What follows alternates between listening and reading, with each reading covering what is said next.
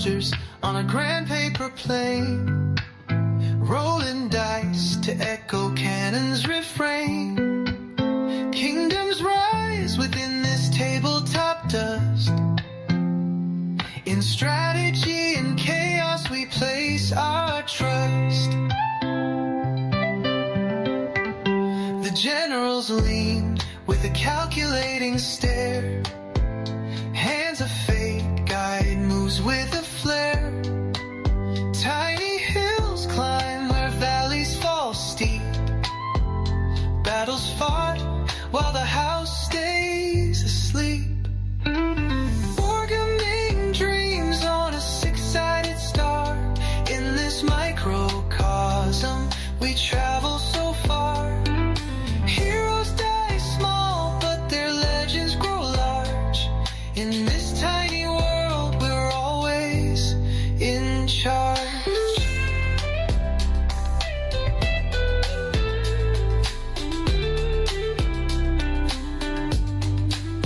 Painted commanders in coats of bold hue patrol the terrain in colors so true.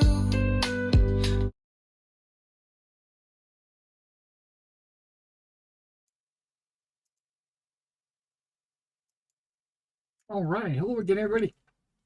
This is Derek, and I am coming back at you with a very strange live stream today.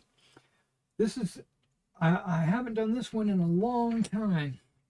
What I plan to do is I plan to paint some miniatures while in between running to the bathroom. Apparently, my stomach is really tearing me up. But let me adjust this camera just a little bit. There we go.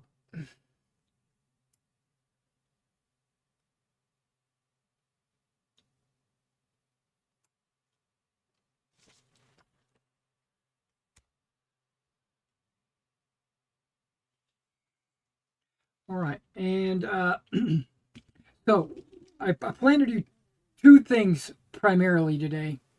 One is I'm painting on some figures that I'm almost finished. All I'm doing now is painting their bases brown, so that when I put the text, when I glue them to their base, and I put their, let's pull this microphone over here so I don't have to yell at you guys. So when I put the texture paste on, the gray base that they're on right now won't stick out so badly, you know what I mean? It'll blend a lot better. Now,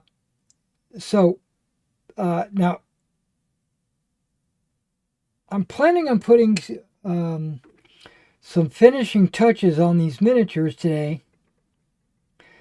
What I'm talking about is I plan to base them, texture base, put texture on the base, and then also add the flock to the base. And in that case, then the figures will be finished. But I made a comment this morning when I was live streaming some Skyrim, how I mentioned that it would take about an hour and a half for each step. Not because of the gluing or the painting or the whatever. The time would primarily be downtime or dry time. So just moments ago, I thought, you know, I haven't done a Wargaming and miniature video in a while for live stream,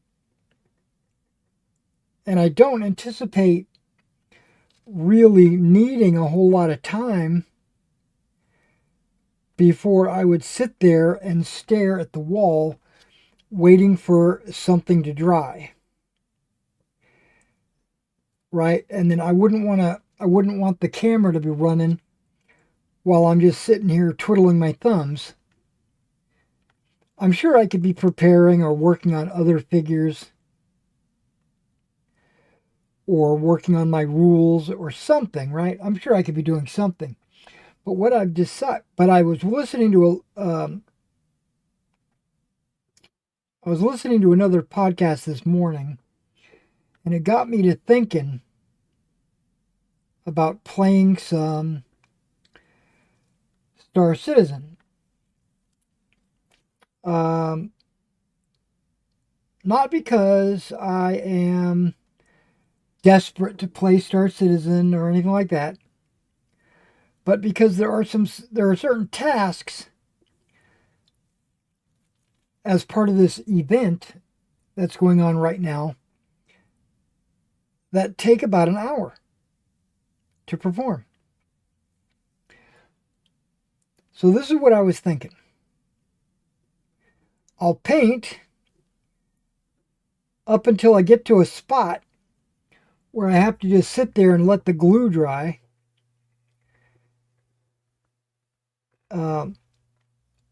Like for the flags or for the bases or something. And while it's drying, I will jump onto some Star Citizen for about an hour, hour and a half, something like that. And then I will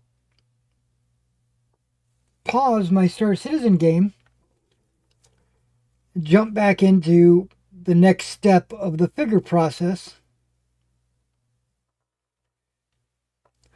until it has to sit there and dry. And then I'll just get back onto my Star Citizen game. So I anticipate this stream taking about 5 hours.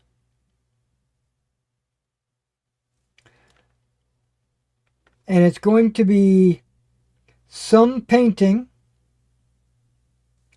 and some Star Citizen.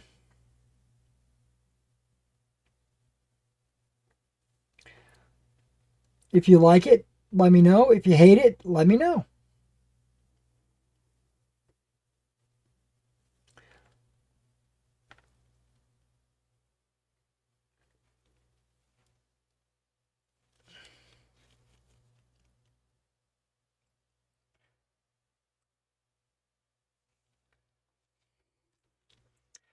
Yeah, my stomach is growling at me. I ate over an hour ago.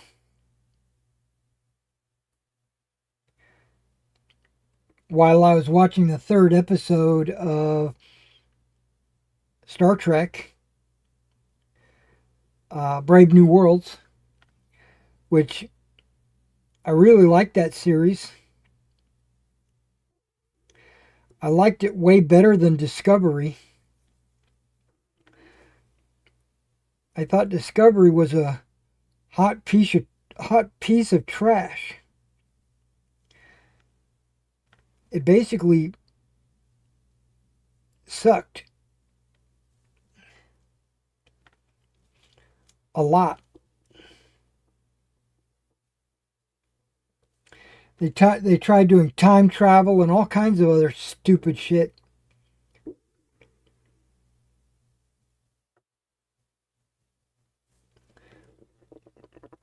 The ship itself was stupid. The crew was stupid. I just didn't like it at all.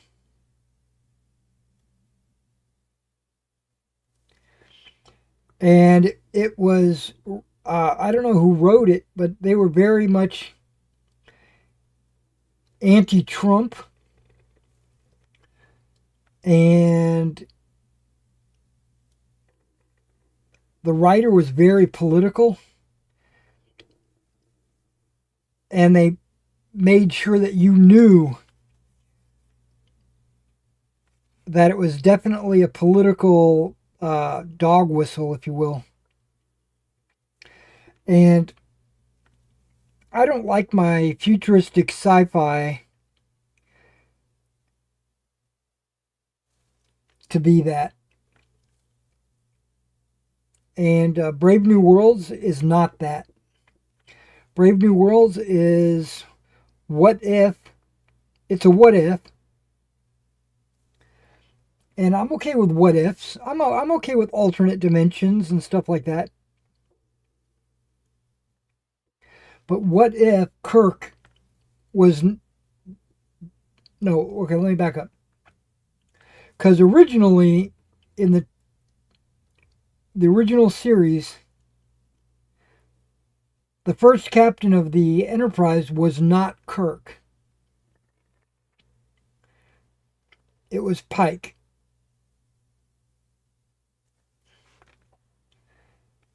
And in this what if,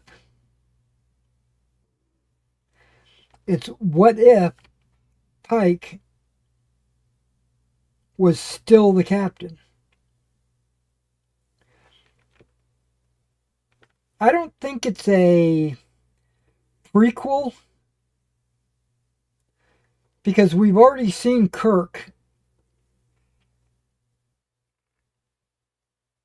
in the series. I don't think he was a ship captain though. Okay, so I'll be back in just a second.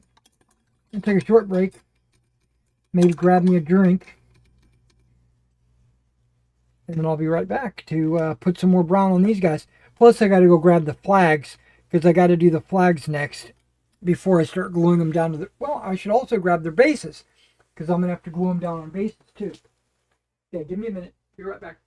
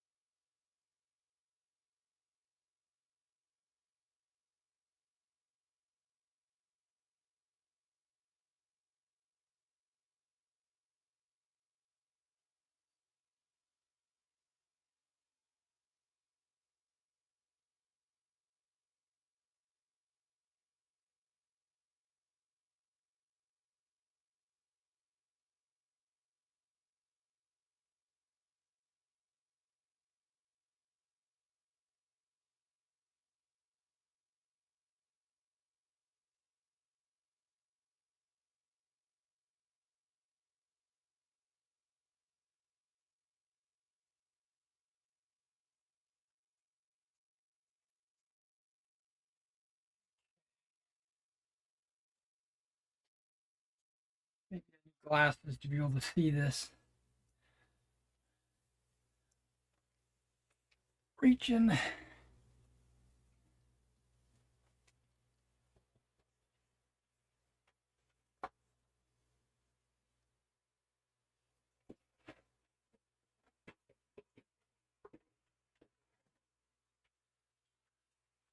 Okay, there's the flags.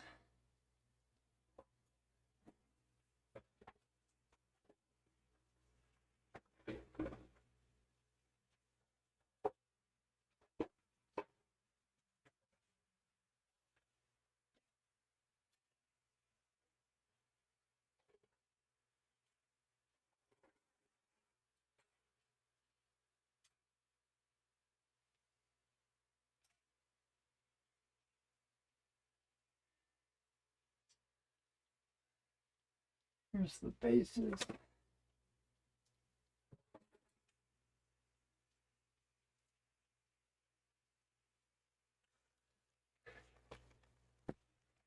Okay, I'm getting ready to offend some people here. I don't mean to, but I just don't give a shit. I just don't care. So if it offends you, then just get over it. But if it doesn't offend you, then good. You know, I don't care. Let me catch my breath. As you know, I was in the Army. And when I joined the Army, I was not physically fit. I thought I was. I thought I was in good shape, or at least, you know, regular shape. I don't know what you would call it. Normal shape. But when I joined, I realized I wasn't in shape. And the Army whipped me into shape. And I lost a lot of weight. Gained a lot of muscle and all that jazz, you know. You know the drill. And hang on just a second.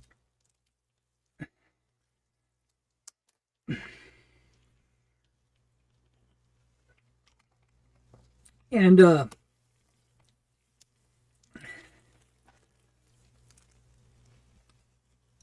now I think of now you're gonna you might not think of it this way, and that's fine. I think of it this way. I think of the Klingon culture,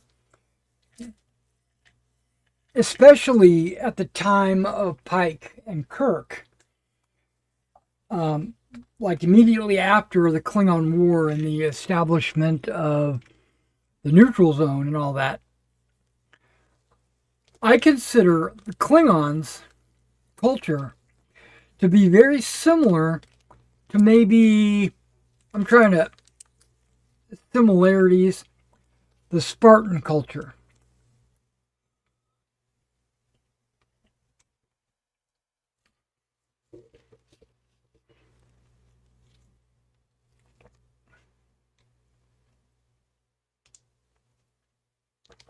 Some might say samurai culture. And I can see it both ways. But now, if you think, just using your imagination or your inner sight, do you think there was any fat Spartans?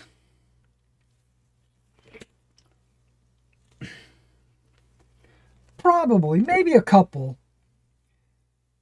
But I'm going to say no. Because they would have been discarded at birth if they were born that way. If they were born deformed, let me rephrase that. Because, you know, you lose baby fat. But by the time they reached childhood, they would have lost all that weight. They would have gained muscle. Because the Spartans, they're no joke, right? When it comes to physical fitness. The warrior culture. You know, um, that's their profession, warrior. Even the even the politicians were warriors. Samurai culture. Are there fat samurai? No. There might be some Buddhists out there or whatever, but that's not the culture I'm talking about. I'm talking about the warrior culture.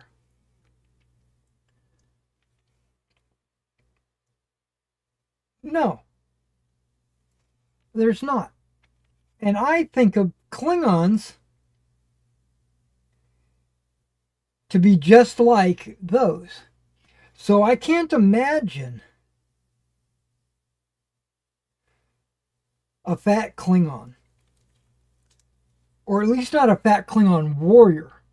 They probably also have politicians and priests and stuff like that that might actually have some weight on them. But their warrior caste, they would be fit as a fiddle, you know?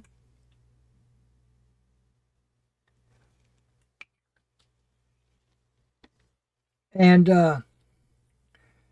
now, I love Star Trek Brave New World, but in this last episode, there was a fat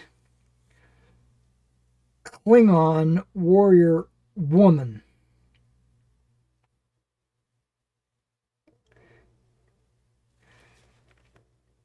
I don't know if they were trying to be inclusive or that was the actress that had the best acting ability or what, but it just took me out of the show. I was like, there'd be no Klingon warrior women that look like that.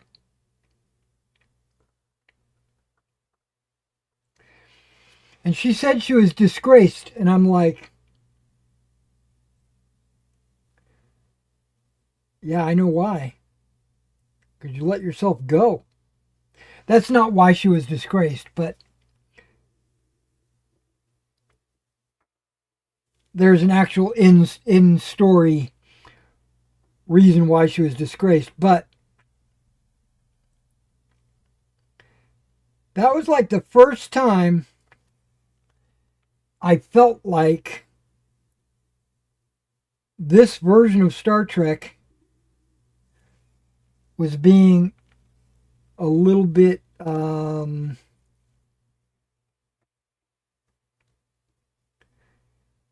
I hesitate to use the word woke.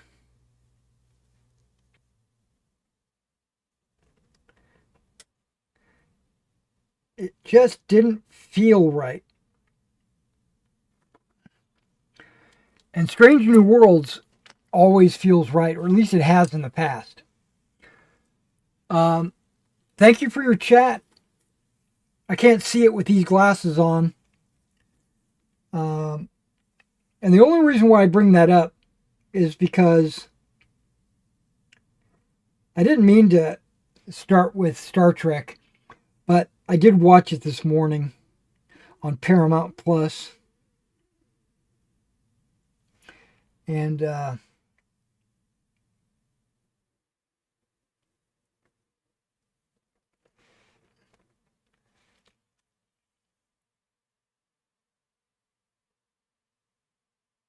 I ate right during that show. And my body is telling me that it's about an hour later and it's time for me to be attacked by my stomach. I just have bad irritable bowel syndrome.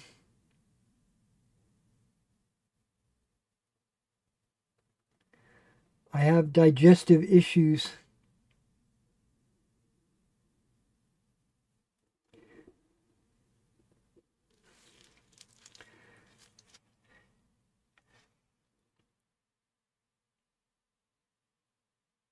So what I'm doing now is I'm painting these epic American Civil War for a commission, and we're almost done. But today's painting process is going to take about 6 hours, but mostly because of dry time, not because of painting, because the figures are already done. I finished them last night,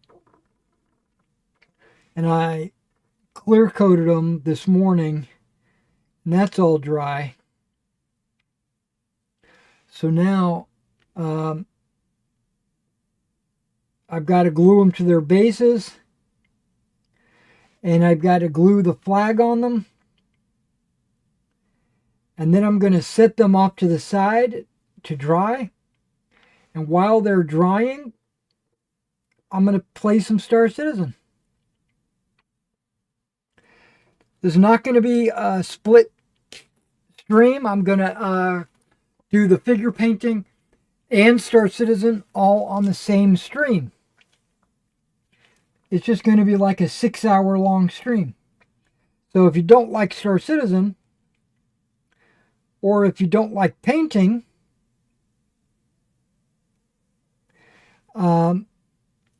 check back regularly.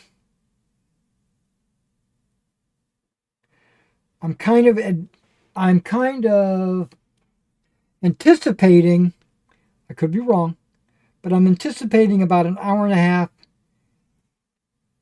in each chapter.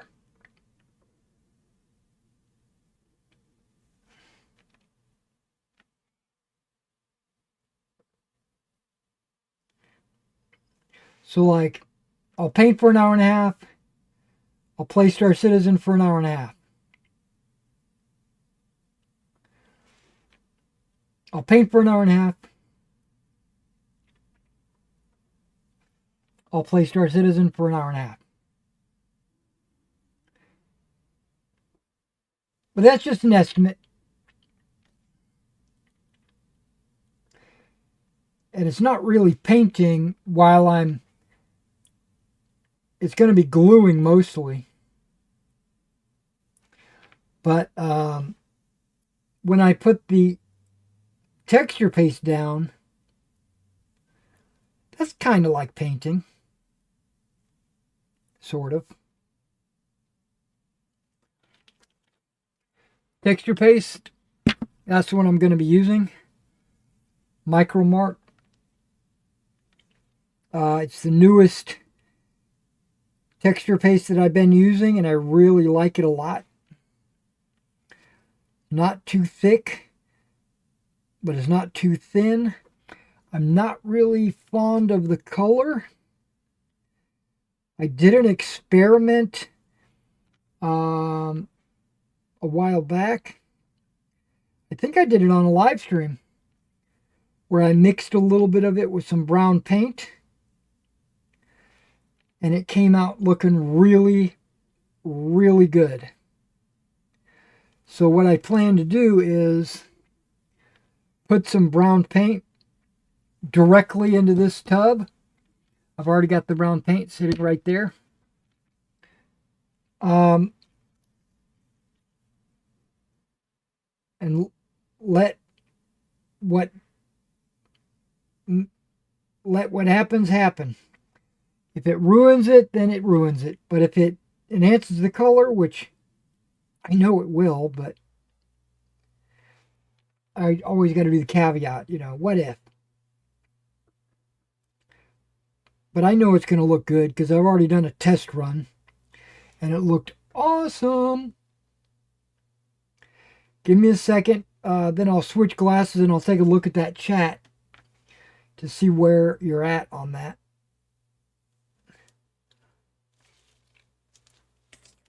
One last stick.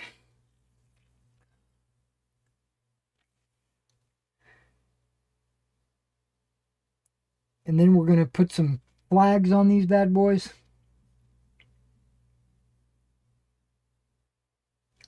This is the second to last lot for this customer. The penultimate lot, if you will. He gave me a whole box set to paint for him. And there's not much left after this.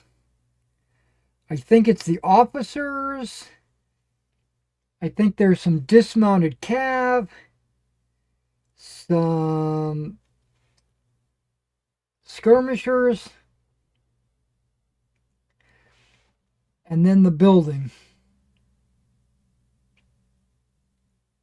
Oh yeah, and some fencing.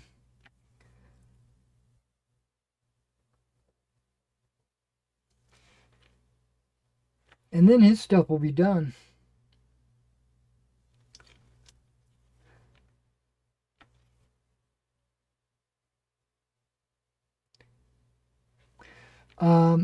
I'm also painting some Prussians for another customer, 15 millimeter. And those guys are also almost already done.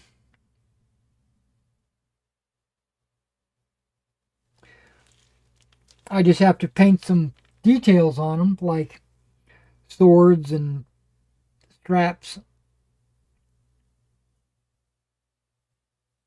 stuff like that. Other muskets. I tend to do muskets last.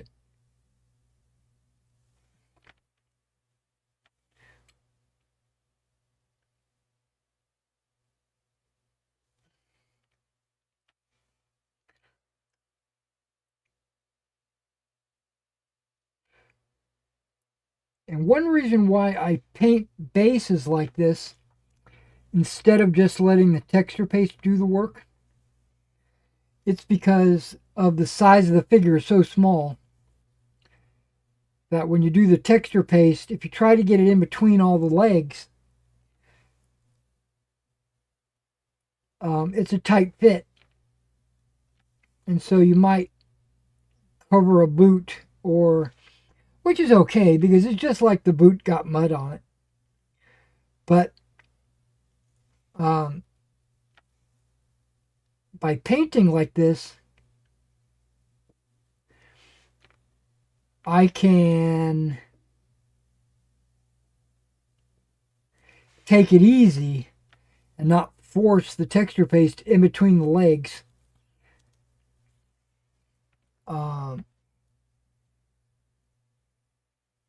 Because they'll already be brown and they'll blend in just well. And it also doesn't really matter as well because a lot of times, maybe 2/3 of the texture paste gets covered by grass anyway.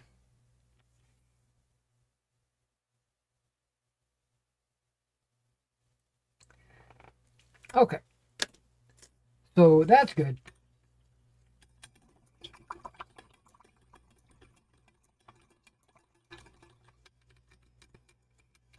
Before we do the flags, let me read the chat real quick.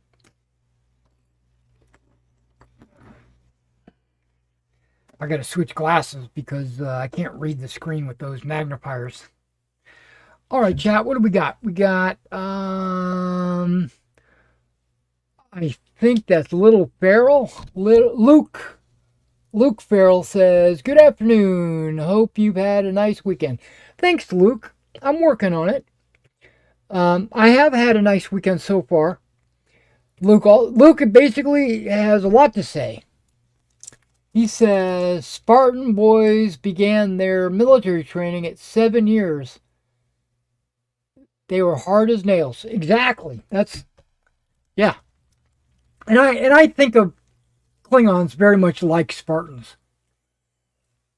I mean, they don't ever say that, but I think that because I think Klingons are very warlike, and that's their profession. Every Klingon's a warrior, that kind of stuff.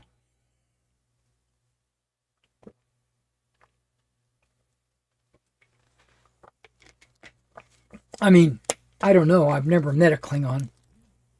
But you never know.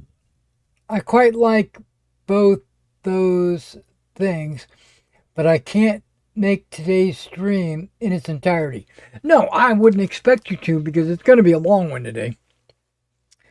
I did use Vallejo Thick Mud as a texture paint, but then I found ready mixed polyfilla spackle. It's cheaper and just as good. I started with something called it's oh shit, what's it called? It's also a spackle. Um, it's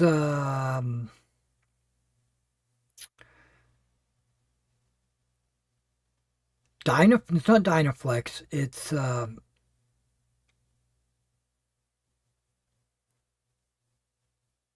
crap. I can't remember what it's called. But I have some over there on the shelf, and I used it. You know, it started out pink, and then when it dries white. Excuse me.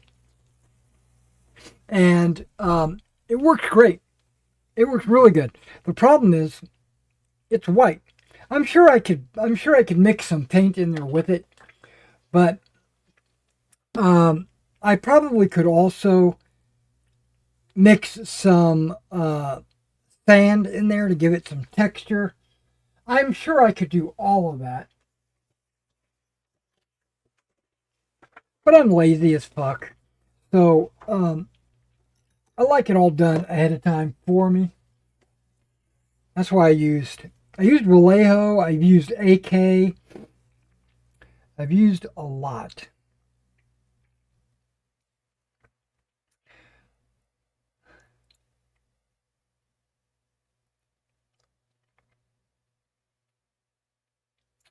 I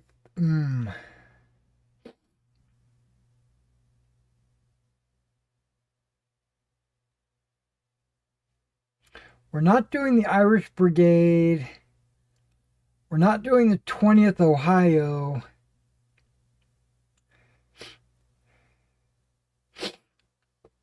First Maine and 54th Massachusetts look the coolest.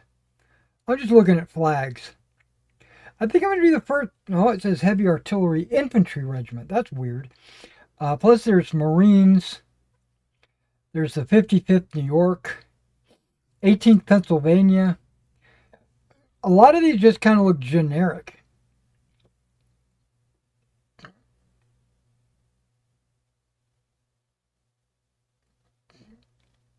I'm going to do the 54th Mass.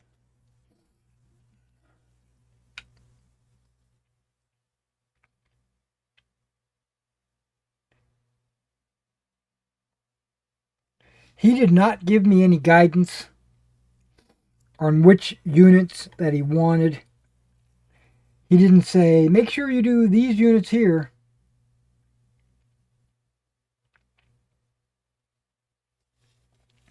If he did, I would definitely have painted them appropriately. I painted them basically kind of like generic.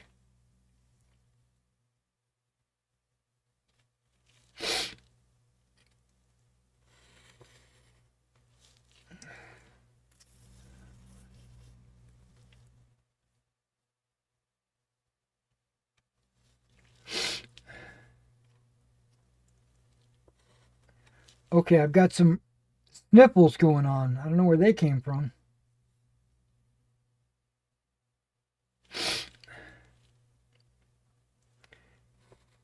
So my wife is dog sitting for her friend who went to Gatlinburg or Dollywood or wherever she went.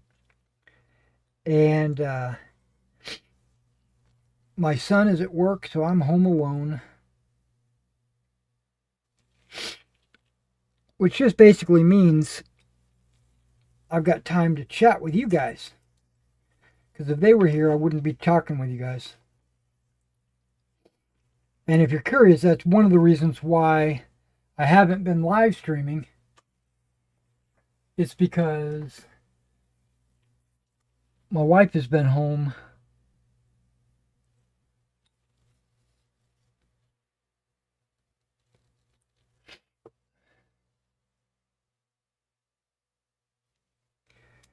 and I live stream during the school days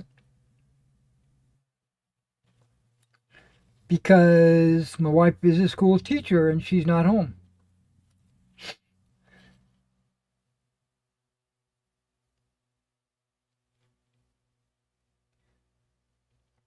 And I don't know if she's going to be home today because they didn't tell her when they were going to be back from Gatlinburg. Which is kind of odd, but you know,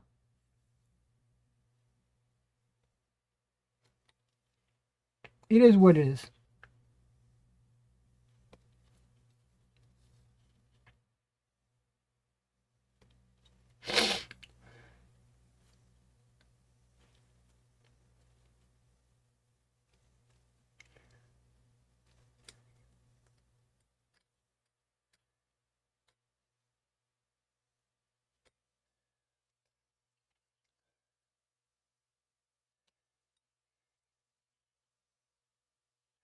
And I will have to tell you,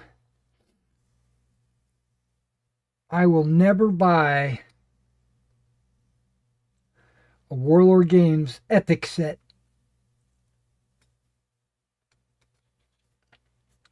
I hated painting these figures for this customer.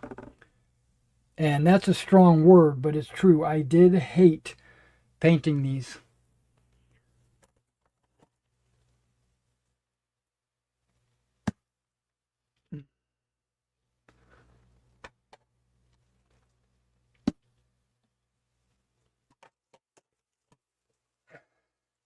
I think it's because of the size. They're too small.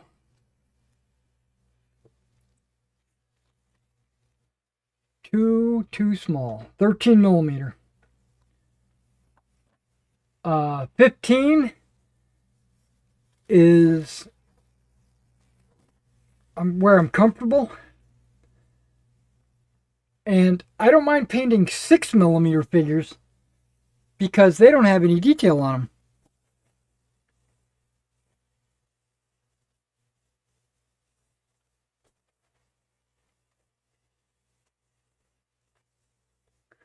And they're a lot easier to paint because you just, like uniform, flash, musket, you're done. Right? Where these guys, you got to paint their belt buckles and their uh, canteens and their packs and everything else. You know? I don't need these glasses. Okay, there we go. Not for what I'm getting ready to do. And I've got these Band-Aids on, and they're coming apart.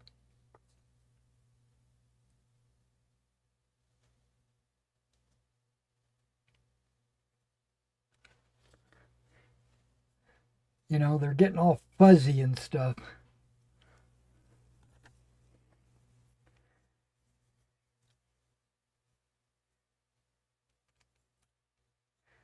And I can't cut them because I need something to pull on them.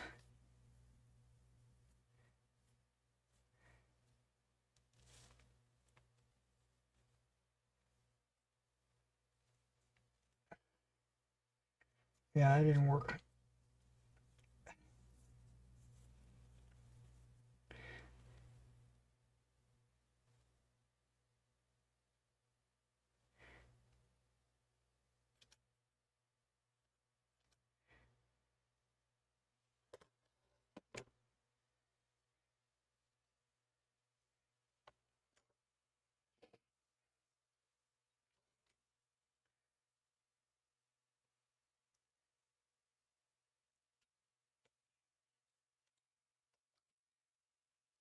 Okay, that's better.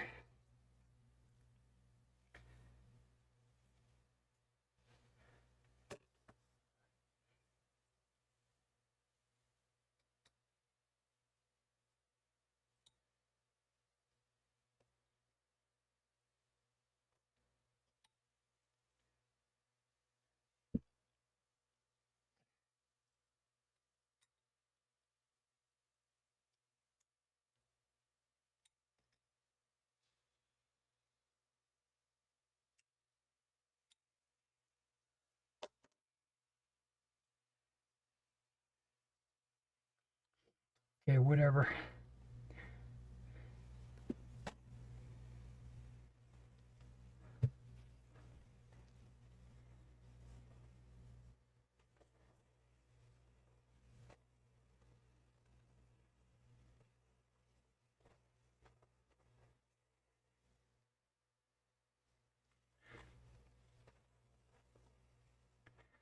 Yeah, later today I'll probably have to go through and change all my band-aids. Some of them are probably healed up and everything's fine, and then others will probably still need another band-aid.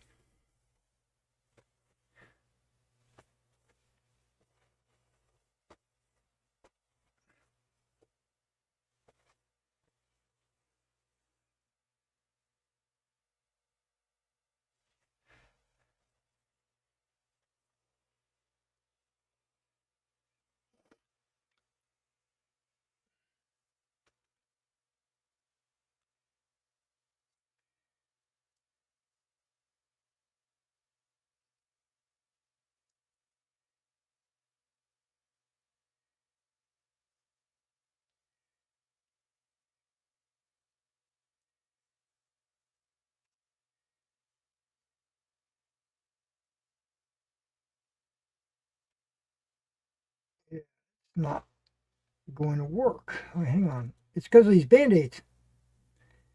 They're like getting in my way.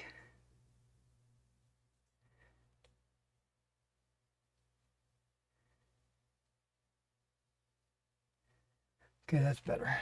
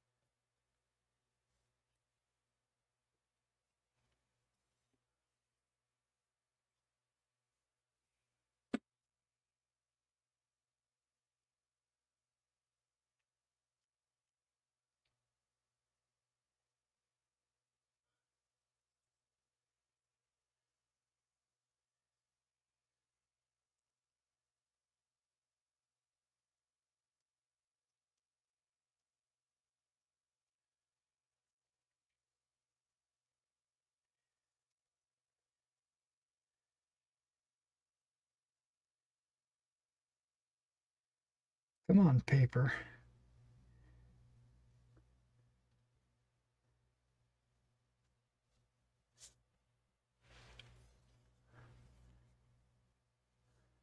Maybe I just didn't put enough glue on there. It's possible.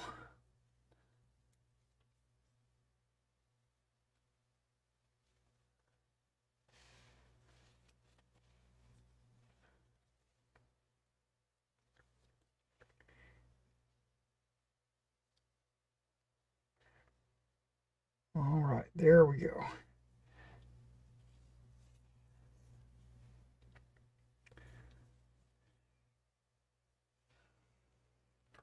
Normally I get in there with my fingernail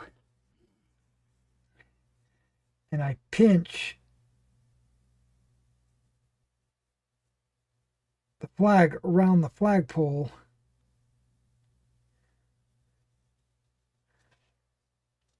But at this scale, I'm having a hard time doing that.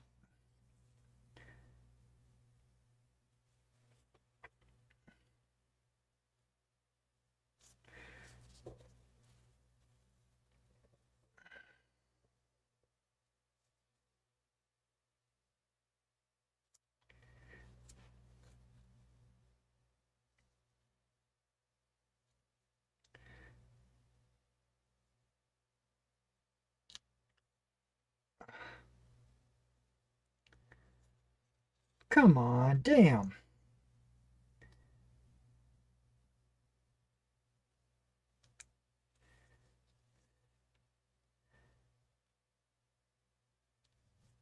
I've got enough glue on there. This thing should be sliding. It's not sliding, and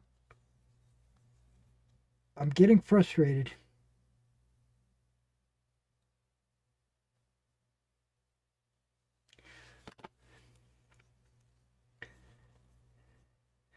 First time you guys probably ever saw me frustrated on stream.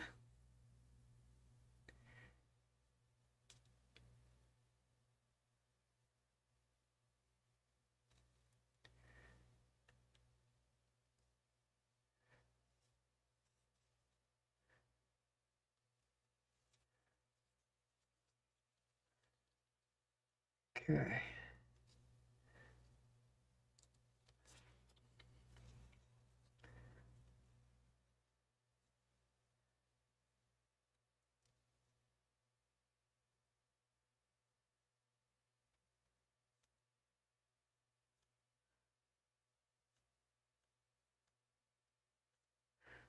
Yet another reason why I hate these figures.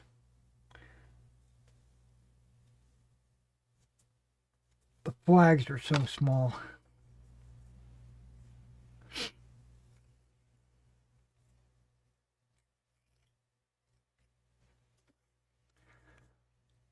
I don't think I was charging this guy enough.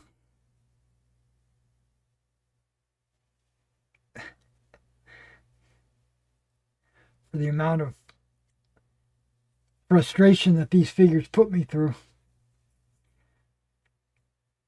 This is only a taste of the frustration.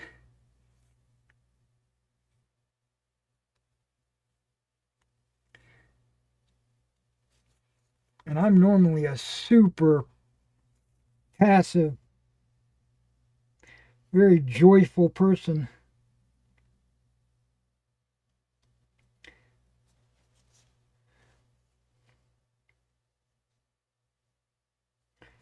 Normally.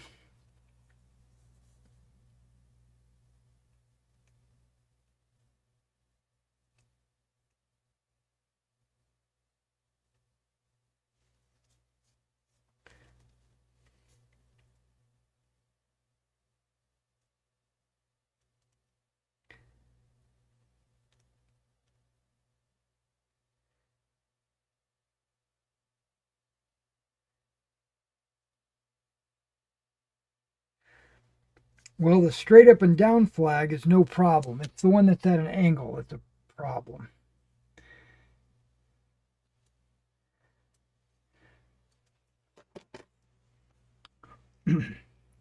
Okay, I'm going to take a deep breath. I'm not going to curse these figures again.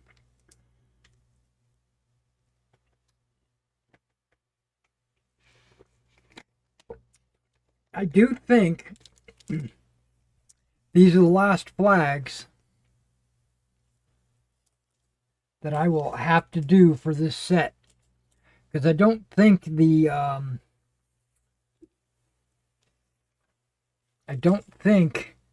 the skirmishers or the dismounted cav, I don't think any of those have flags.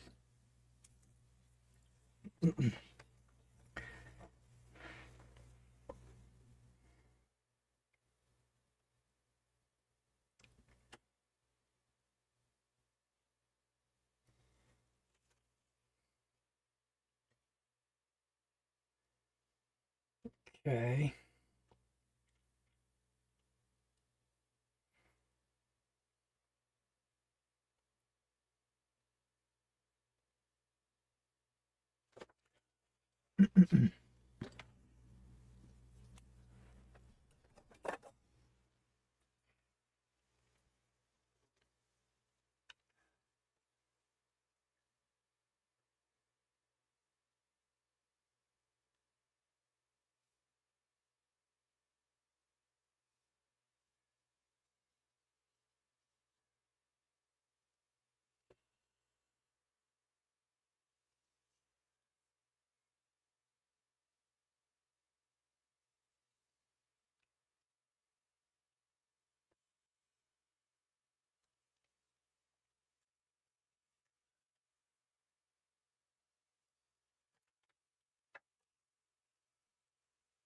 Wait a second. Okay, it's still up there on the card.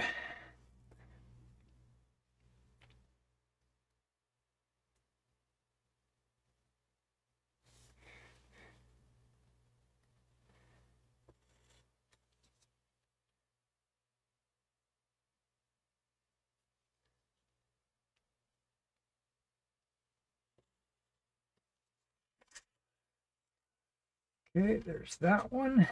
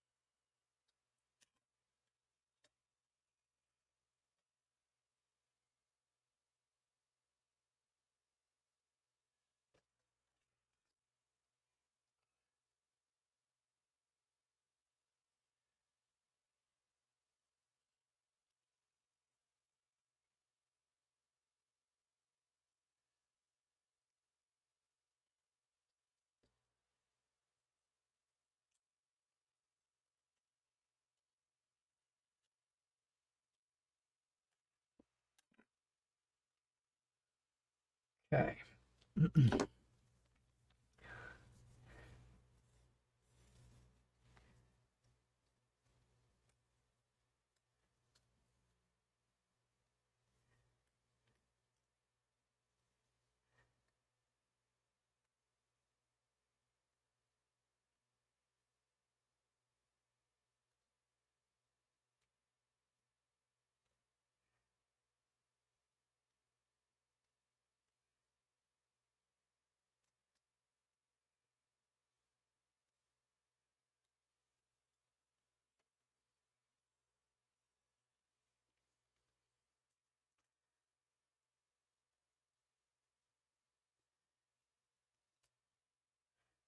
Well, my stomach has settled down. That's a good sign.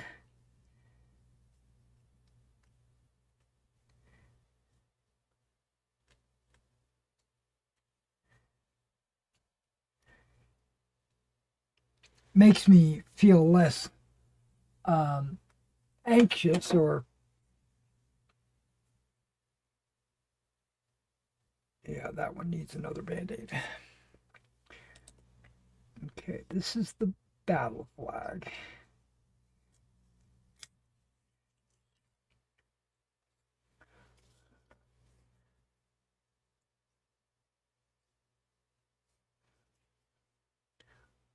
There must be a leak on this because I'm seeing glue all over my table.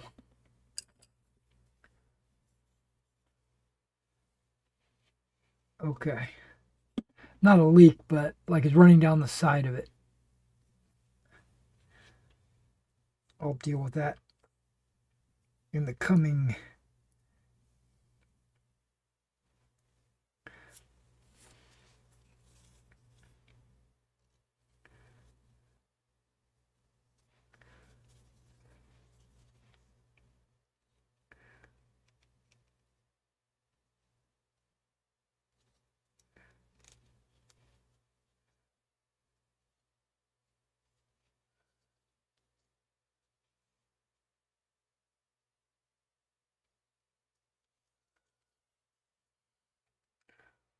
This is like a really long flag.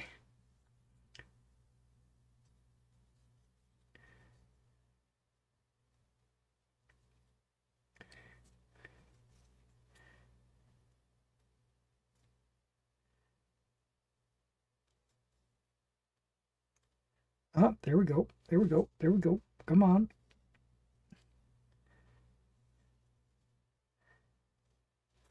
I probably pulled it too far. Okay, got it.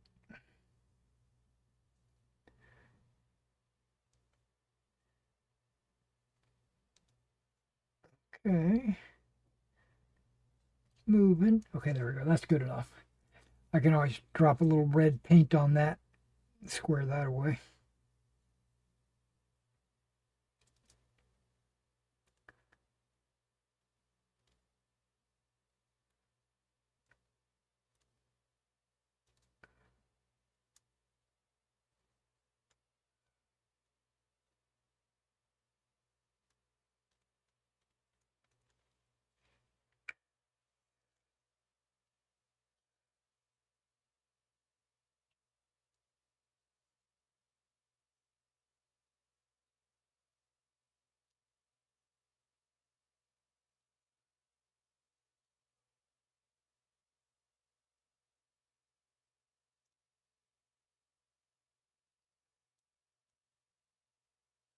Okay, that one looks good. Last flag, then I'll start mounting them on bases.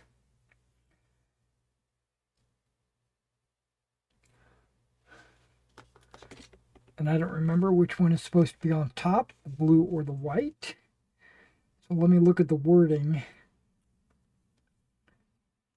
Come on, fingers. Well, the star should be pointing upwards.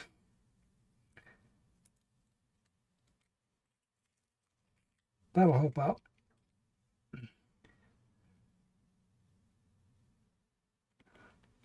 Yep, there's glue like leaking out or dripping off the side here.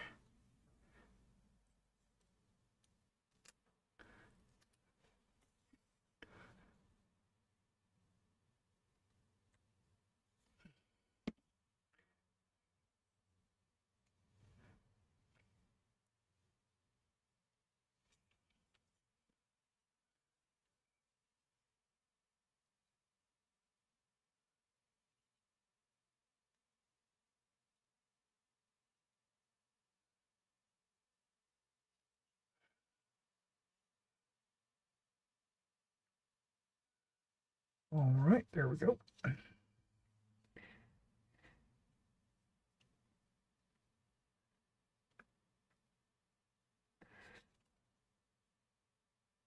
It's not all the flag and the figures. A lot of this is my Band-Aid.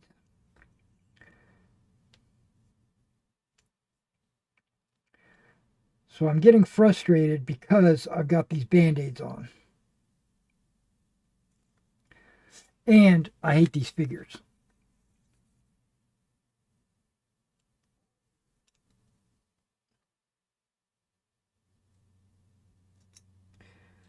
I've been painting American Civil War Epic for like 2 months straight.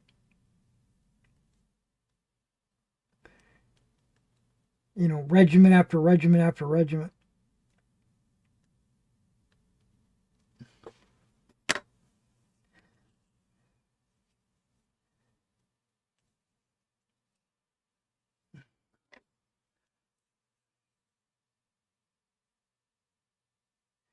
Maybe I'm just tired of painting American Civil War. Maybe that's what it is.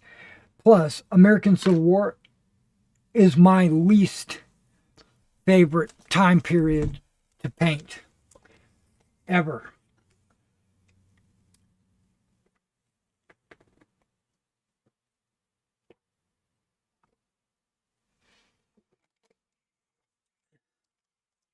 Way prefer ancients, Napoleonics, World War II. Hell, anything but American Civil War. Then again, I don't like English Civil War either. Any Civil War, really. Except for maybe, not even the French Revolution. I like Napoleonics, though. Okay, let me get some bases cut out.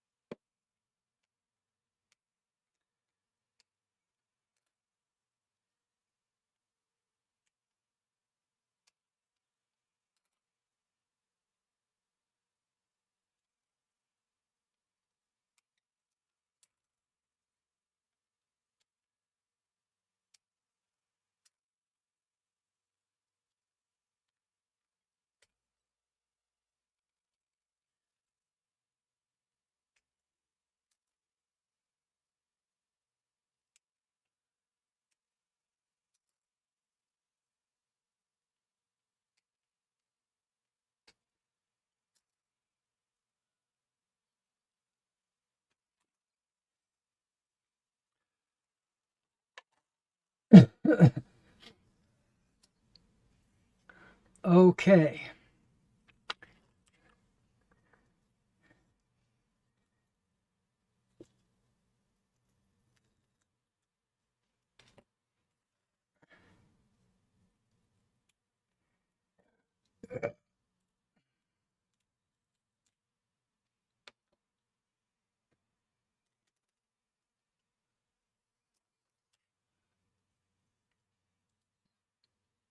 Now I'm taking them off their popsicle sticks.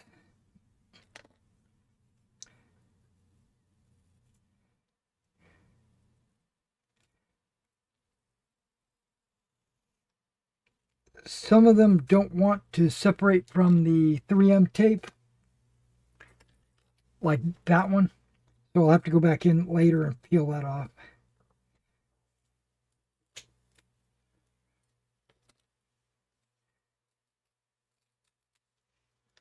The rest of these are doing pretty all right.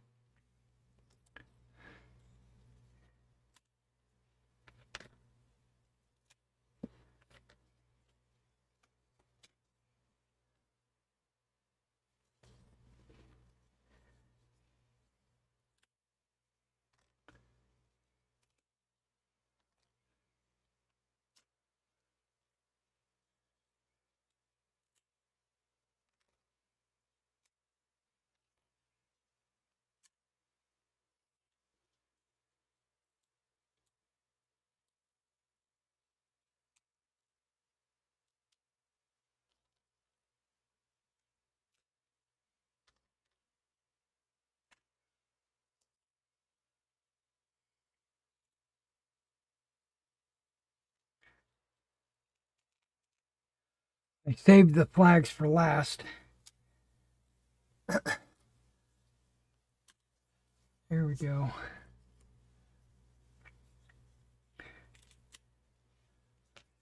Because I want to put a little bit of a wave into the flags. You got to let them dry a little bit so they can harden up a little bit.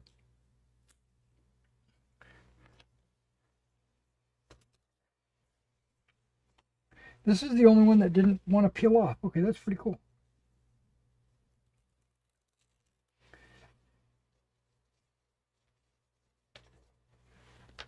There you go. They're all peeled now.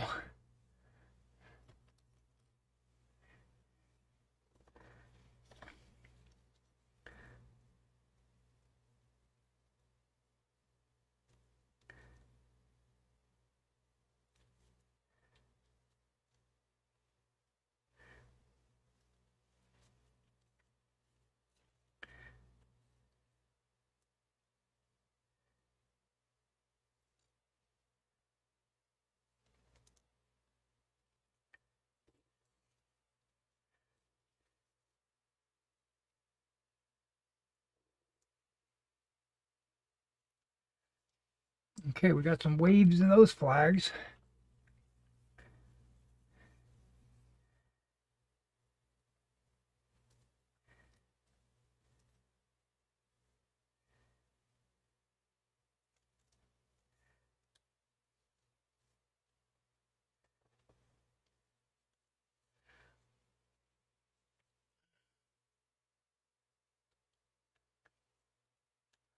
Some waves in those flags. Okay, perfecto. Give me a second to kind of just sit back. Maybe read some chats. It looks like there's a bunch more that popped in.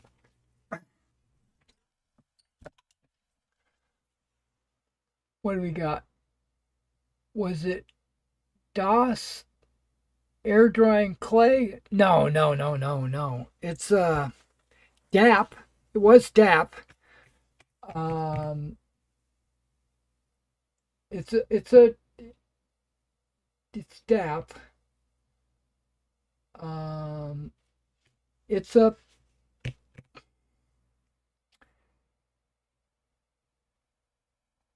I don't know if it's called paste or texture or spackle or I don't think it's called any of those.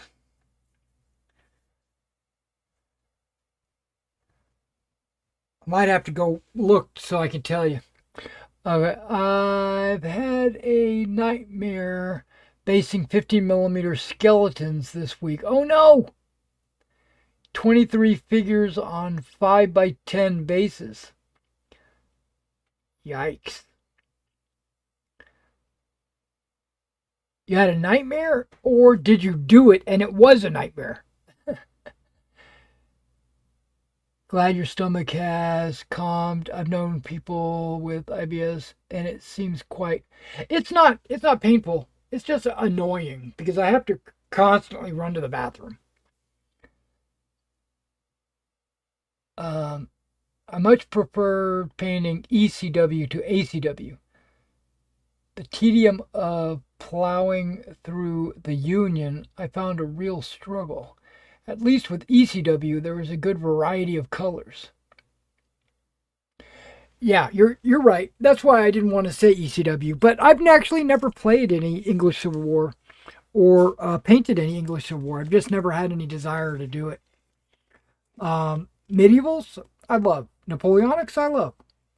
The mid range, like 7 Years of War, not really into that. Not into the English Civil War.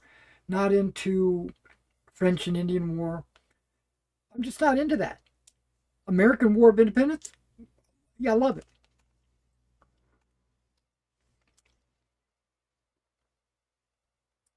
Not much difference, tactic wise and everything, but I still just am not into the American or that time period.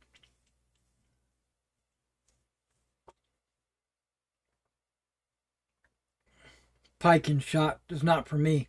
Samurai, I might be able to do.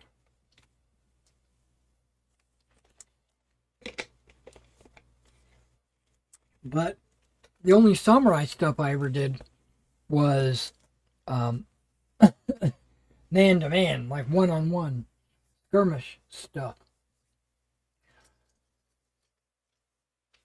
All right, so this is super easy.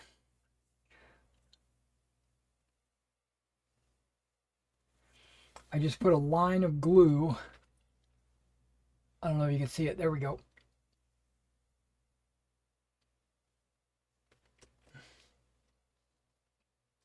And I push the guy down. And it doesn't matter who I push down, it's all random anyway. If anything comes to the bottom, I'll just deal with it.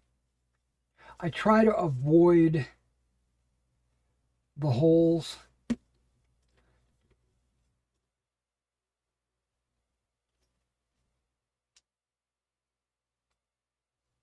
But you can't always avoid the holes. Sometimes it comes through.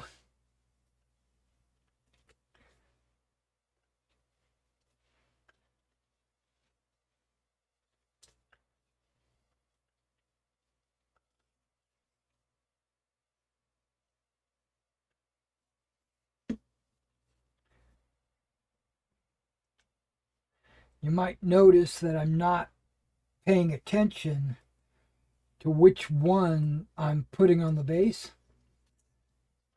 So it'll be truly random.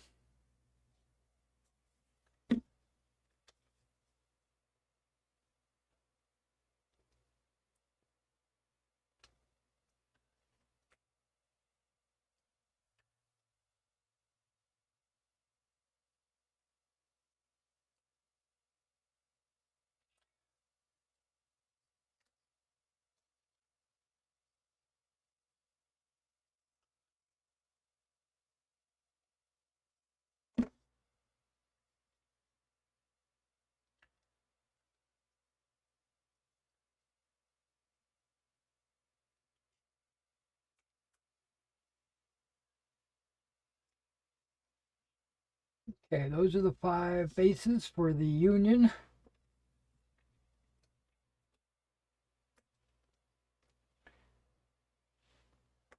I don't mind the Union just because they are all the same.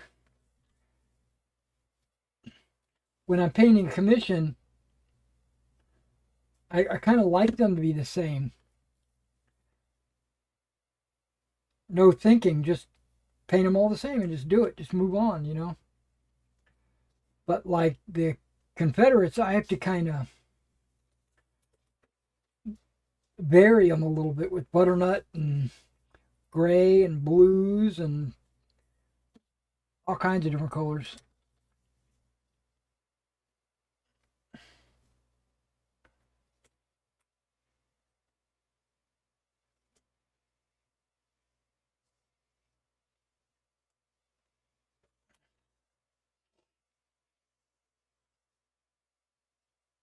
Once I get these guys glued down, I'm going to have to let it sit for an hour and a half or so to let this Mod Podge dry a little bit before I put any texture paste on there. So what we'll be doing is I'll be switching over to a computer game called Star Citizen, and I do plan to play a little bit on stream for you guys uh, while I'm waiting for glue to dry.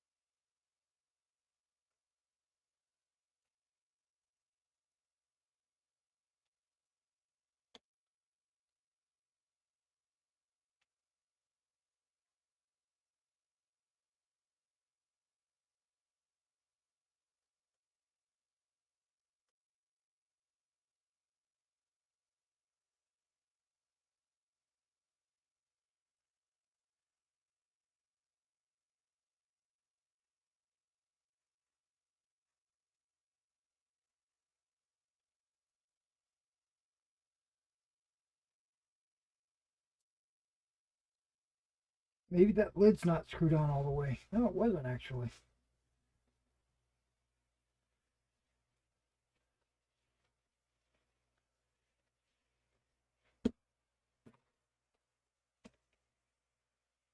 Really, bitch?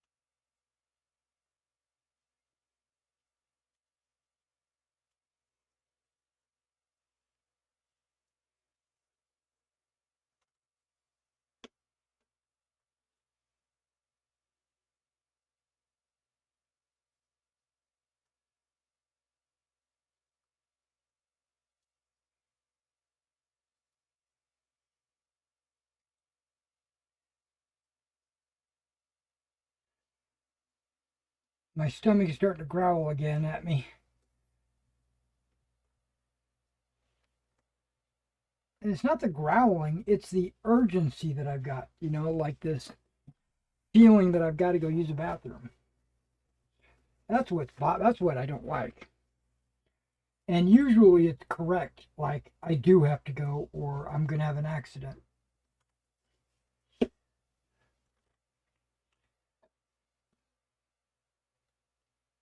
Like a little 2-year-old or 1-year-old or whatever.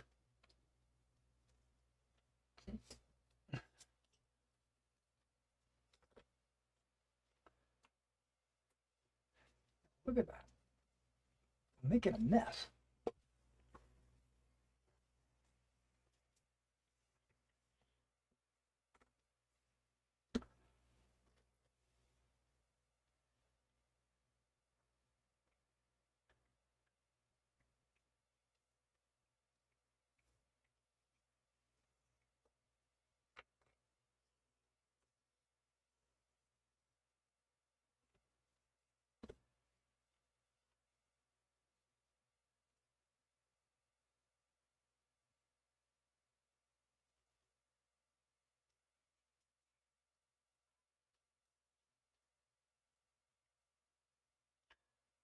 Okay, wait a second. Did I hit the hole? Guess so. Yeah, some of these figure bases are a little bit warped. Like they're bowed up in the middle or something. It's hard to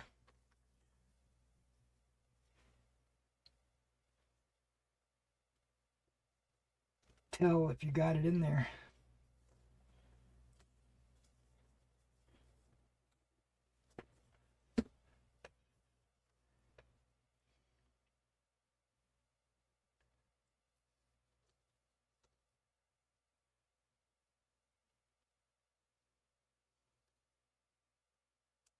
There we go.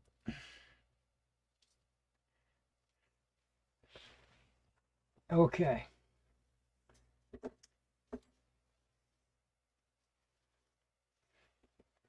One thing at a time. Let's get this thing cleaned up. What the heck?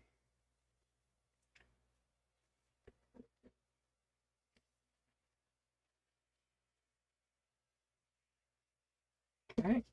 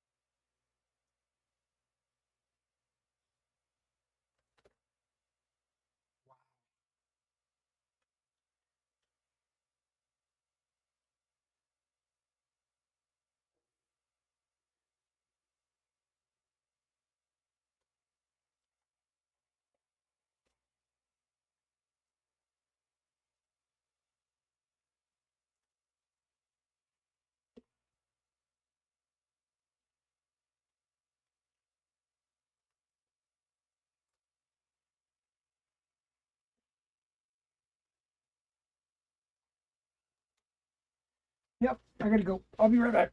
Give me a second.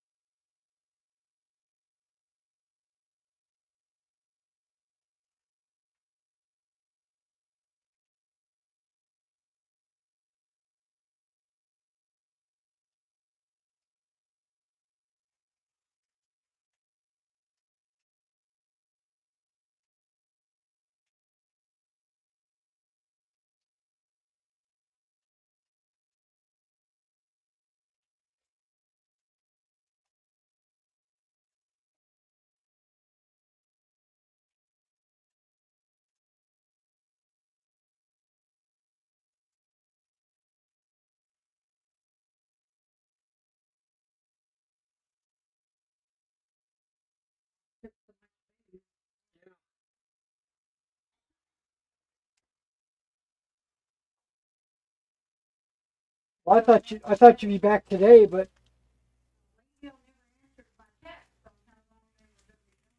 right.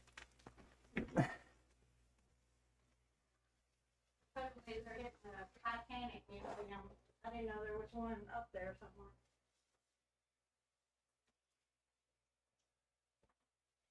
They're going where? Titanic Museum.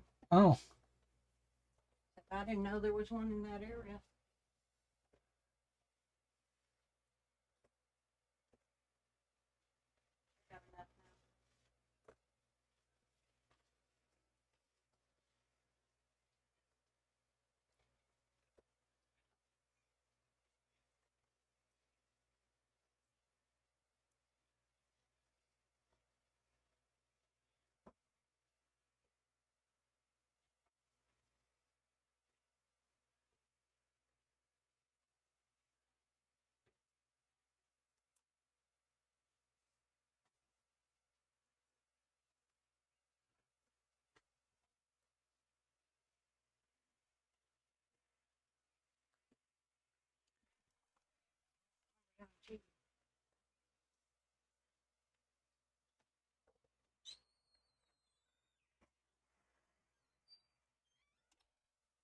okay, let me move this stuff out of the way.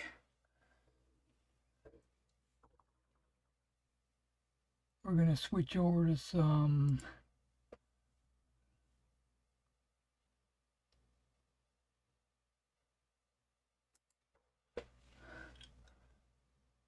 Star Citizen.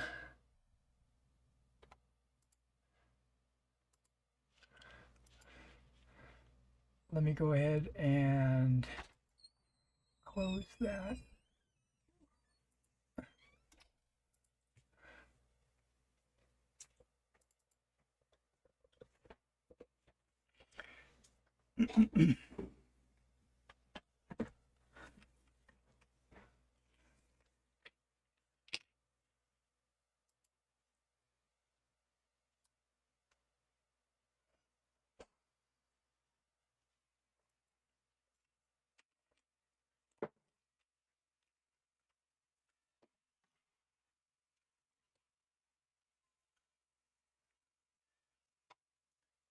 And we're gonna have to give these figures probably an hour and a half. I'm just guessing. I'm gonna have to move this camera out of my way.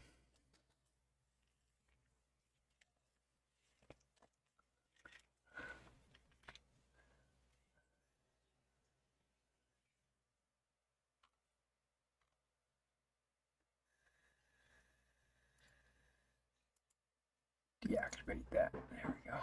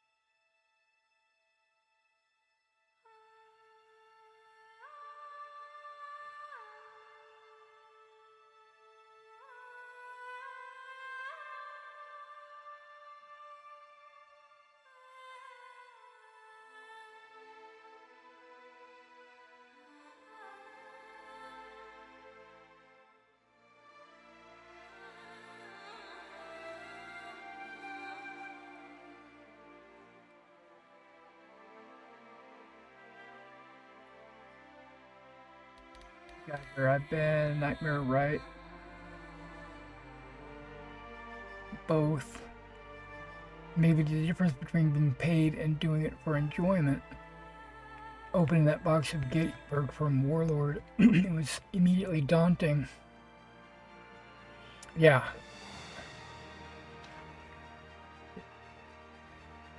And Barnes says it never really appealed to him. Yeah, I have thoughts about the Epic system. I love Black Powder. I love Hail Caesar. I love both of those games. I think I think they did really well designing those games.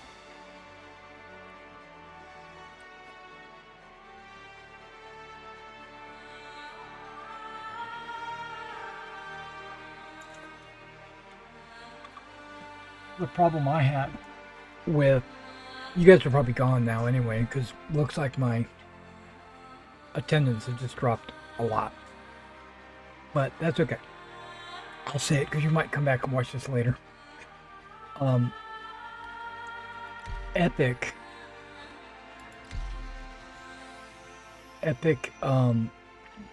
to me was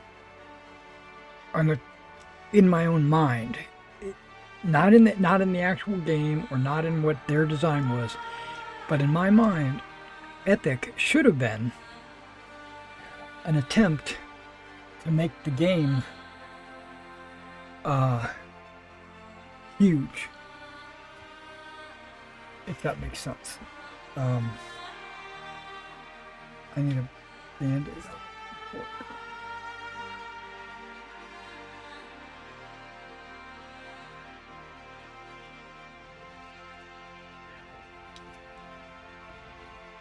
And when I say that, I don't mean huge as in the number of figures on the table, but huge in the fact that the battles, you know, like they're trying to recreate larger battles, not just border skirmishes or whatever, because that's what Epic and Hail Caesar both represent. I'm sorry, that's what Black Powder and Hail Caesar represent. Are small little engagements with 28mm figures that take up the entire battlefield. And by going to a smaller scale, 15 or even 13.5, I don't care what scale it is, a smaller scale figure tells me that they want to put more figures on the table, or more units on the table. But what okay, FPS is still doing really good. But what Epic does is just the opposite. You get less figures on the table. Well, not less figures. You get less units on the table.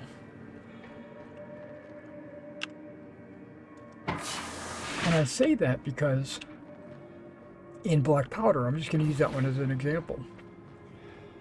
A unit is normally about 6 bases.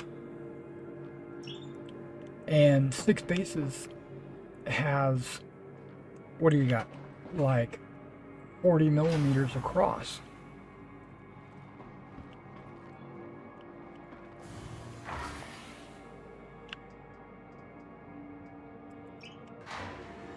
So 6 times 4, 24mm, or 240mm, because add a 0. And that would be the frontage of a Black Powder unit in 28mm.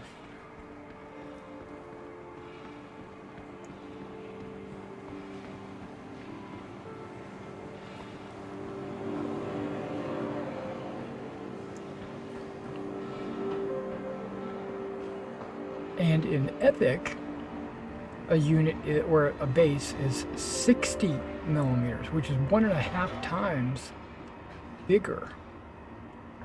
Now they make the units smaller, like 4 to 5 bases, and not 6 bases.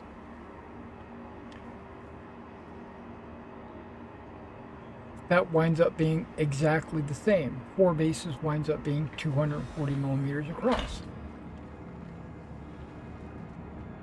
The capsule will be leaving the station momentarily. So why do you have your units exactly the same Doors frontage? are now closing.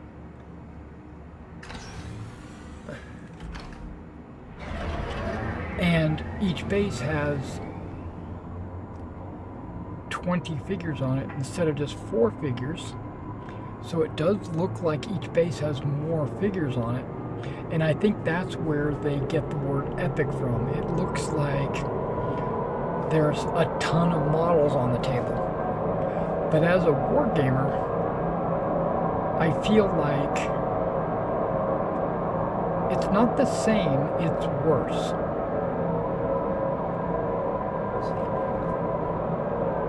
Guess I'll see you Tuesday then.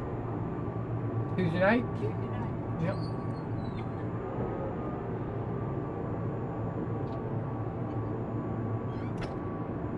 So, you're looking at, because I look at a unit of 4 bases. Okay, this train's having issues. But I look at, oh yikes, I'm like, we're off the rails now, gentlemen. Nearing next stop. Hey, Luke. You bought the ACW as the price was just a great bargain price that I jumped in. We played The capsule will be leaving the station momentarily. Black Powder at the club. It's quick to play, but not my favorite set of rules for ACW or Napoleonics. Right. Black Powder's a good set of rules. You're exactly right. It's a good set of rules, but it's not the best. I don't know if I told you or remind you, tomorrow morning they're turning electricity off for about 2 or 3 hours. Oh, are they working on something? At 8 a.m. Well, they put their new telephone pole. They Okay. got to switch all the bars. So about, okay. 8 a.m. to about 10 or 11, he said. Oh, okay. So, No, I didn't know, but thanks. Okay, looks like we're going to have no power tomorrow at 8 a.m. Glad you told me. You know what? I'm going to pick up the trash.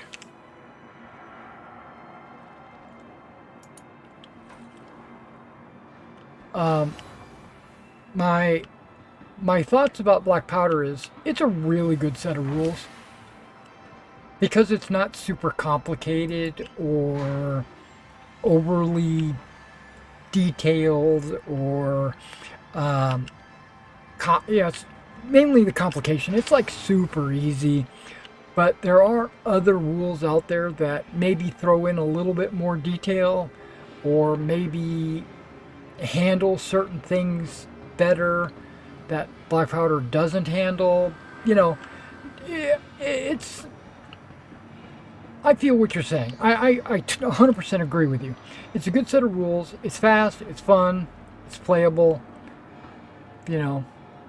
And that is 100% why I'm designing my own set of rules. If you didn't already know this, a lot of people don't know this because they don't really advertise.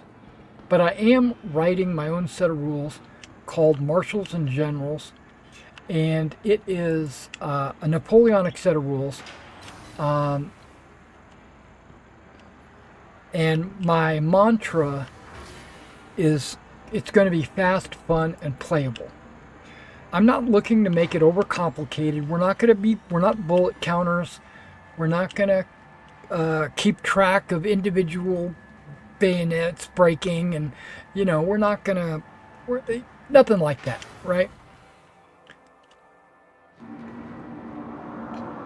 But we are going to have a good time playing it. That's the idea. I want to be able to play a core against a core in 4 to 5 hours. That's what I want. All right, so we're in our hangar. Let's go ahead and pull up a ship. This is not what I needed. This is what I needed.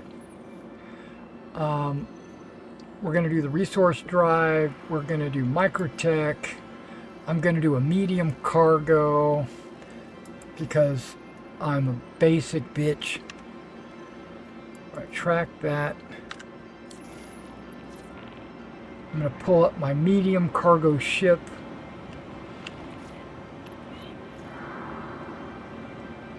Welcome to the ASOP Vehicle Retrieval System. You like and dislike it. Yeah, exactly. It's... Now, when I design my rules, which I've got 90... Vehicle No, selected. yeah, that's Your what I want. vehicle has been delivered I've to got the following 99% locations of the today. rules already written. But I keep changing them because I keep coming up with better ideas for certain things. I play a lot of other rule sets. Not always. Why is this over here? I didn't put this over here. This was over here. Huh. Okay, but either way, I play a lot of different rule sets, not just Napoleonics. I play World War II, Ancients, Black Powder. You know, I play American War of Independence. I play Napoleonics. And I see a lot of good rules, mechanics, in each of these rules. I say like, wow, this morale rule is really cool. You know, I think I could adapt this to my Napoleonic rules. And then I look and I say, oh, this combat rule is really cool. I think I can adapt it to my Napoleonic rules. So basically, my Napoleonic rules is kind of like a hybridization of a bunch of other rules that I play, right? And I throw out anything that I think is unnecessary. Like, why do you need to roll to see how far you move? Right? That just doesn't make sense to me. There's other rules, you know. Why do I have to roll to see, you know, if I can form a square or not? That, you know. Actually, I like that rule. There's a lot of things that I don't like that I'm just going to throw out with the bathwater. But there is some rules that I love. Wait a second. This HUD is messed up. Am I not wearing a helmet?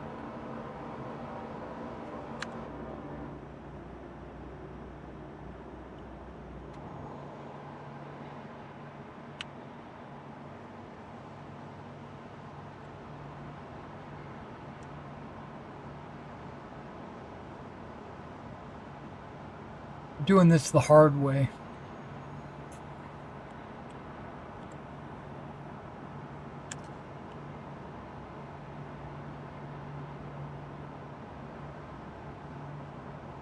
Whoa, dude, come on. It's so sensitive.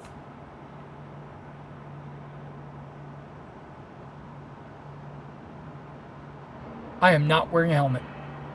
Okay. I was doing it the hard way.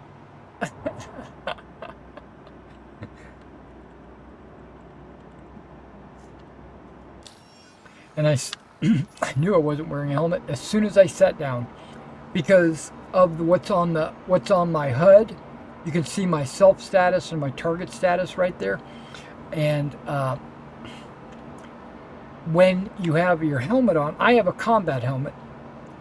So combat helmet should immediately transfer the self status onto my HUD, my actual visor. And so what'll happen is my power status should take over. There we go. Now I got my helmet on. And let's see if my HUD actually changes. Cherry pick the good and discard the bad. That's it. That's what I'm planning on doing. There it is. That's what my HUD's supposed to look like.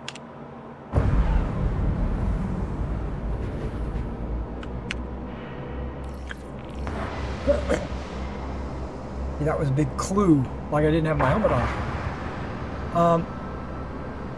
But yeah, let me just finish my thought about Epic real quick. Epic doesn't change any of the rules for Black Powder. I mean, maybe some minor rules here and there. But the main rule that I don't like is they made the bases wider. If you're making the base wider, you've just made the battlefield smaller. And I can't call it epic if you're making it smaller. Okay, that's all I was saying.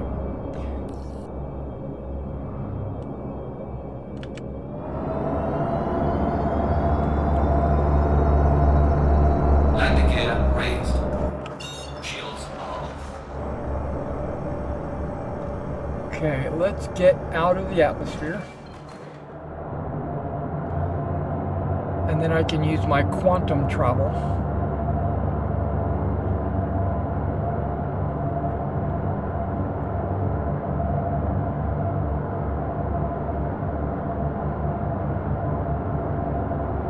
Oh, we're out of the atmosphere.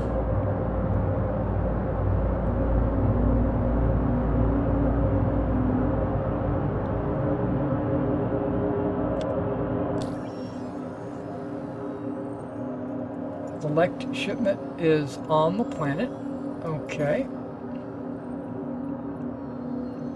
Shubin mining facility. I hate the fact that it tells me I have to go to Microtech first. It's telling me I'm too high in the air. And I have to get even lower, but that's stupid. Right? Because it won't let me jump there. It just won't.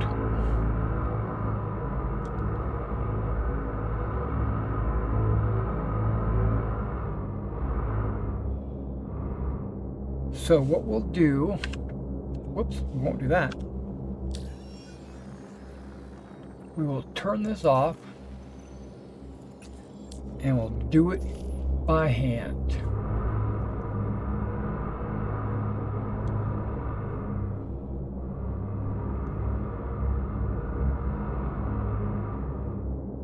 That is collect. Yep. It's on the other side of the planet. Quantum drive is now on. And while we're playing, I'm going to keep my eyes on these figures. Because once the glue dries, then I'll start putting texture paste down. Making sure none of them stick to my table. The thing of glue that might be leaking through the bottom. Okay, that looks good. We're actually doing really good.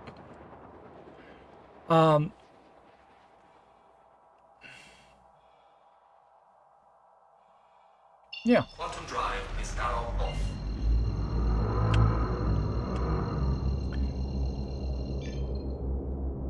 There is a set of rules out there called Battle Group. I don't know if you're familiar with it. It's a World War II skirmish game. I love the way they do army morale. Like when you lose a unit, okay, what's going on here? When you lose a unit, you have to draw a chit,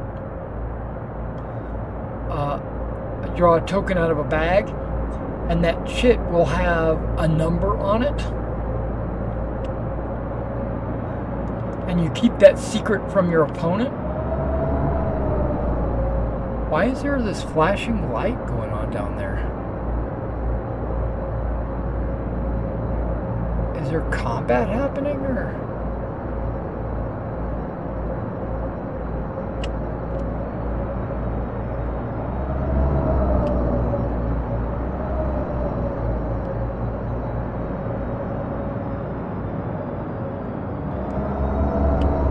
Trying to pay attention.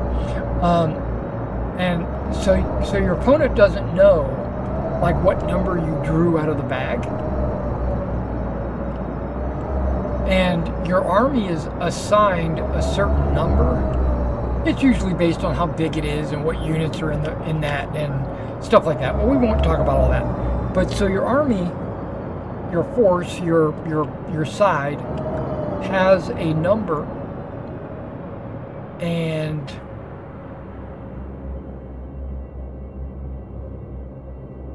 when your chits total that number, you immediately lose the game. Basically, it's like you've reached your army morale and your army breaks. But your opponent doesn't know how close you are to that, because the chit you draw could have a 0 on it, it could have a 2 on it, it could have a 1, various other things. It could have a special event on the chit, like an airstrike or out of fuel or something like that. So that's how they track like random events. And but not just that, it's the random events thing I could care less about, but I do like the fact that your opponent doesn't know how close to your army breaking you are.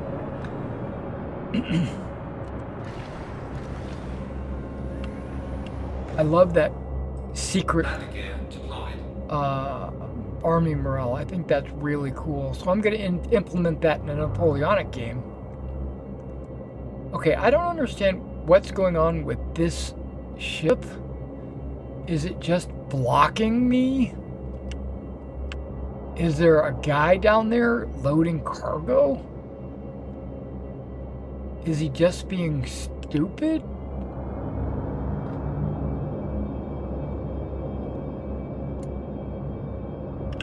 Is he abandoned, like AFK? There should be like at least 3 cargo elevators here. I see another player right over there. I don't know what's going on with that. That's not a good sign. And that's a problem that this event is having. It's sending players, or let me rephrase that, it's sending too many players to the same spot.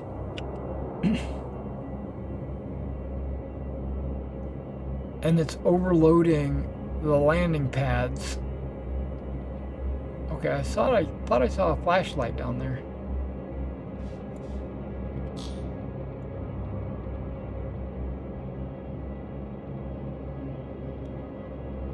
Okay, this is a ginormous ship. It's called the Reclaimer, I think. Is there anybody loading cargo? Okay, yep, there's a guy right there. No, that's not necessarily a guy. He's got his elevator down.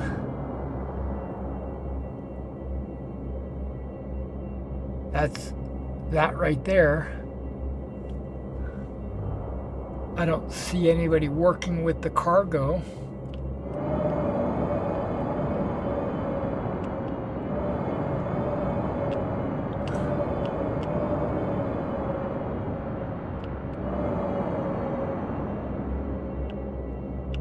I wish I could just blow him up, you know, or I wish he would time out.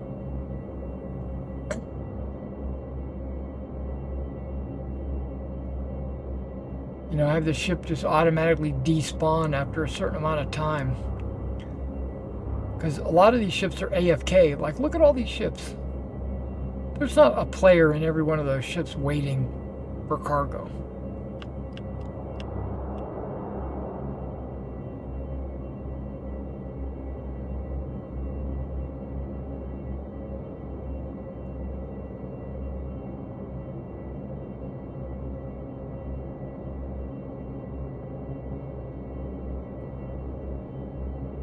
There's a ship over there upside down. A couple of them.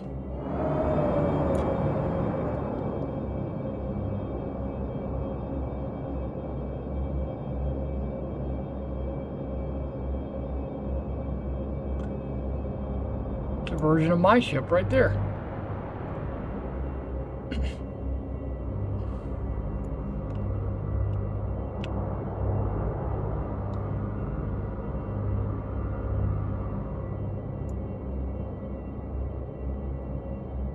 Okay, now at least that guy's trying, right?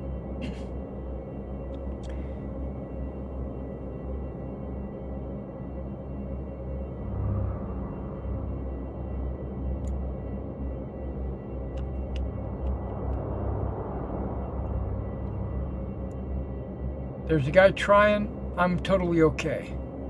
But these ships are AFK.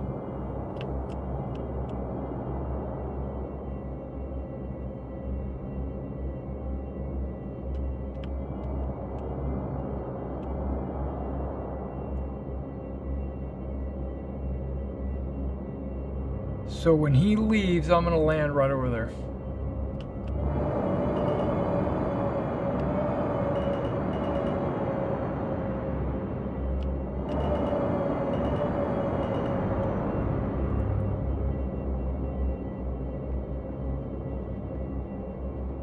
And he's already got the Hurston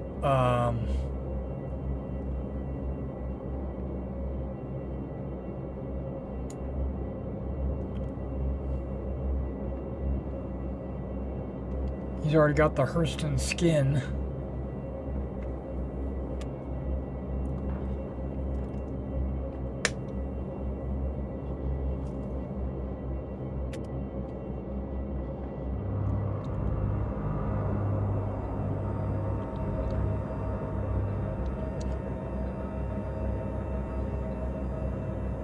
Now I wonder if I just land right there, I could load the cargo into my ship. I don't have to be on the landing pad. That's what I'm thinking. Let's see if I can do that.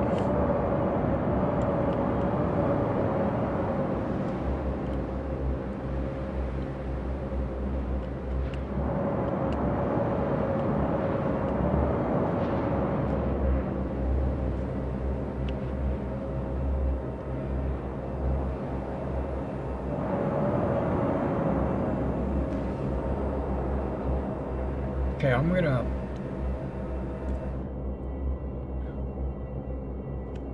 we're gonna see if I can even get a cargo loaded like this.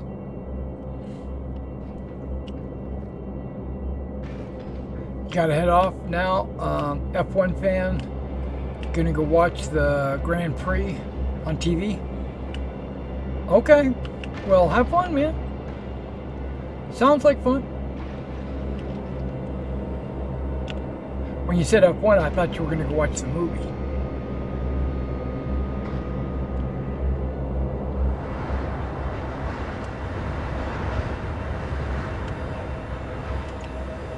Okay, I can't jump up there. This place must have decent gravity.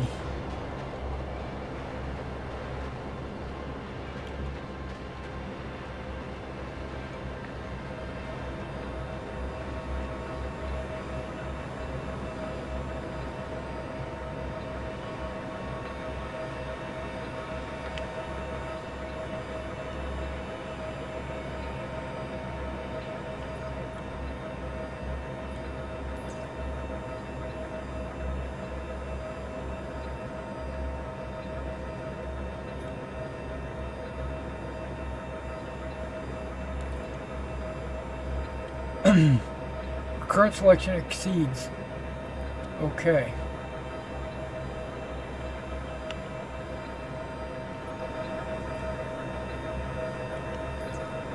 It exceeds because it's probably not mine.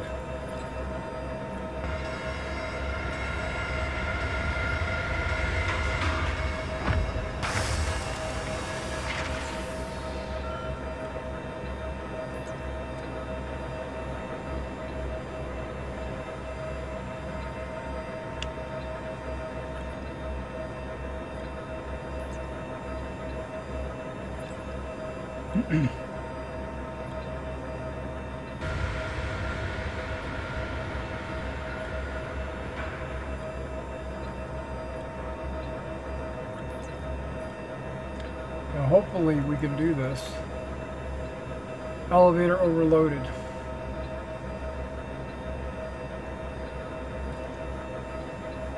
Is there yeah, 114 right now on the elevator.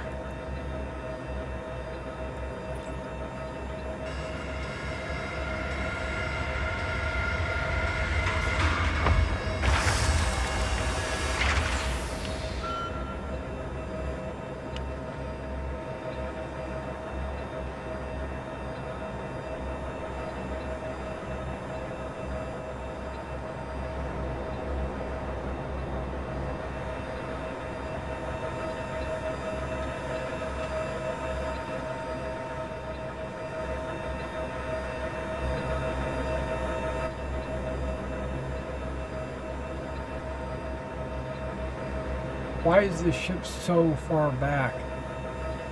He's probably messing with the elevator by being this close.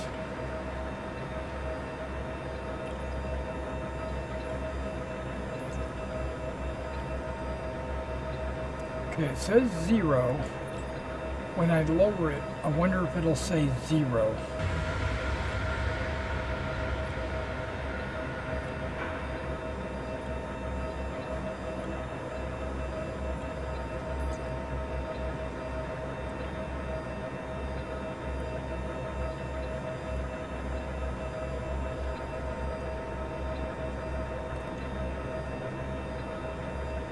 Overloaded, even with the smallest amount.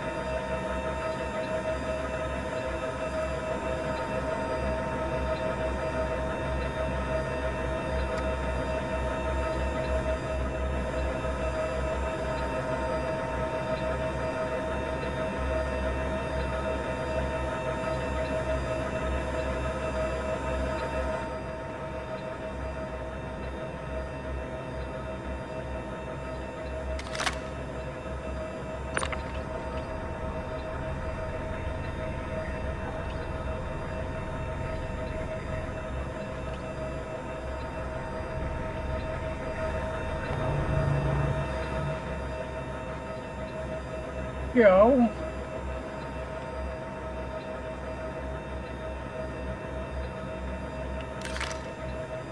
Let's see if that did it.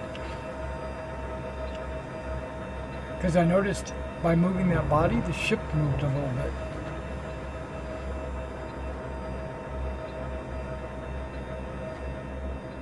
Or is there somebody in the ship?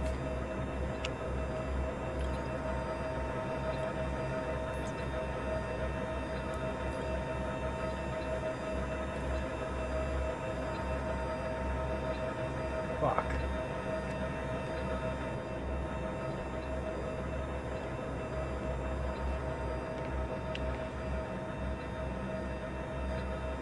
This is why this event is having so much trouble.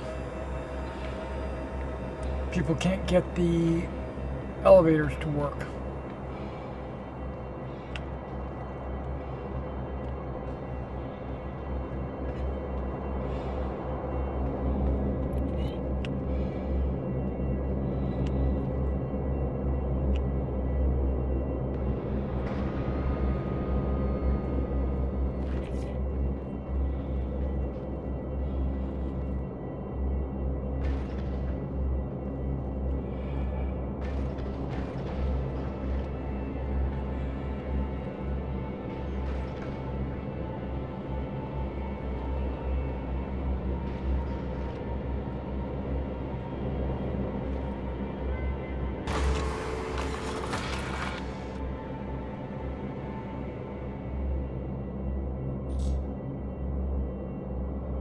Takeoff complete.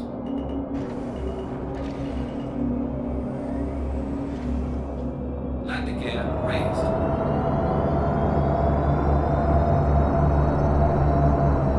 Okay, I'm just gonna go out somewhere. Wow, everything's dark.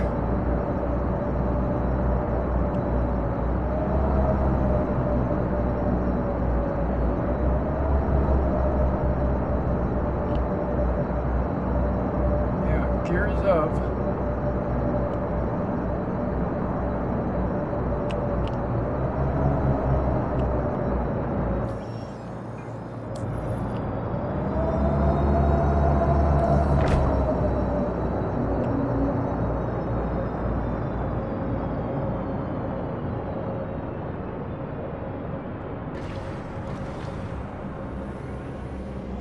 I wonder if this is far Landing enough. gear deployed.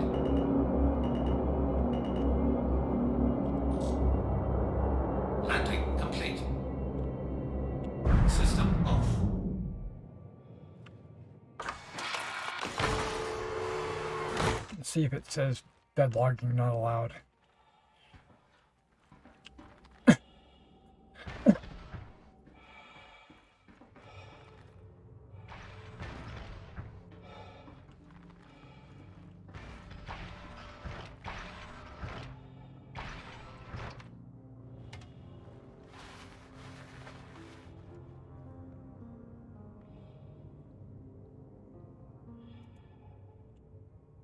All right.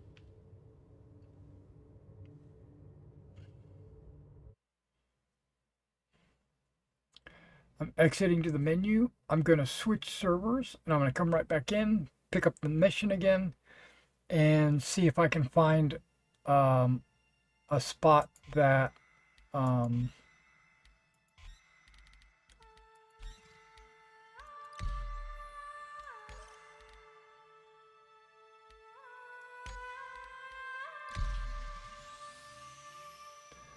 we'll see if I can find a spot that the elevators are working.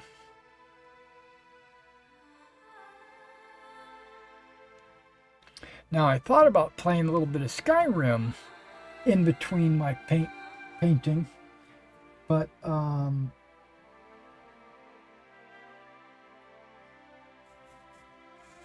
play so much Skyrim, it's crazy, and if the event for Star Citizen is not going to go on forever, so I'm going to try to get my juices while we're here. Okay.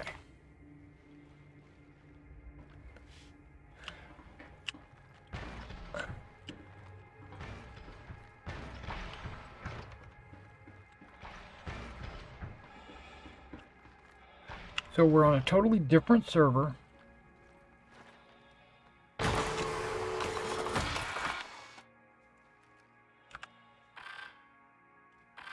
Let's see if I can pick up an event mission, which is the resource drive. Medium cargo transport needed. Accept offer. Rack.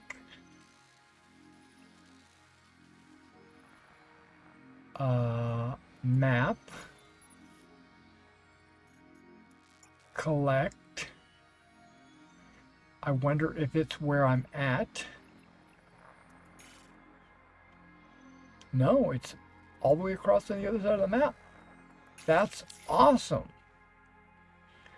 That is so, well, it's not awesome, but at least it's not like at this one. System check. Landing gear raised. Shields off.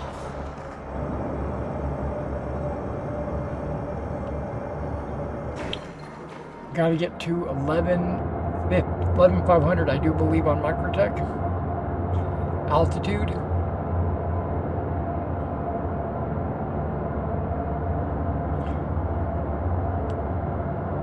You know what? I think I'm going to turn on the advanced HUD for G-Safe, or I should say nav mode as well. Let me see if I can do that.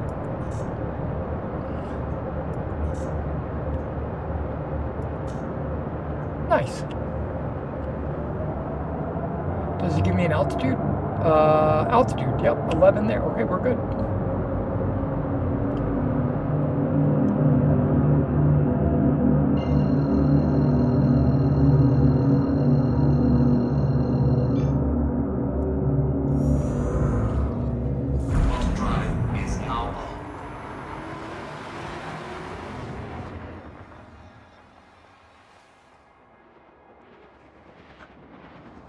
I hope it's not crowded.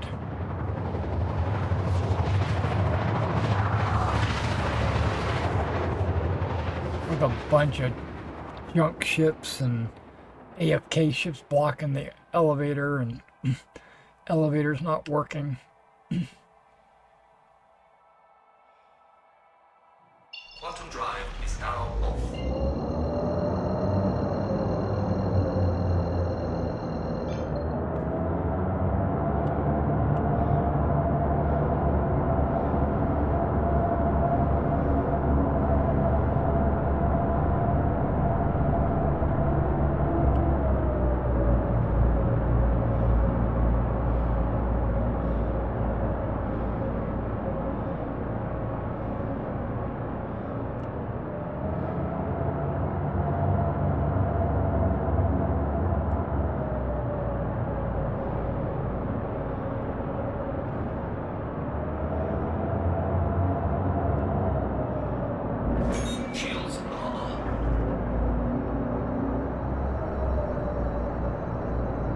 looks empty. At least this one on the left does.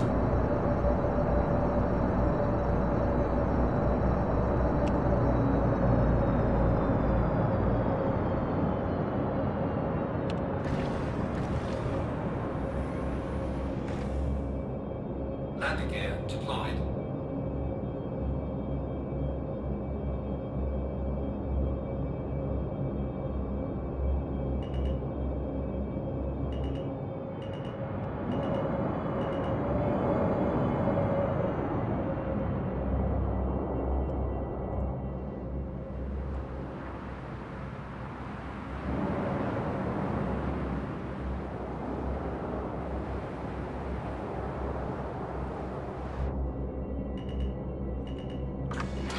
This is what I love to see. Room.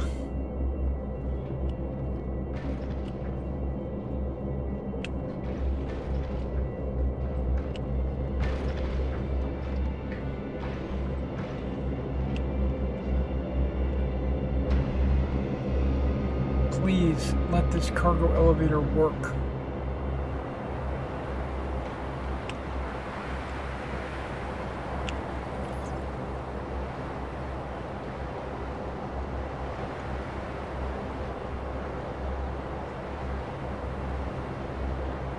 I don't see any cargo there. Is it the glare?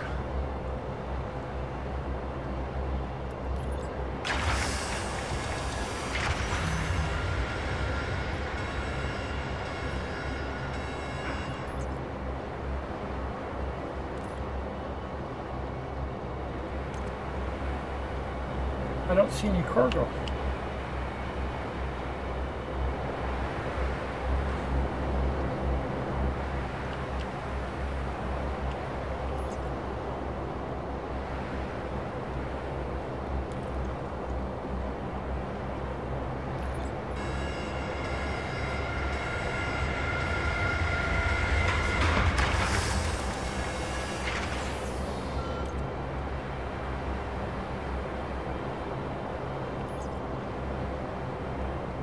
Cargo should appear right here.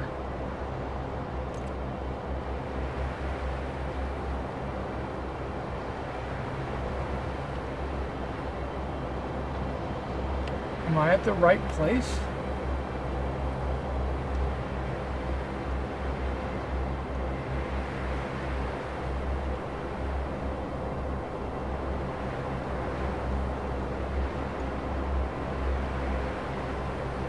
I would think so. This is like the only place out here.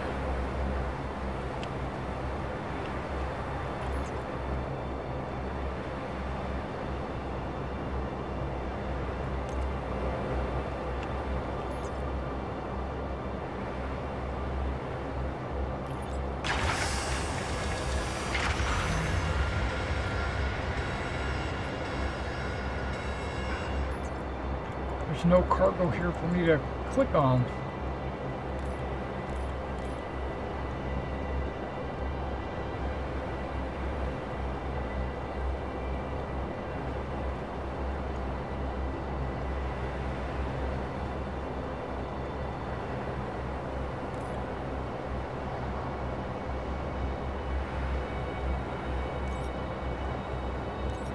Clear filters.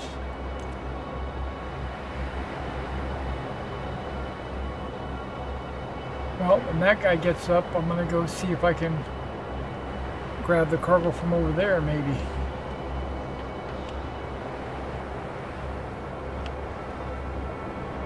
Or maybe he's AFK.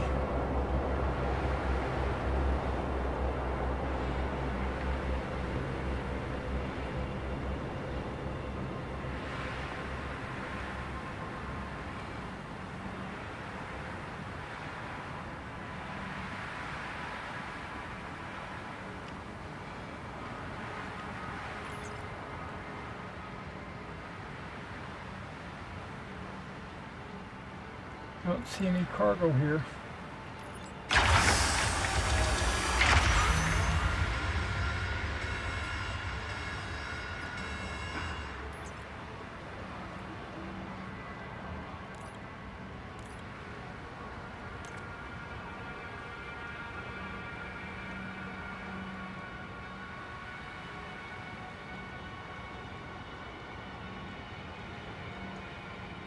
No player here either. This is concerning.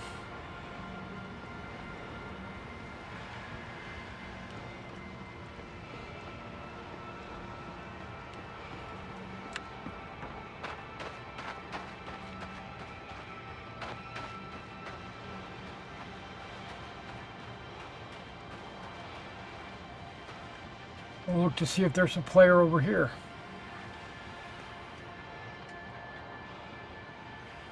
Yeah, look at it. His ramp's not even anywhere near the elevator. Oh, he's got a front ramp as well.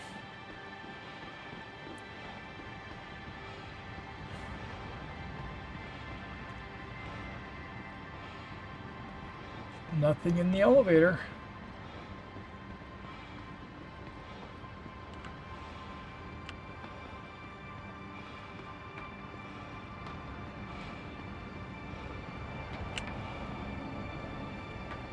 About to fly off with this ship.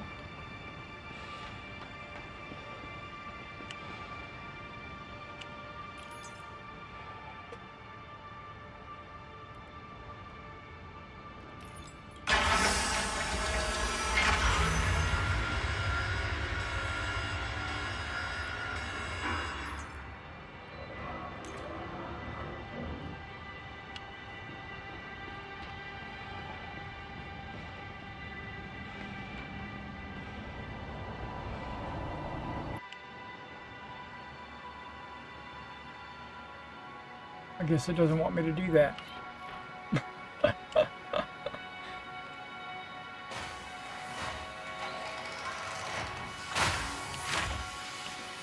It teleported me.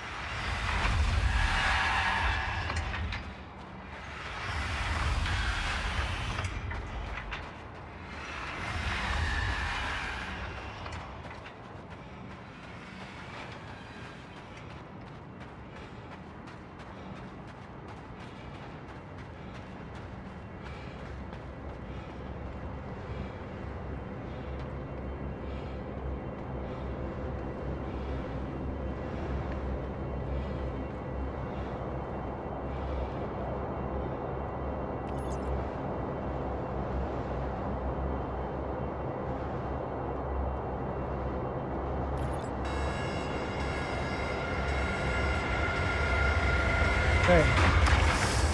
I might have to...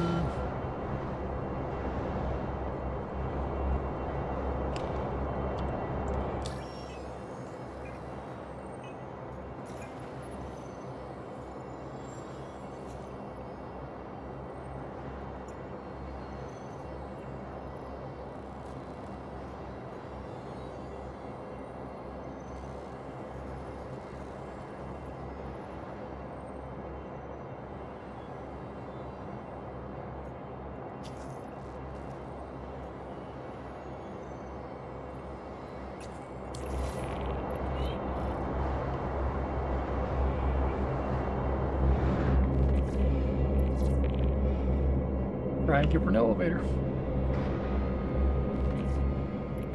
Third time's the charm, as they say, right? Hey, it's Remy. Making a note in your contractor record that you dropped a contract. Hey, it's Remy. Let's make sure this contract gets done right. Our closure percentage is lower than normal, and I can't afford another failure. Well, get your elevators fixed. Take off. Don't blame the player, blame the game.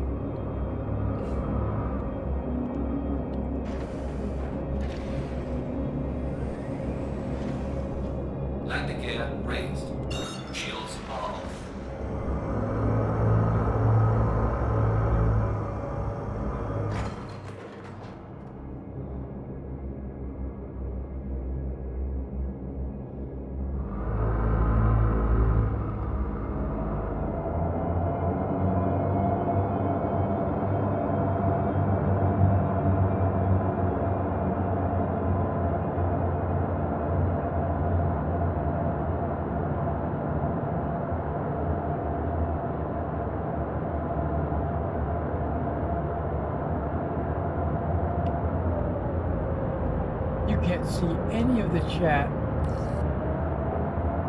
at all. All you see is a picture and the fact that he's number 1. Okay, I'm gonna fix that somehow.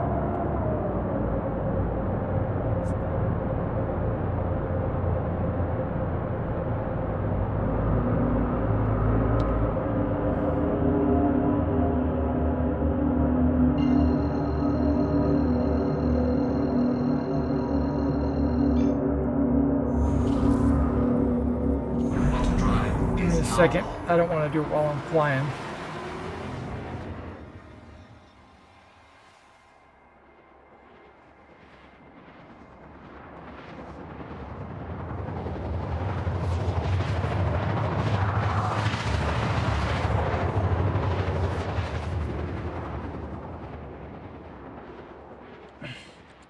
Let's see how crowded this place is.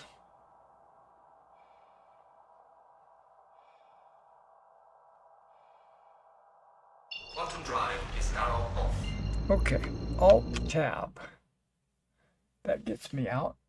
Now let's go to Stream Chat.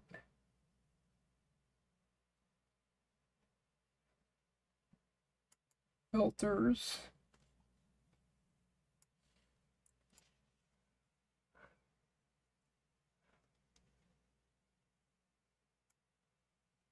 Sure, it's the chroma key.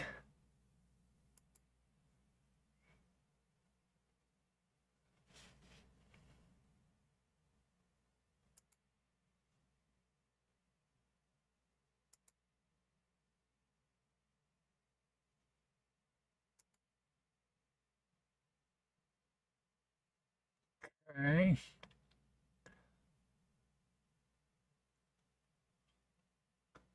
That needs to be a little bit darker.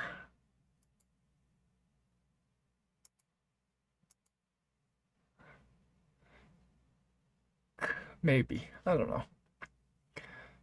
know. Similarity.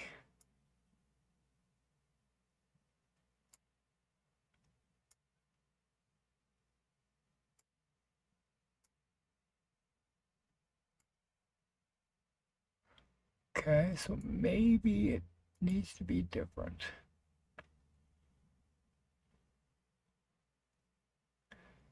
Pick screen color.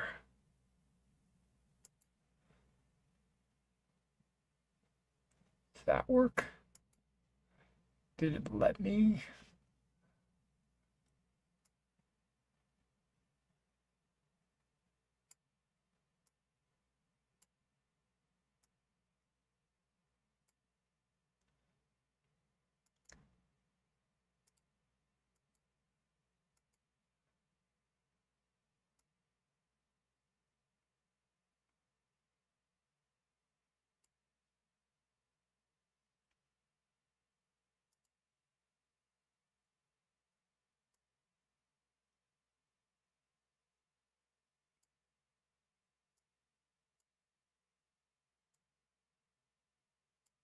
Hmm.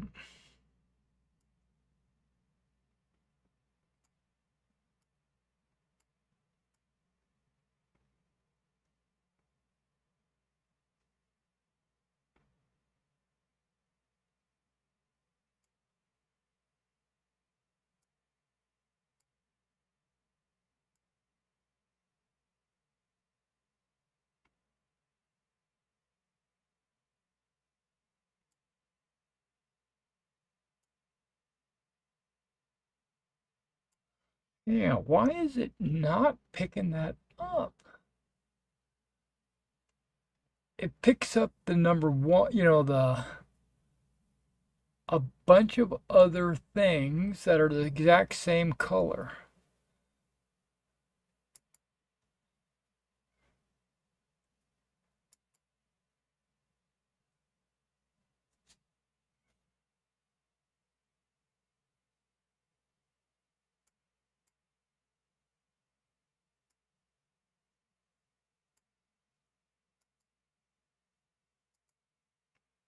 Now on this monitor, it looks really dark. Okay, let me move this. Aha, there we go.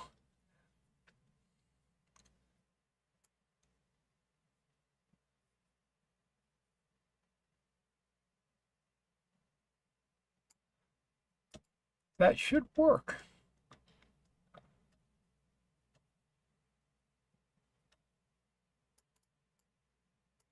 It works on all the other chats.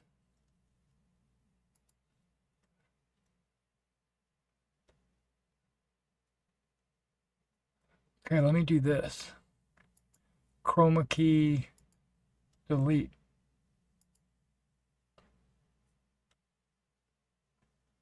Now you can see all the chat for sure.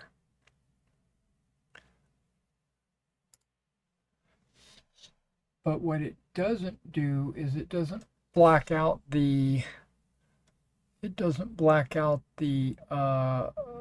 you can't see through it.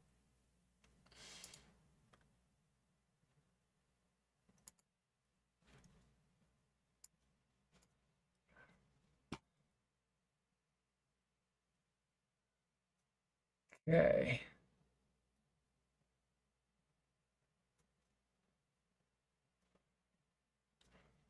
Okay, that didn't help. Okay, got it. It's a filter. Be adding a chroma key.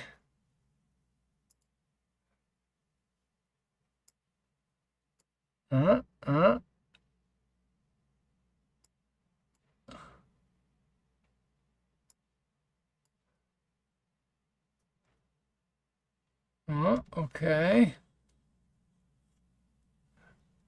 Without messing anything. Okay, it's on green. I don't want it to be green.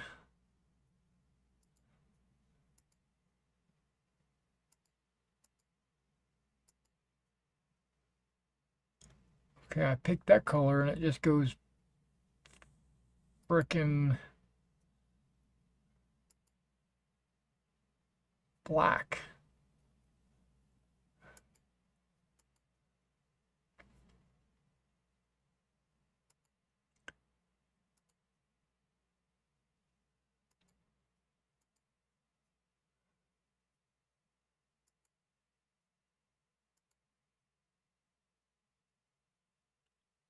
Okay.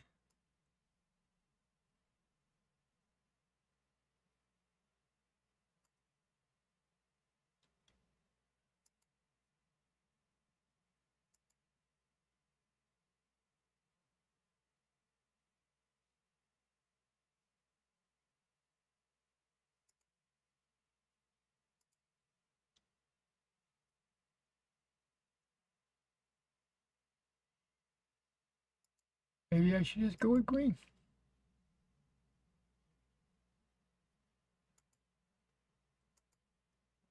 Oh, wow.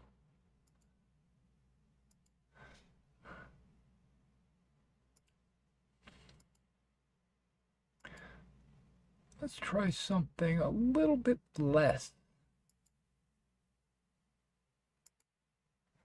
No? How about that? Ooh, okay. How about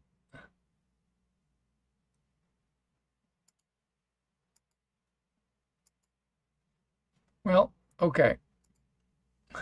Well, you can see the chat, but you can see like a gray behind it. But that's all right. At least the chat's there. Okay. Let's fly in and hopefully we got a landing spot.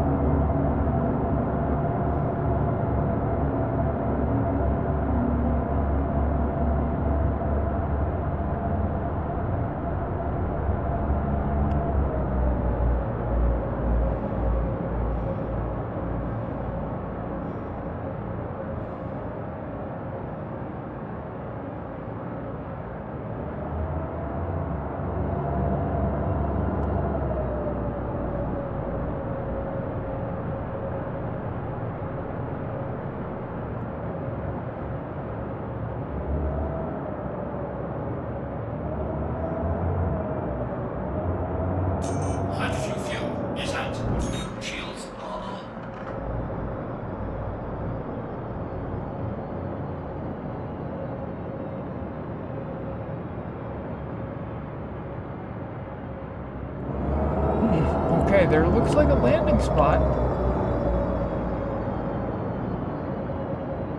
We're gonna try it.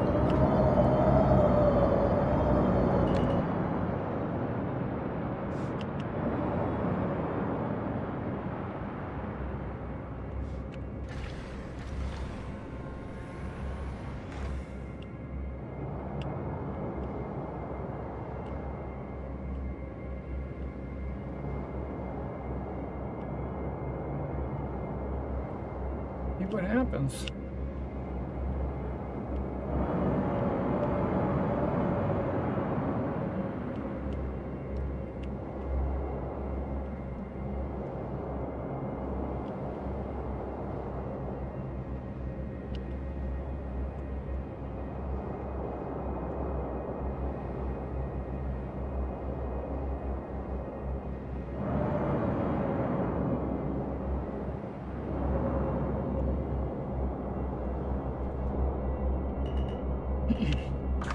Looks like the sun might be coming up, starting to lighten up a little bit outside.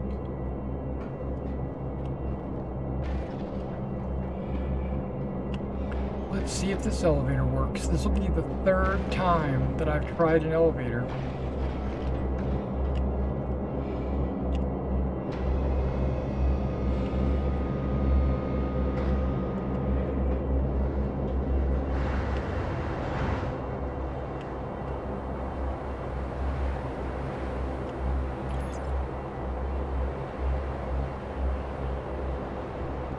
I don't see any cargo.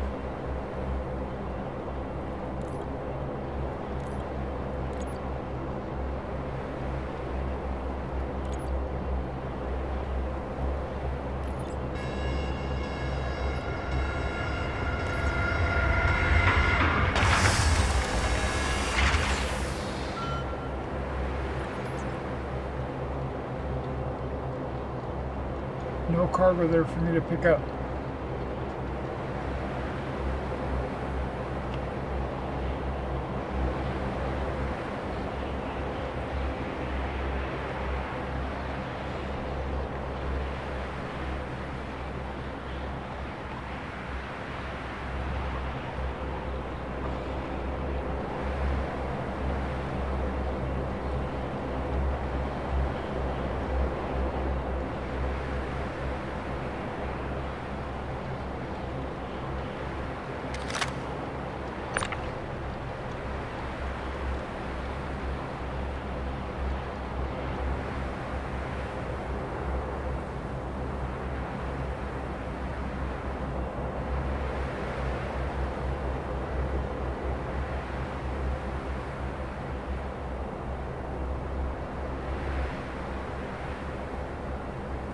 My tractor out, trying to see if I can lock on any little thing that might be hidden.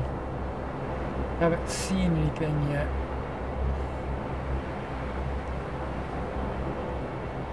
I don't think there's anything on this cargo.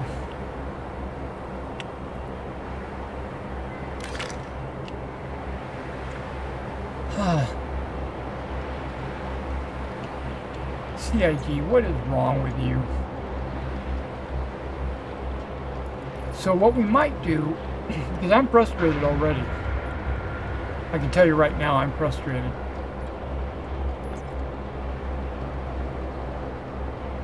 This is third time's the charm. I'm just gonna log out. It's gonna kill me, but that's okay.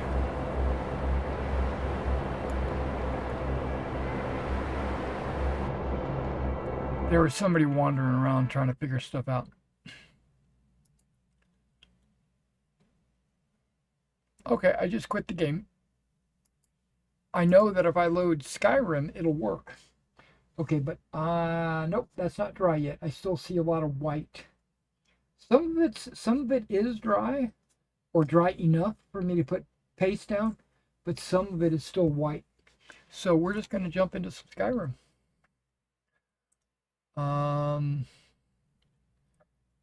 Give me a second while I change my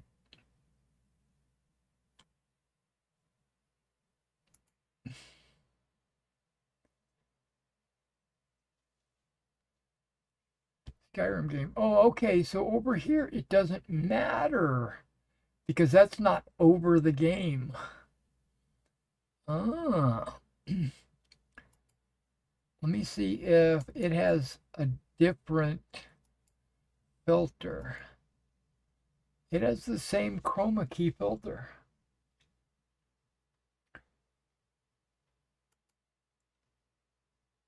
And it's got it marked as green.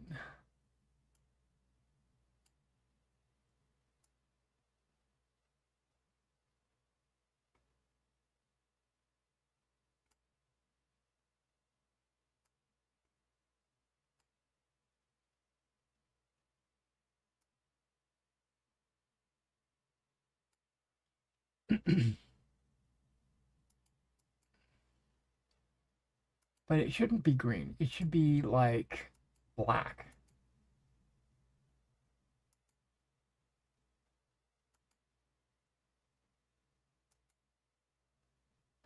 Like that.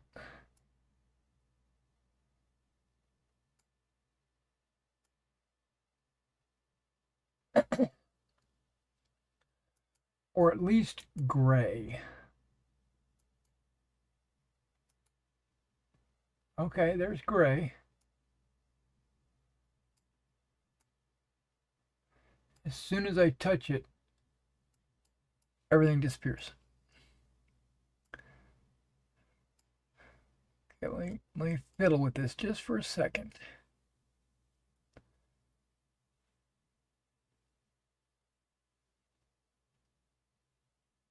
Okay, on my screen,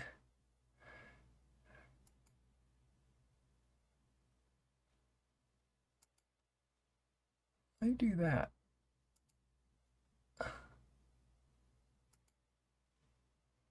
Okay, and then it's got similarity.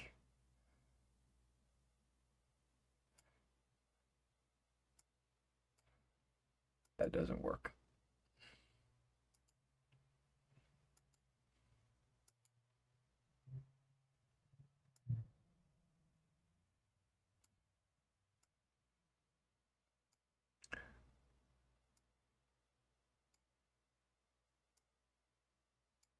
Hmm.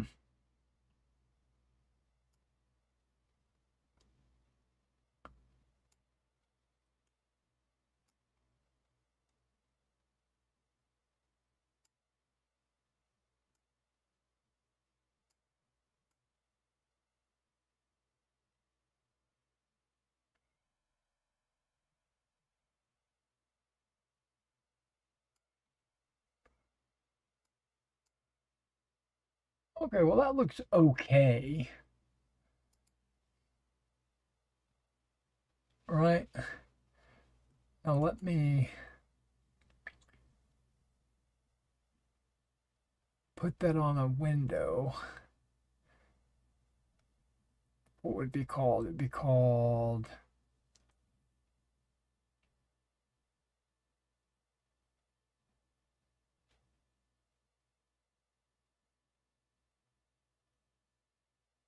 projector. There we go.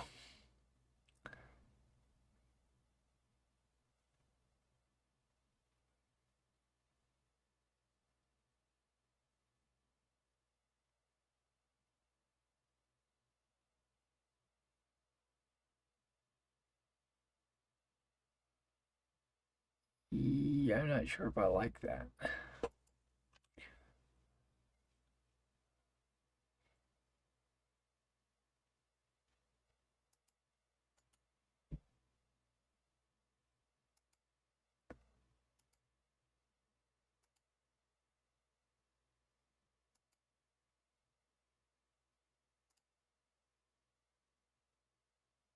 I'll just go with that.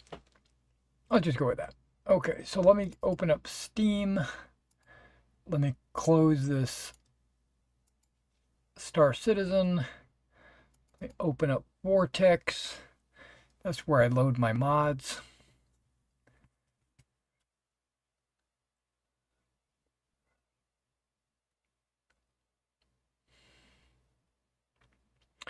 And then let me get to the stream. I'm going to edit it.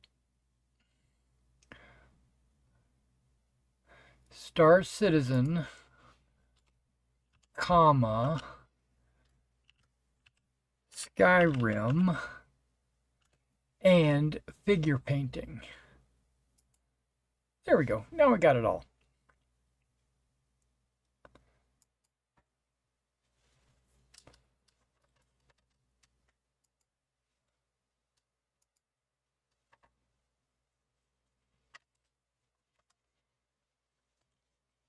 All right, at the start of every stream, I like to, and this is not the start of the stream, but it is sort of, I'd like to read a book.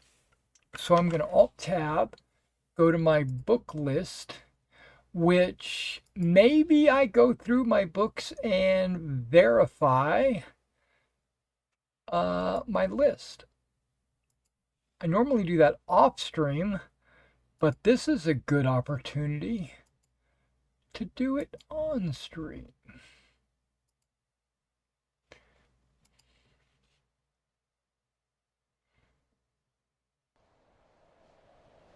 Just to see if I've got, wait, what? Okay. If I've missed any books or whatever.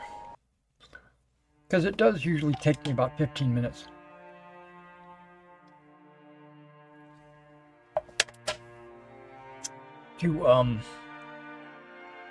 To go through my book list, my verification process.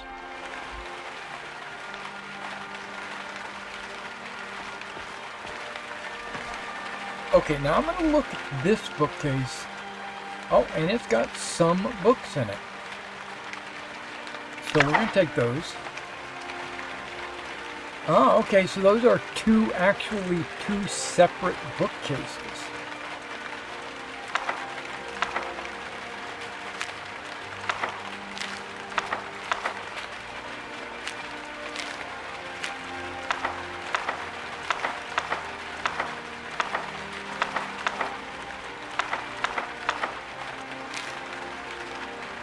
Well, if that's the case, maybe I need to check these two.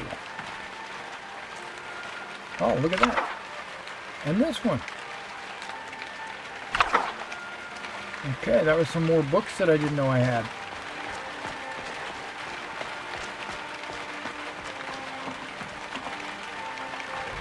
I'm checking these bookcases now. Oh, wait, that's a wardrobe. Looks like a bookcase.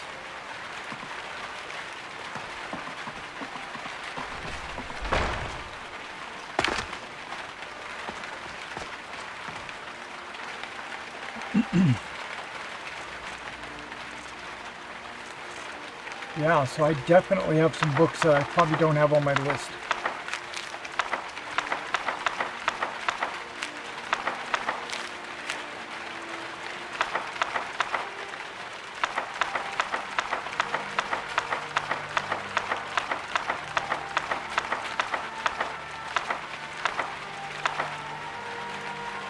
Okay, so I was thinking maybe I could do like A through F and then G through N or something, and then, but no, I'm just going to put them all in one bookcase for now. I'll figure it out in a little while. Okay, so we've got quite a few of the 2920s. Okay, I got 1, 2, 5, and 7. Okay.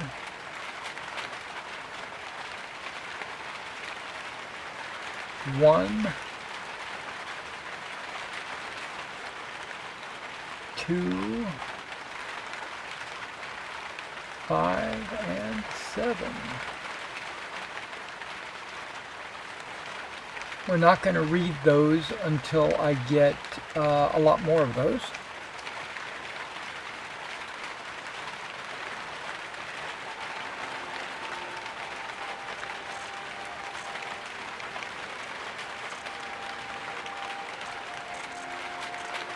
Dance of Fire 3 and 4. I think I've already got marked. I do. A Dream of Sovngarde. I've already read. Gentleman's Guide to Whiterun. I know I've already read. A Minor Maze. already read.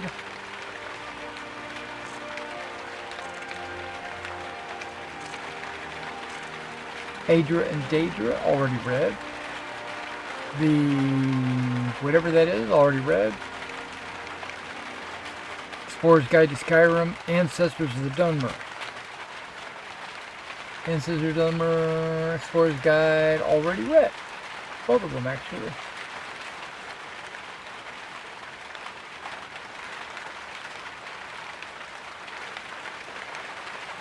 I'm alt-tabbing, and sometimes it takes a second to load up. Okay.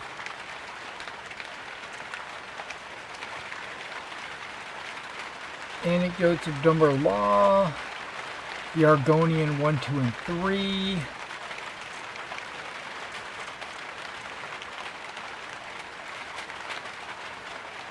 Arvel's Journal is not even a thing.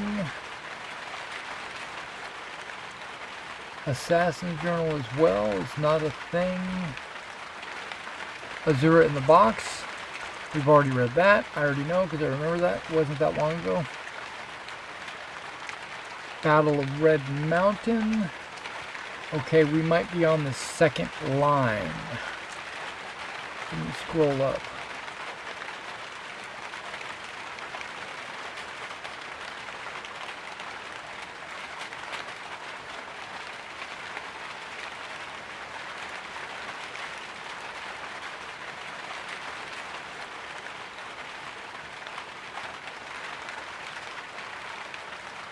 Okay, it actually was listed under the battle.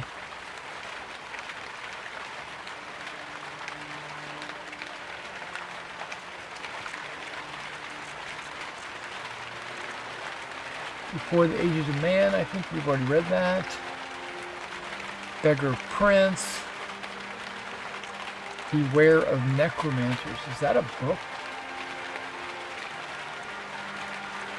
It's just a page. Okay. Biography of Baron Zena. 1, 2, and 3.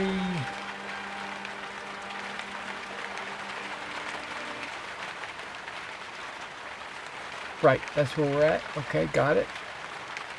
Got 1, 2, and 3 marked as yellow. Yeller, like old Yeller. Brief History of the Empire, 1 through 4. We've already read all that.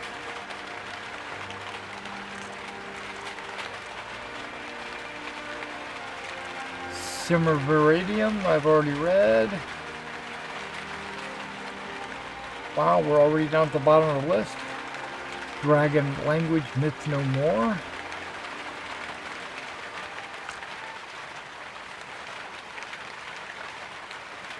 Yep, we've already read that. And you can hear that it's raining outside.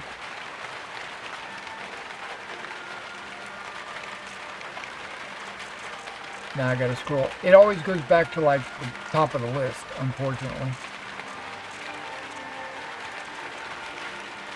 Dunmer, History and Culture. Oh, Feypoken 2 and 3. I've already read 1, 2, and 3. Okay. Forge Handle and Forge Handle? Okay, I've already read that. Frontier Conquest. Red. Great Harbingers. Yellow. Harvesting. Oh, I don't have that one marked. Not that I care. But it is a book. I have very few of the Herbane's guides.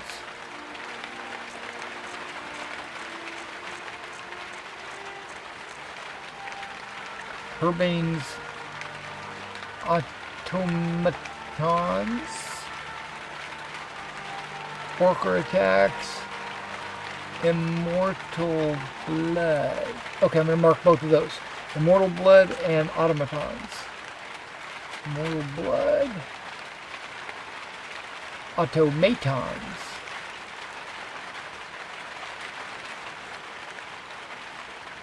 There's only a couple of books on the third list because that's what list we're on.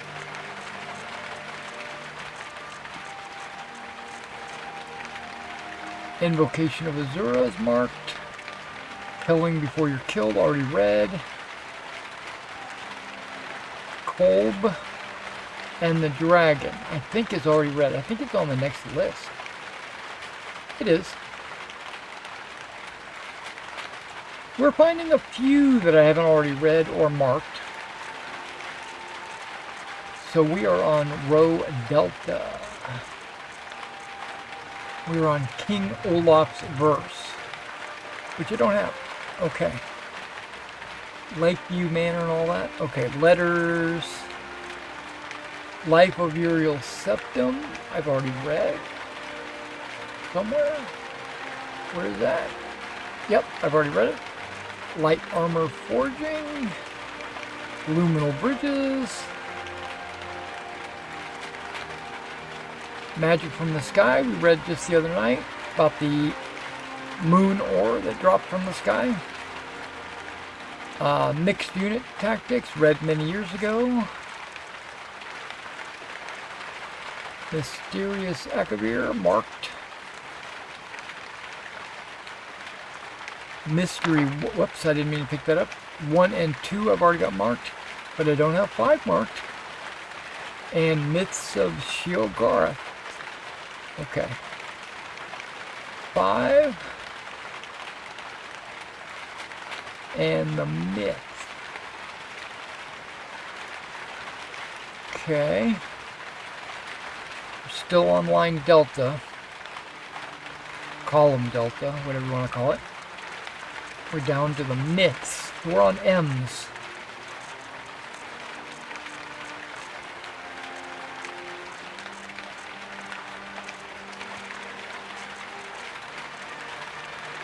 Okay, Nightingale's Fact and Fiction, I've already read. Nords Arise, read. Notes on the Lunar Forge is marked. I've read Holdgear, Olaf, and the Dragon's already read. What is that?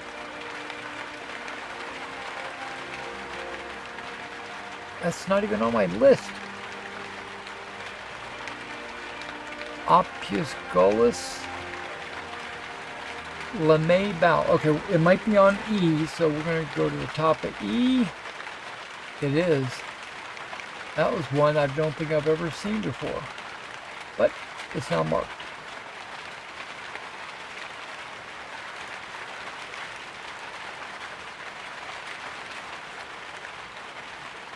So we're at Opsus Gallus Lemma Bay, which I'm sure that is a foreign language for something. So we're on line Echo. I'm talking you and me through this. So it's not just, okay, we're not on the T's yet. Or the O's. Here we go. Paula Volume 1.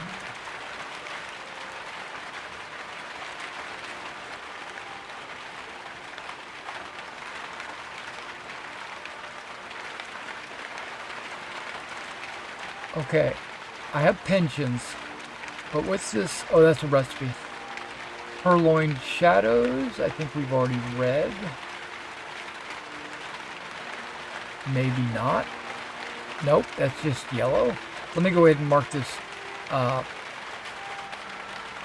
Paula Volume 1 before I forget.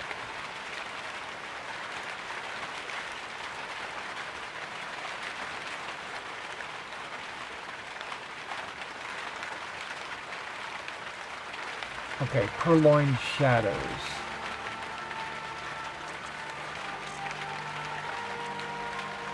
Wish this was a little wider so I could grip it. There we go. Oh, we were right there and then I just skipped it. Okay. Okay, Purloined Shadows. Ionith, we've already read. Resolute. What is... It's not on my list. That is something to do with the,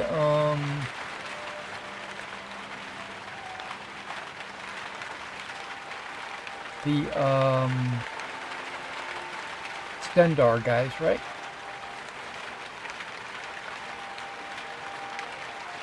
Maybe I need to add that book. Yeah, because I don't see it on here anywhere. Okay, Rising Threat Volume 1, got it marked. Ruins of Z.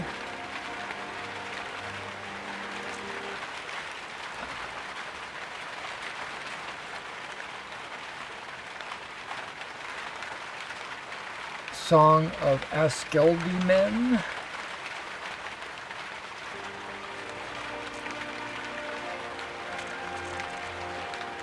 I've already marked.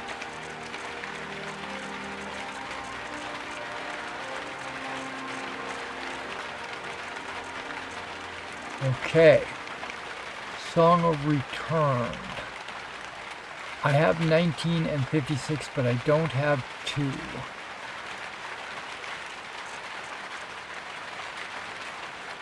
Sovngarde Reexamination. Okay, I'll mark both of those. 2 Reexamination.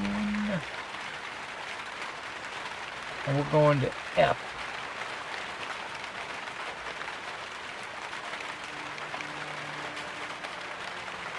Okay, we're on list F.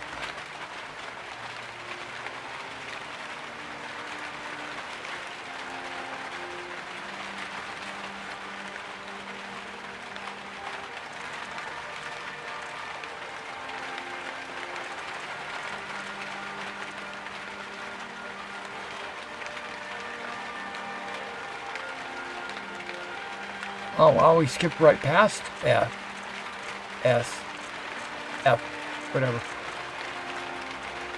Okay. Song.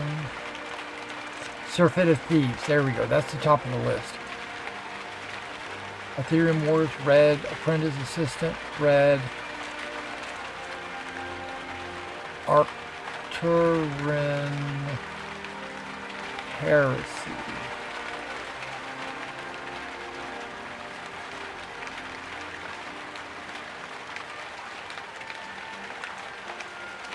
Oh, there it is. I've got it marked. And Armorer's Challenge. Red. The Art of War Magic. Red. The Bear of Markarth. I have not read. Black Arrow 1 and 2. Book of Daedra. Book of Dragonborn. Cabin in the Woods.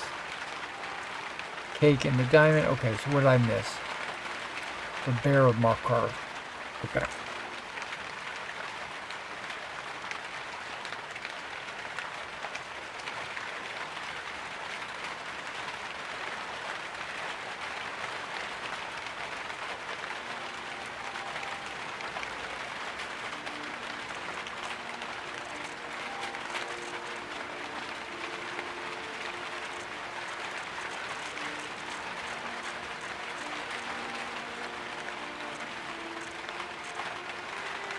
Okay, all of these, Black Arrow, Book of the Daedra, Book of Dragonborn, Cabin of Wood Cake, City of Stone, the Code of Malakath needs to be marked.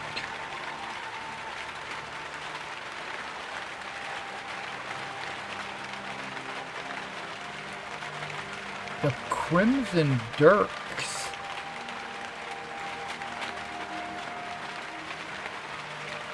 That's not on my list.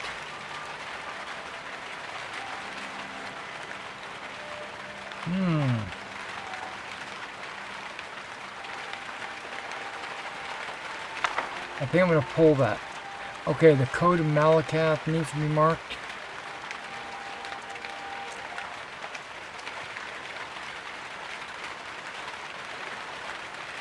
The Great War is not marked. That's that was on there too, wasn't it?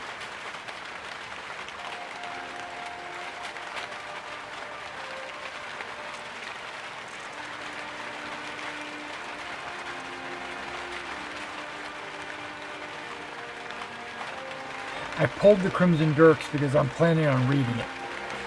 That's the one I'm planning on reading right now. Yep, there's the Great War. That's not marked. Holds, Hope of the Veteran.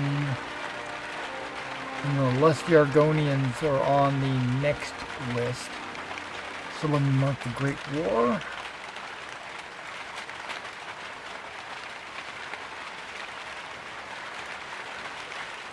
We're going into list H. Yep, Lusty Argonians, I got both of those.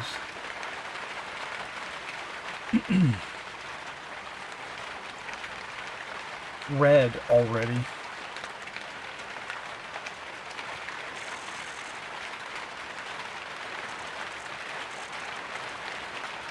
Okay. The Mirror. Poison Song 4 is already marked. Ransom of Zarek. The Real Baronzina 2 and 5. Rise and Fall of the Blades.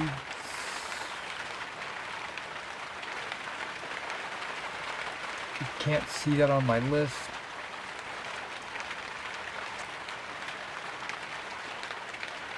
Okay, I've already read it. Now this polygonal books. I got a couple of them marked.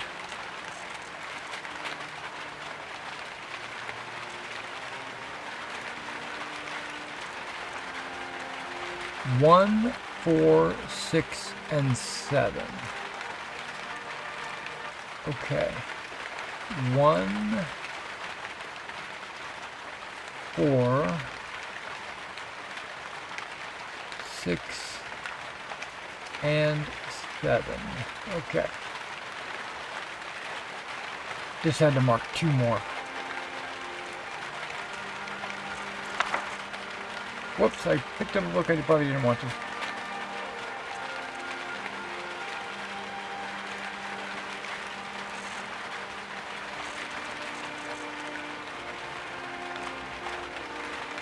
Drozira. Okay, I gotta mark that. Talos Mistakes already red. Warriors Charge is yellow. A Wisp Mother. Okay, Wisp Mother. Drozira. Drozira. Wisp Mother.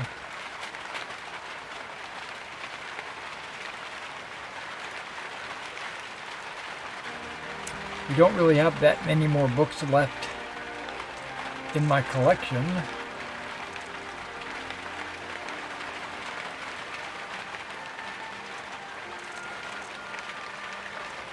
Wolf Queen 3, 4, 5, 7, and 8.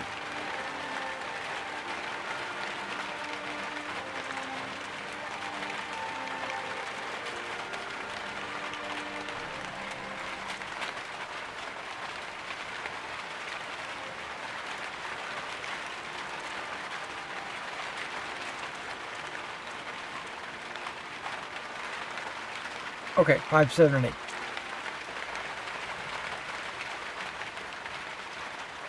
Five, 7, and 8. Okay, I've got them all marked. I've got all my books squared the way. Now, let's find out which book I grabbed that I was going to read. And then we're going to go find this bust of Volkun, which I think I might have left at the other house.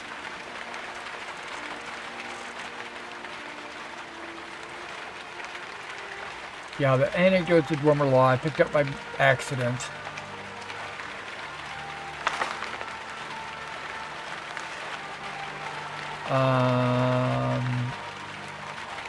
I didn't mean to pick up Mystery of that. I didn't mean to pick that up. I was going to read the Crimson Dirks. Here we go, which is not on my list anywhere. The Crimson Dirks, Book 5. Okay.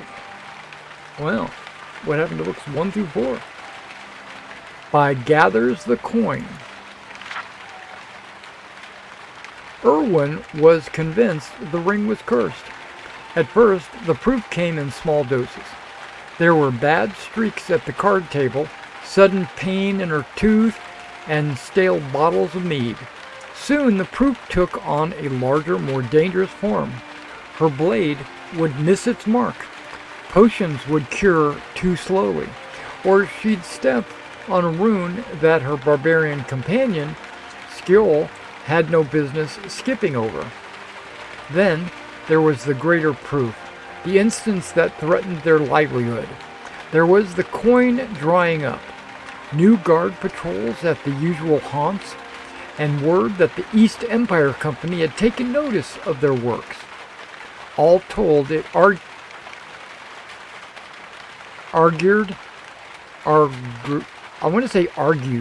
but that's argued a slow, tumbling march towards the end of the Crimson Dirks. Knowing this, a smart person might have cast it out, tossed the foul ring into the heart of Lilac Bay, and let the waves ferry it to the forgotten shores. A wise person might have taken it a step further, destroying the artifact and its ill-fated magic, so that no person past or present would ever come to harm. Irwin, of course, decided to wear it around her neck. With regard to the ring's nature, she told only the barbarian. Her brother Edward would refuse to believe her. The others would demand she got rid of it, in whatever manner best fit their inclinations. Skjol, on the other hand, would neither object nor disapprove. Whenever she confided in him, Skjol would simply stare at her blankly and let out a guttural snort before chewing on the rarest piece of meat. Skjol, after all, was not just a barbarian, but one who wore that label like a badge, or an honor bestowed upon him by the High King. Of course, he knew few, and when he wrote them down, rarely did he put them in the right order. The only thing that spared him from further ignominy was the fact that he couldn't speak. As the story goes, the leader of the Crimson Dirks, Tyra Bloodfire, found him in a cage with his tongue removed, and upon freeing him, gained his axe. To this day, it was never clear if Skjol was loyal to her or the crew, or whether that distinction had any meaning to him.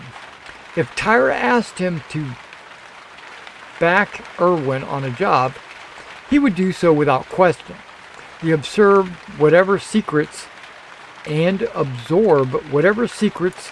insults, and curses the Breton decided to fling in his general direction. That theory would be tested the moment she stepped on that rune. Earlier that week, they had received a tip. A new crew had set up a smuggler's operation in one of the old ruins outside the capital. It was supposed to be a simple task. They were to meet with the clan leaders, flex their muscle, and come home with new members or a percentage of the take. It all would have gone according to script, Irwin thought, had the ring not been cursed. "This is all your fault," she said, to no one in particular, while glaring at her disobedient hands. Moments earlier, the Breton had awoken to the sound of chanting, a low and ominous moan floating through the chamber. The rune had blurred her sight, but it was the haunting refrain that seemed to dull her focus, unable to cast a spell. Regardless, it was clear their captors were more than smugglers. Irwin didn't seem to see the source of the chanting, to know it was bad business, no matter how long Skjol mindlessly pointed in that direction. "Well, at least it isn't cannibals," Irwin sneered, "although you being a choking hazard might have worked in our favor. Skjold wasn't the brightest Nord, but he knew when he was being insulted. In a past life, he would have simply crushed Erwin's skull and taken a nap. Moreover, cages were nothing new to him, and Erwin's noisy jests were to him signs of panic. But he had sworn a vow to protect the charges of the one they called Bloodfire, and so rather than kill the Breton for looking at him oddly, Skjold continued to point, much to Erwin's confusion. The shrine behind her was Daedric in origin, large, twisted, and barbed, its stems ugly with misshapen, blood dripped from its ebony thorns, spilled past the cage and down the stone steps like shifting roots. At the base of the steps stood robed cultists, lost in their supplication, flanked by guards dressed in Daedric armor and mail. Despite an open roof, the air in the ruins was thick and noxious, and the shrine seemed to throb in the blood moon's light. As the light shone on the altar, the cultist chants began to turn more vehement and forceful. The voices continued to rise louder and louder until one of the guards broke from his stance, climbing the steps toward the cage. Seeing this, Erwin bared her teeth and snarled at him like an animal. But he continued his approach undeterred. As the chants hit the crescendo, Erwin could no longer hear her own thoughts. Seeing nothing save the cold black gauntlet split through the bars, I got a hiccup, and reach for her neck. I really do have a hiccups. Okay. With a thrust, the guard grabbed her by the head and slammed her into the bars. Drawing his weapon from his other hand, with spit bubbling from her mouth and her body pressed against the iron, Erwin screamed at Skjold every manner of insult she could contrive. But the oak continued to sit in place, his fingers still extended, even as the cultist chant drummed against their ears. Only now the finger was pointed to the ground, tracing a circle. Erwin looked down and saw the ring, glowing hotly on her chest. Skjold didn't need to tell her what to do next. She wrung herself free of the guard's grasp, and not knowing what would happen, placed the ring on her finger. The chanting stopped, and in its place, the shrill cry of weapons drawn from their scabbards. The Daedric warrior turned his attention to the cultists, but it was too late. Erwin's spell of hysteria had taken hold, her focus restored by the power of the ring. One by one, the cultists turned on each other, their rage driven by hers. And when the clangs of metal faded and the screams turned to silence, Erwin collapsed, having exhausted all of herself and the ring. As the hours passed into the day, Erwin lay there on the floor of her cage, letting the sun splash through the bars.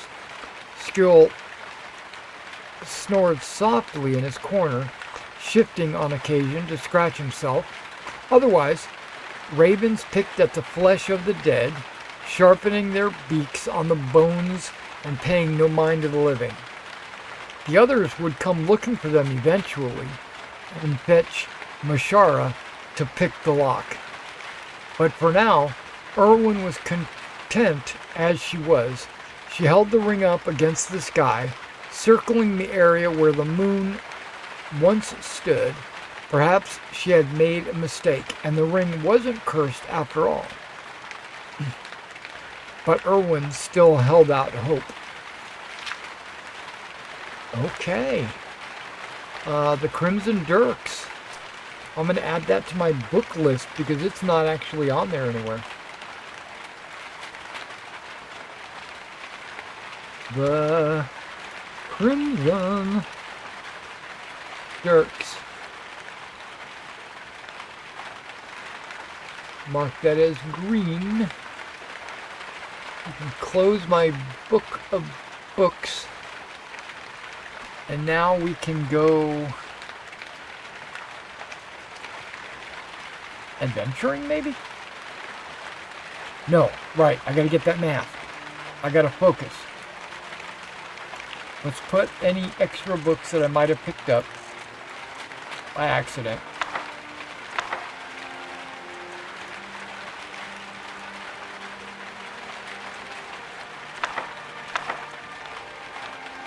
In there. Okay. I don't know who I have following me. And it's 1 in the morning, so let's go. Whoa, I know she's following me.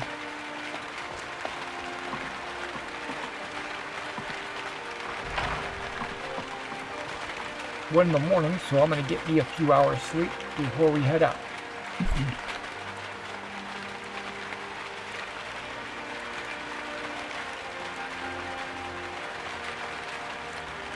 Now, am I supposed to be taking you somewhere? Report your success to Isron. Okay.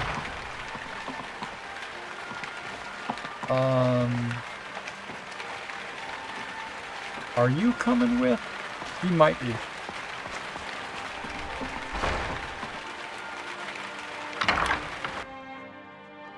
We're gonna go to the other house and see if I left anything there that I probably shouldn't have. We're also going to go to the Riverwood Trader and I'm going to buy that golden claw. Not because I need it, but because I want it.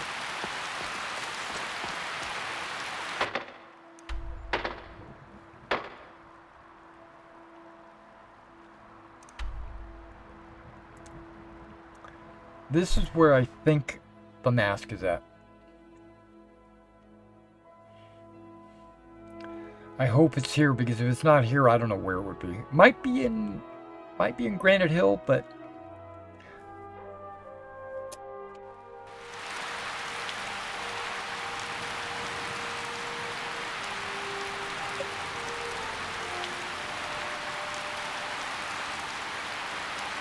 I'm no fan of the sun. It would be better than this. that's right. The sun would be better than the rain.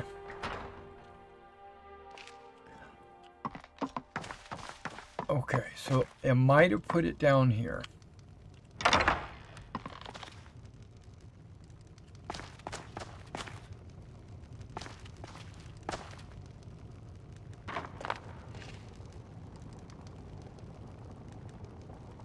I don't see it.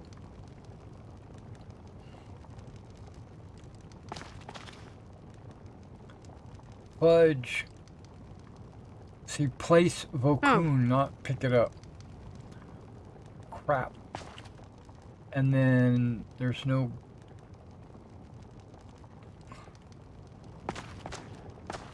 Nettlebane's not in there anywhere, is there? Nope.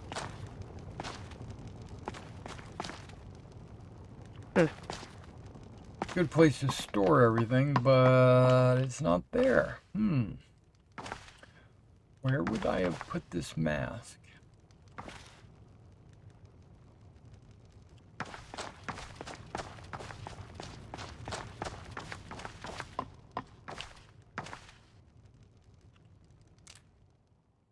Right there. Volsung is the one I picked up.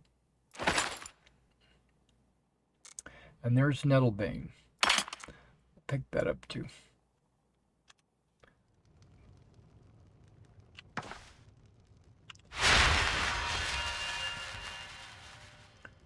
Alright, we got it. Got it, ladies. I got the mask and I got Nettlebane. Neither one of those should weigh very much, so we can continue on.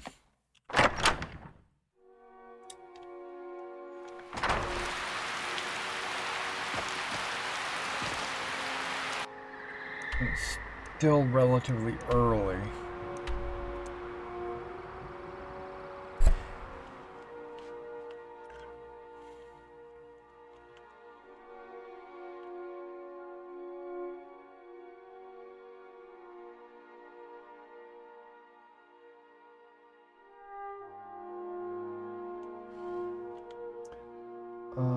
almost dry. Man, it's raining pretty bad here.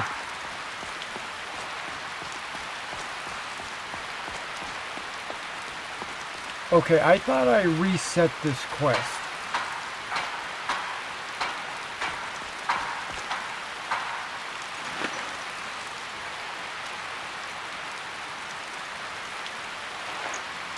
There should be like a note on them or something. And there wasn't.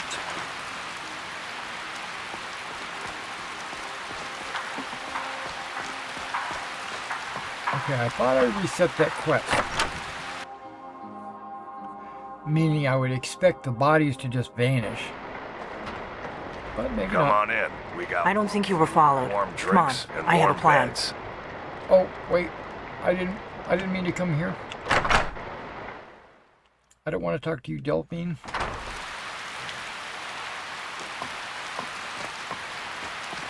I want to buy a golden claw is what I want to do.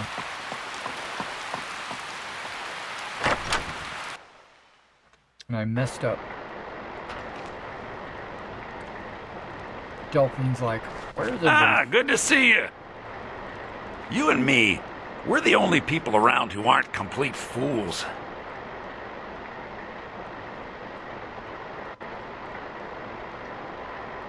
Is it going A little for Brazil? coin always greases the wheels.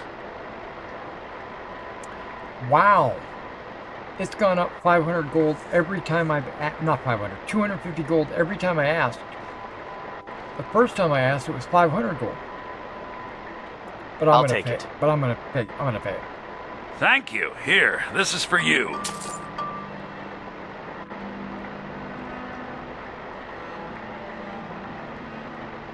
What have you got for sale? What have you got for sale? Some may call this junk. Me, I call them treasures. Well, if it is a treasure, then I'll call it a treasure. I need a backpack for my wizarding friend. Did I just buy something? Rock.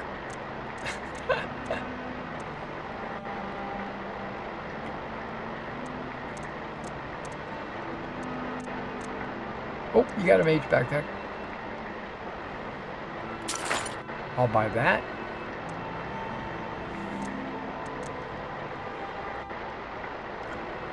Oh, I'm only rolling with 900 gold left. Okay, what did I buy that I didn't want? That I don't want? Probably this draft of strength.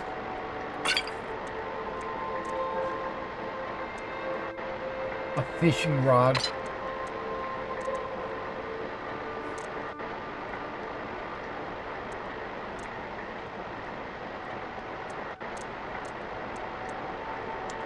How about these scrolls of never gonna use?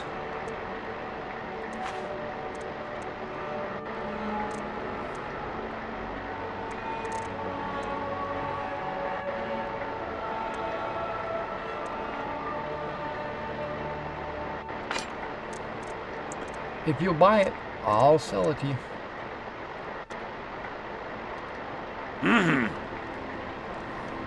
You already have a backpack. We don't sell any imports from Somerset Isle, do we, Lucan? No, dear sister, we do not. All right. Do you think maybe we should? Sorry. We talked about this sort of thing before. Ah, the We Guardian sell graces fine me with their goods. presence. More, nothing less. I know. My head's in the clouds again. Just forget I said anything.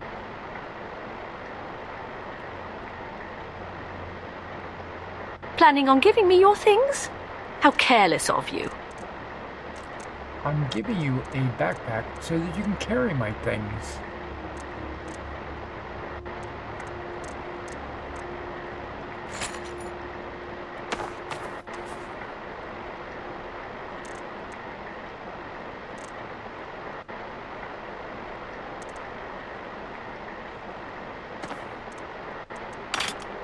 What did I just give her?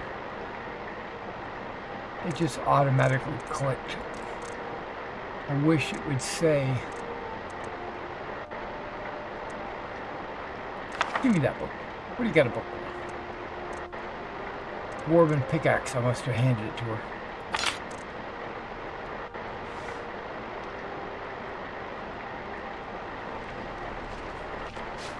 Now, I'm not doing the Dragonborn quest, so I'm not doing the...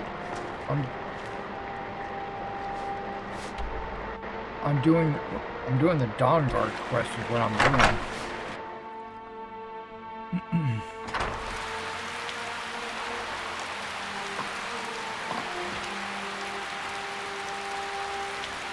I'd like to do the... Okay, now they not take the masks. Maybe I should take a mask.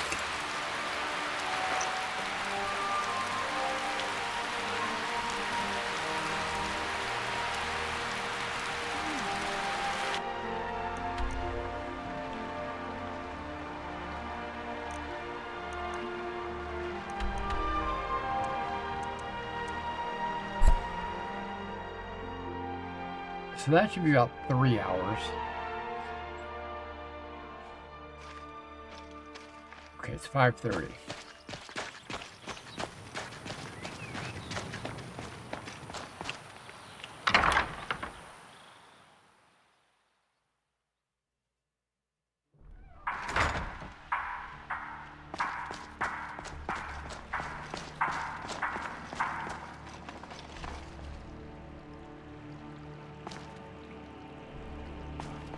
I'm impressed you could find a moth priest so quickly.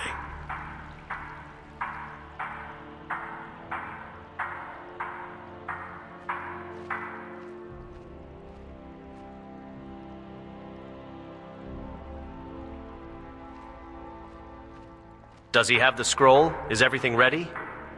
For the reading? Yeah. Just let the old man know when you're ready. What can I do for you? My trip to Skyrim has become quite the adventure. Glad you made it here safely. Glad you made it here safely, Dexian. Ah, my rescuer. It's good to see you again. Have my companions made you feel welcome? It's not exactly the hospitality I'm used to, but your man Isran has seen to my needs well enough. And might I add, this is a remarkable fortress. I have colleagues back home that would love to study this place in detail. Are you prepared to read the Elder Scroll? Oh, most certainly. Let's find out what secrets the scroll can tell. Now, if everyone will please be quiet, I must concentrate. I see a vision before me.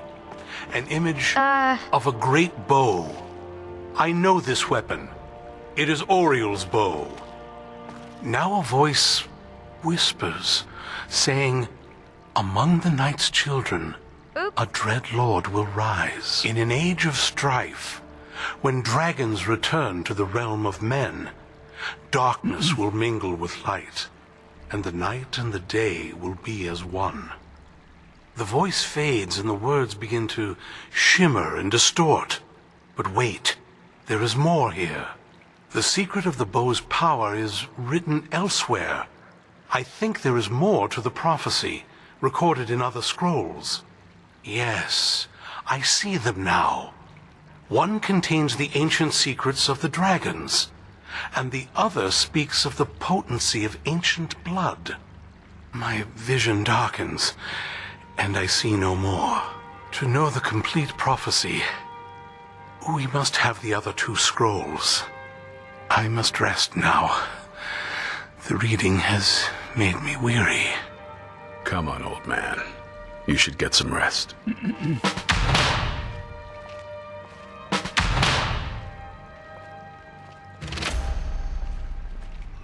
Do you have a moment to talk? What's on your mind? What's on your mind? That moth priest, Dexian. He said we needed 2 other Elder Scrolls. I think I know where we can start looking. Why didn't you say something earlier? Half the people in your little crew would just as soon kill me as talk to me. That doesn't exactly make me want to open up.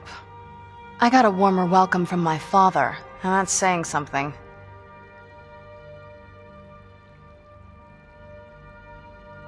Does Harkin even care about you anymore? You know, I've asked myself the same thing. I hoped that if he saw me, he might feel something again. But I guess I don't really factor in at this point. I don't even think he sees me as his daughter anymore. I'm just a means to an end. So where is this Elder Scroll? We need to find my mother, Valerica. She'll definitely know where it is. And if we're lucky, she actually has it herself. You said you didn't know where she went. The last time I saw her, she said that she'd go somewhere safe. Somewhere that my father would never search. Other than that, she wouldn't tell me anything. But the way she said it, someplace he would never search. It was cryptic, yet she called attention to it. Sounds like she was being cautious. Maybe. What I can't figure out is why she said it that way. Besides, I can't imagine a single place my father would avoid looking. And he's had all this time, too. Lydia. Any ideas? All.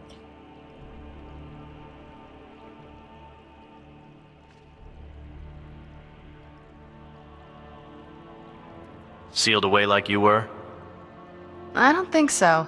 She said she wanted to stay awake in case the situation was resolved. It had to be one of us, and, well, she's so much more powerful than I am. It just made sense for her to be out here. Anything else? Hiding with the Dawn Guard? They'd be even less welcoming to her than they've been to me.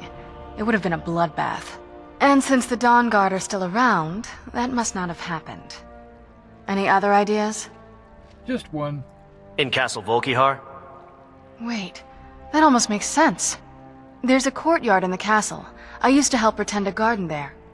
All of the ingredients for our potions came from there. She used to say that my father couldn't stand the place. Too peaceful. Isn't that pretty risky, staying around the castle? Oh, absolutely.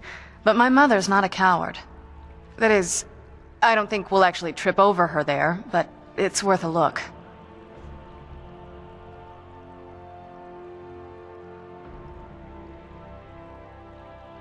They aren't going to let us use the front door.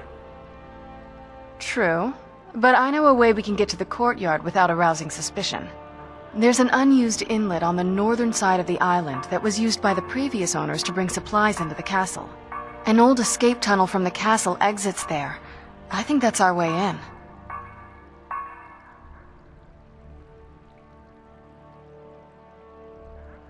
Let's go to the castle's secret entrance. It's around the side of the castle. Let's move.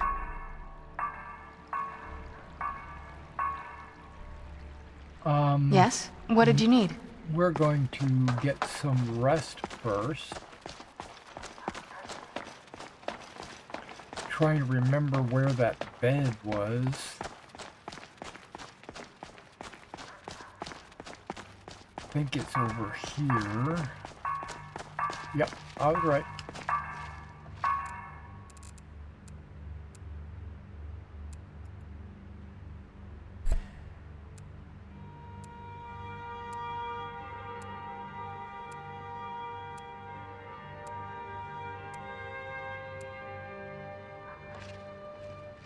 The Elder Scrolls do not simply hold knowledge, but the fabric of existence. They are to be approached with reverence and caution. Oh! I knew it would come to this one day. I knew. And no one believed.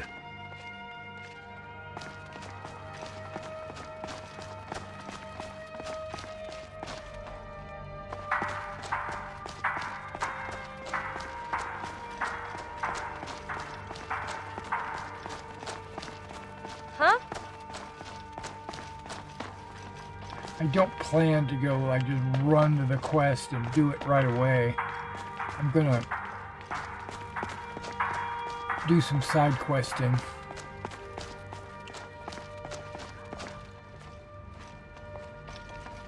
Like, who is that? Who's this banging over here? You hear the banging? Up for some hunting?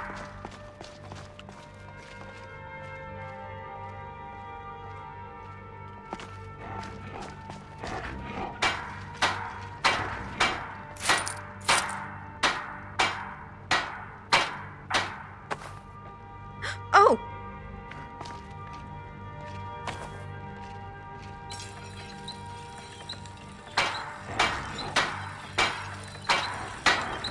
Iron. Yes? What did you need?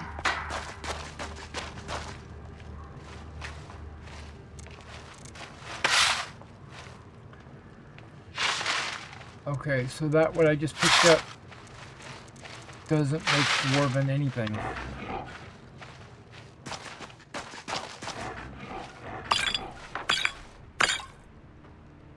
As we traverse the shadows of Castle Volkihar, remember, Guardian, not all darkness is to be feared. Some cloaks the way to wisdom.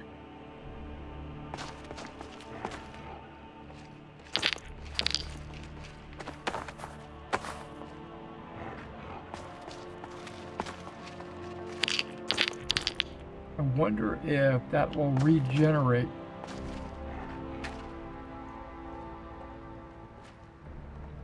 Like if I take it, will it?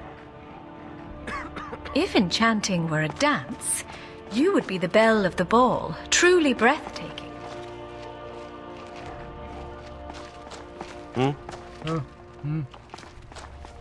Good to see you.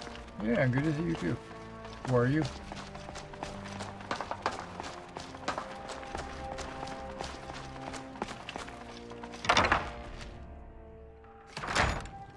The aura of your silence speaks volumes, Guardian. Do share your thoughts. We are going to do one of these quests.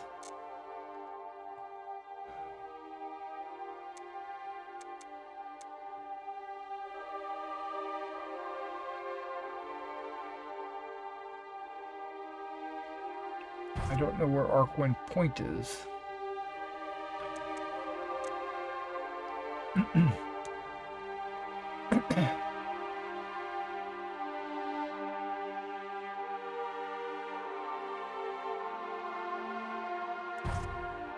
Right, a stolen sword.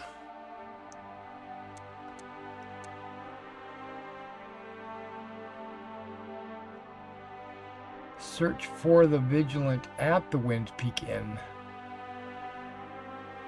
Missing patrols. I should head to Wind Peak Inn and see what else I can uncover. Okay.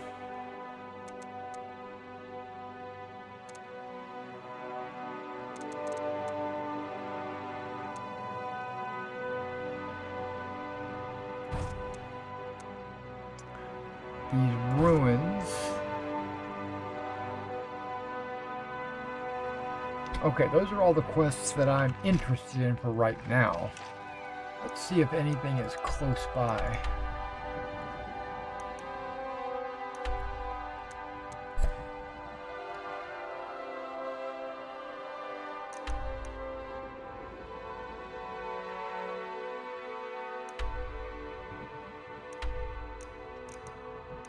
Ah, this is close. Travel to Arcwind Point.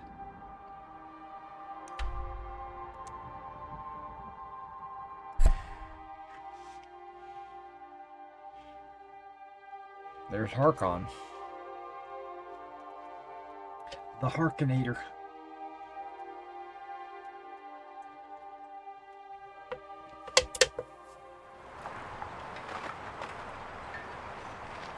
Okay, well, we're not planning on staying here. Yes? What did you need?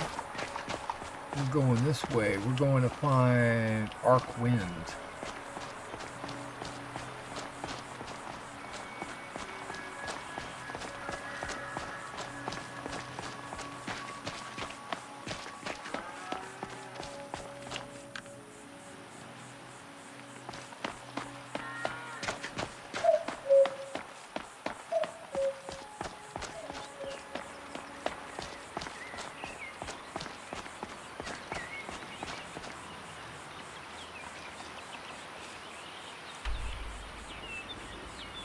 Looks like there's a road that goes this way, but that's not this way.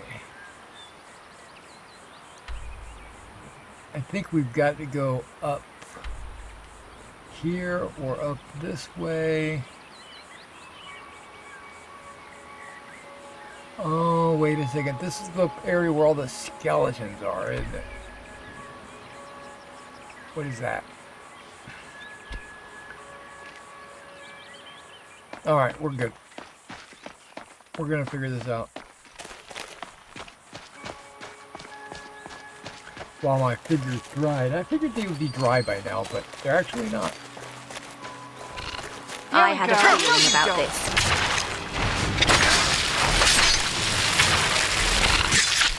Oh, hey. Your mom said she won't be back till Tuesday.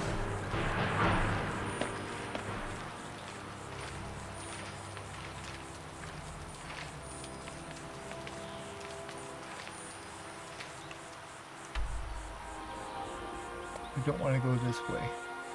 I want to go this way.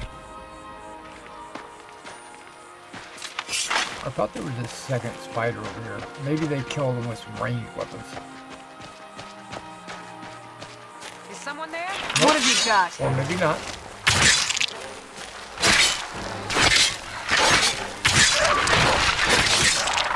Done and done.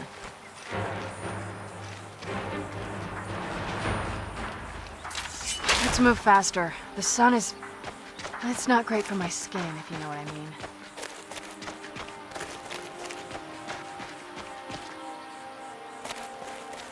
That spider was really close to this Imperial compound. Up here. I signed on because I couldn't watch the Stormcloaks tearing everything apart and not do something. But most of my family disagrees with my choice. The Legion's always looking for strong, capable warriors. If you think you've got what it takes, our headquarters is in Solitude.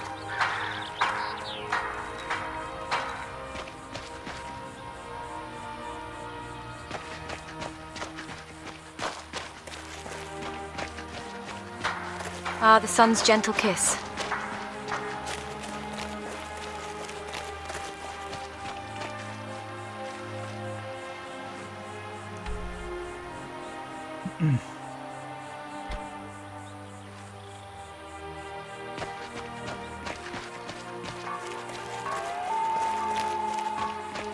Sometimes the most courageous thing we can do is to face a new day, or a Draugr. Both can be equally terrifying. I don't know what I'm doing here.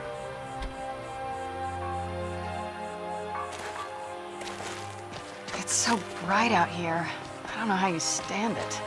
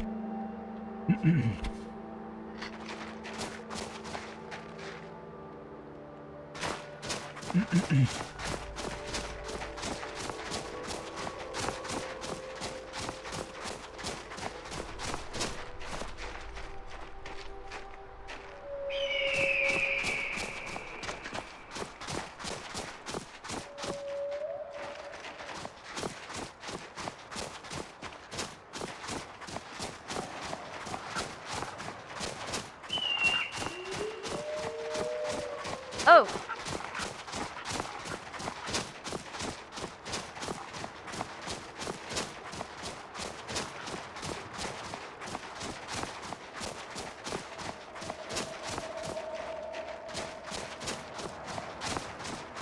This architecture's a good sign.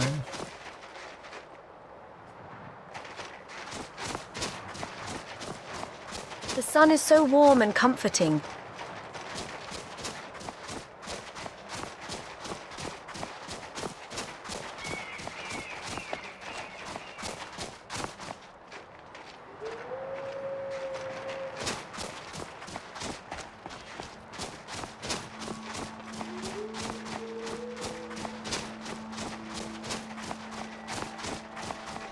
The silence in these ruins is oppressive. Yes, a poignant silence filled with whispers of long-lost tales. Here we go.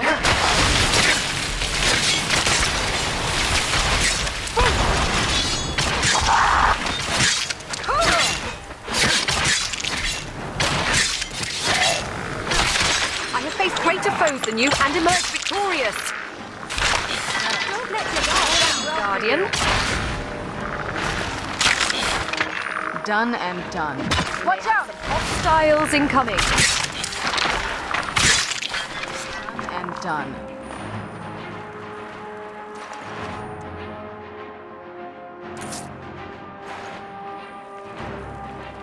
Yes? What did you need?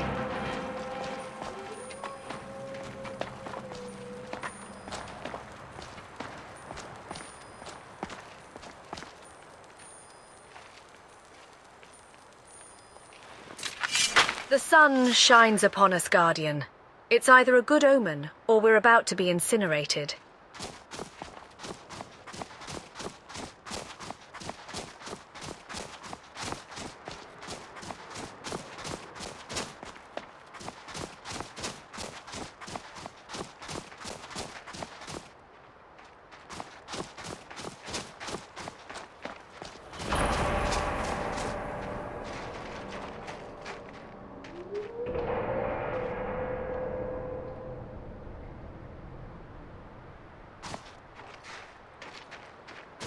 I've never seen leaves this color.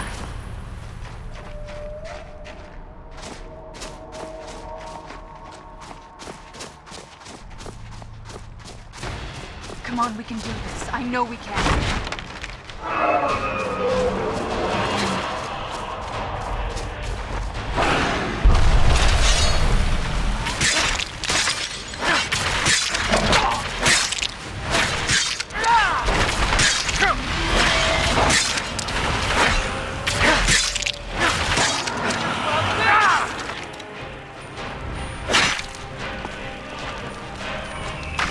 Whoa.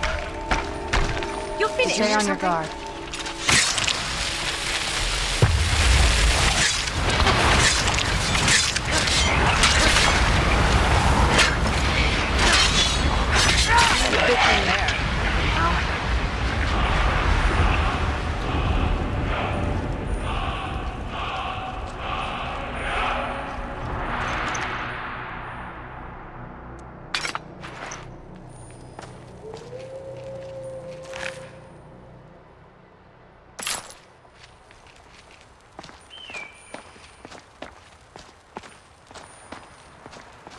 How does it feel, Guardian, to hold the essence of a dragon within you? Do you ever find yourself craving a knife?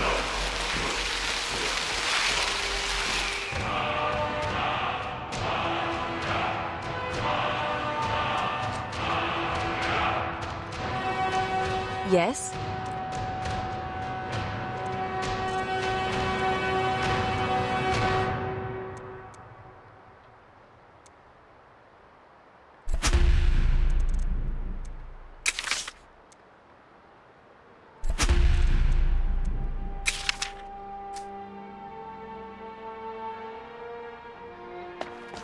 I was always taught to avoid these types of ruins. I think I see why now.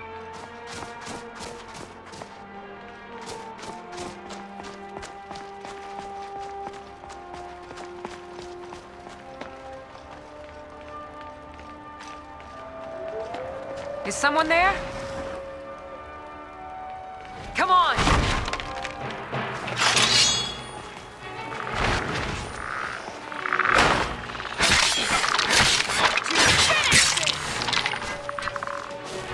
I'll kill you if I have to. Still remember how to fight. That's the last of them.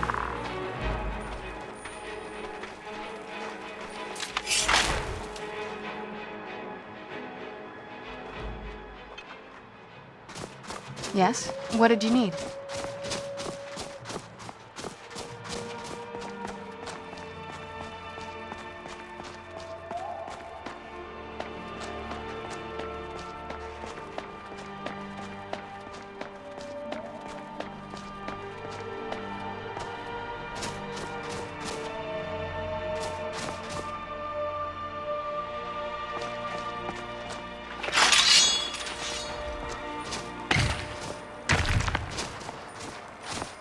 Where'd you come from? Oh, no, you don't.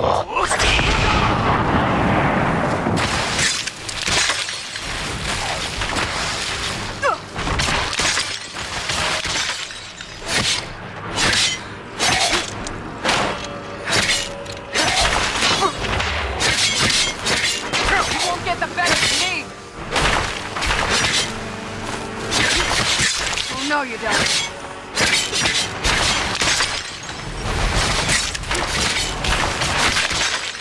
Impressive.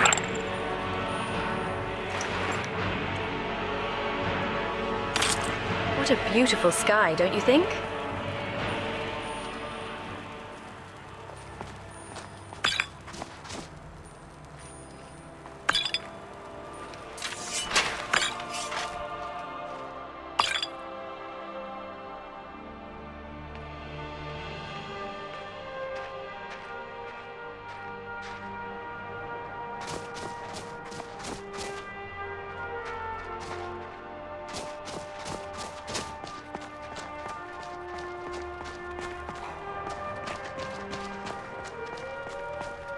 Tough day for you.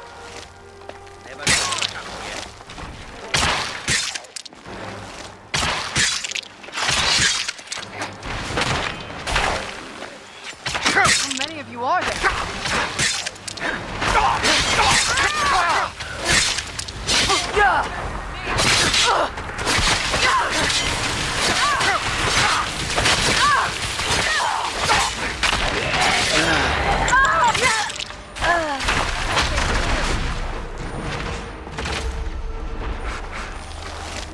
Filthy Fetcher, you've met your match. That takes care of that.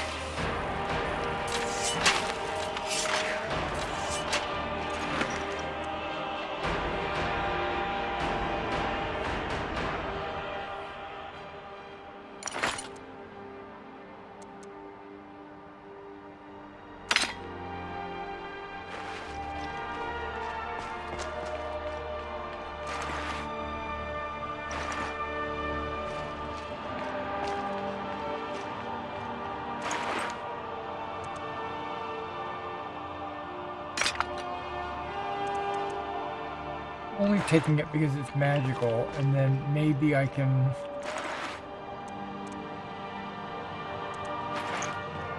disenchant it, or maybe, if not, sell it.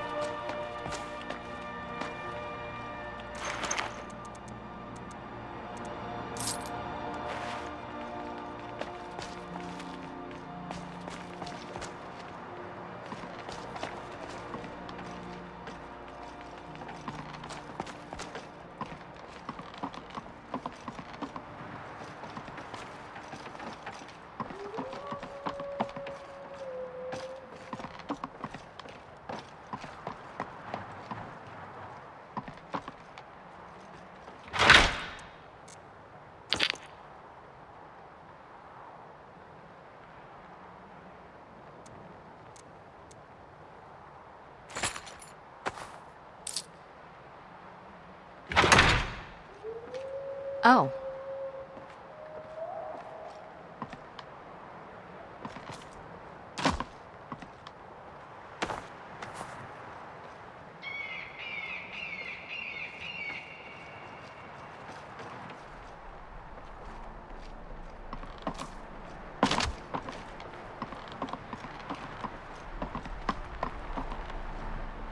Okay.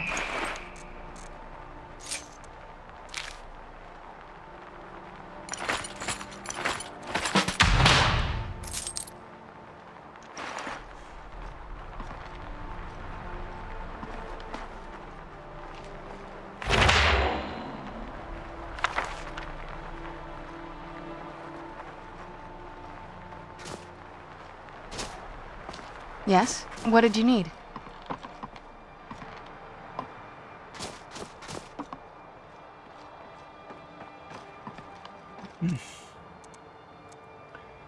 So my armor, as it stands, it's 101 armor. That's pretty good. Dragonbone mail is 89.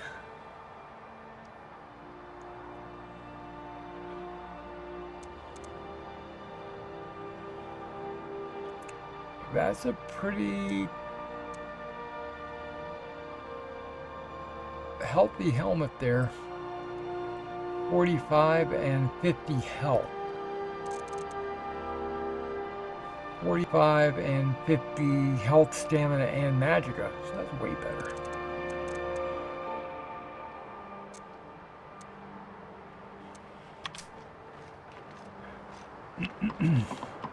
Oh, the stories these walls could tell if only they could speak.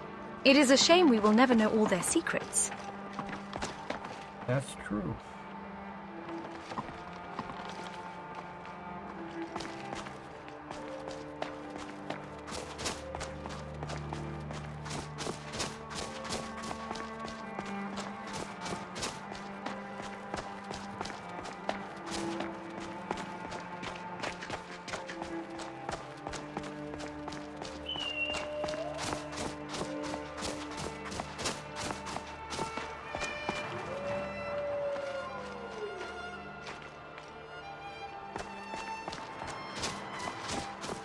There was a cave down here that we didn't check out. Your journey is a living testament to the power of determination and perseverance.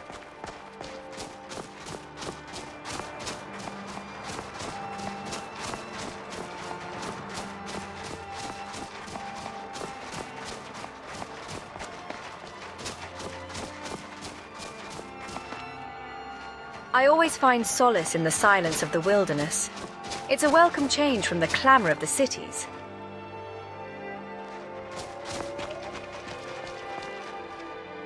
And it's just called Creation Club Cell. Be careful. I think we may be in for some trouble.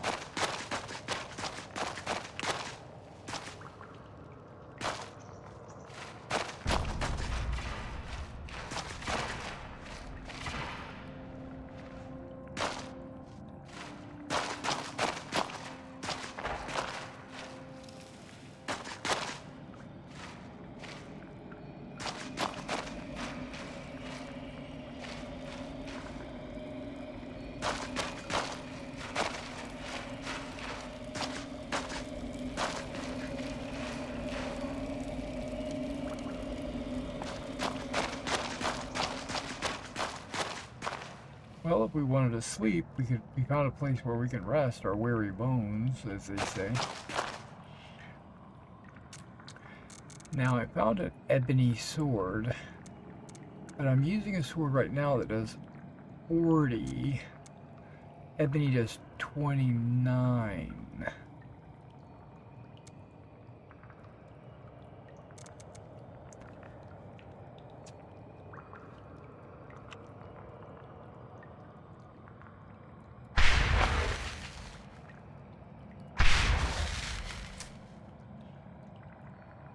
I wonder if I could blow that wall down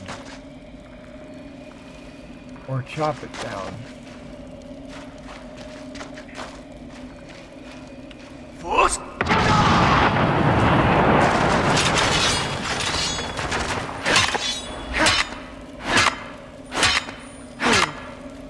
Nope.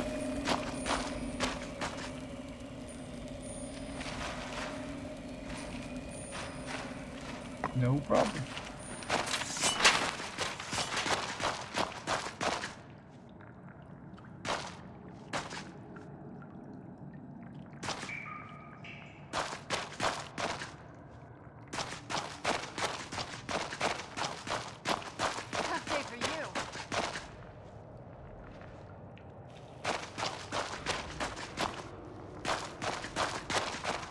Where'd you go?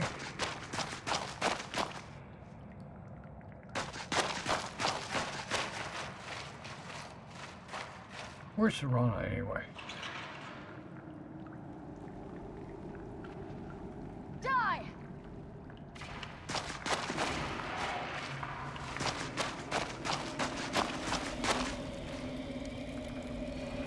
Somehow she's over there. But that's okay. Let's see if I can pull her out of this.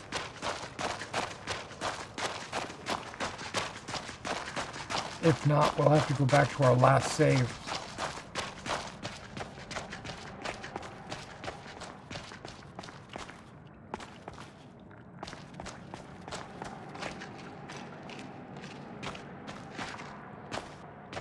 We might have to go to our last save anyway.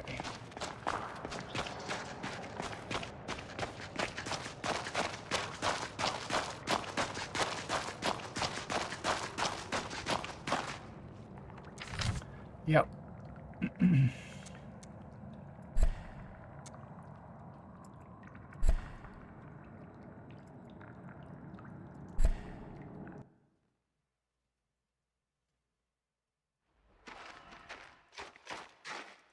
Okay, we're not going in there. It's full of nothing.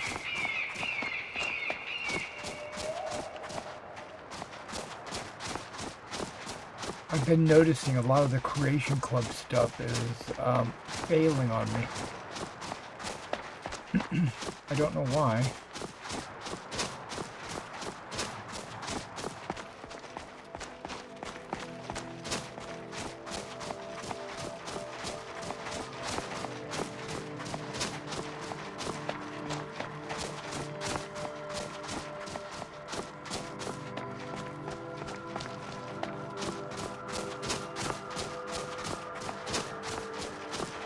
Take heed. Stay on your guard. We are not alone. You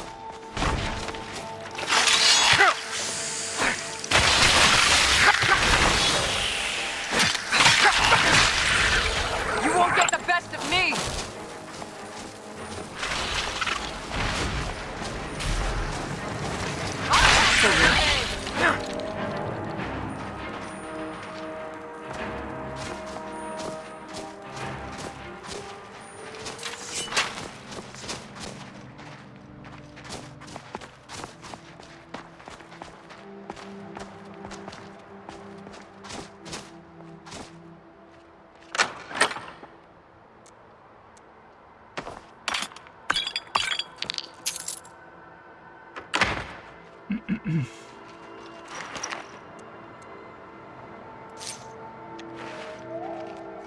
I'm carrying too much.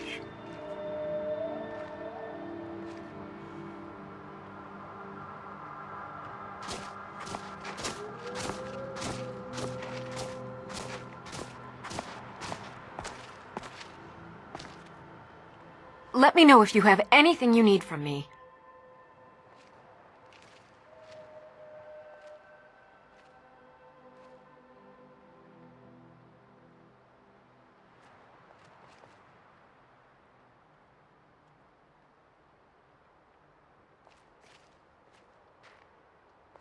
I need to trade some things with you.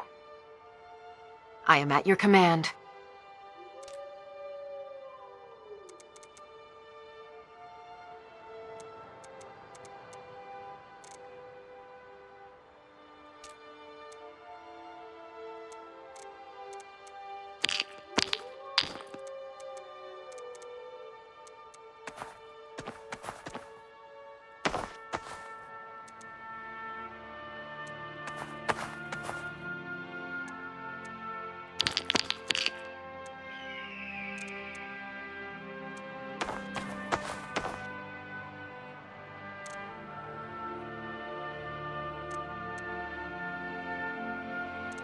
Okay, I'm underweight.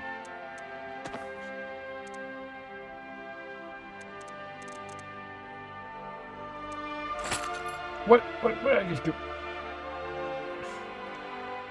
What did I just click on?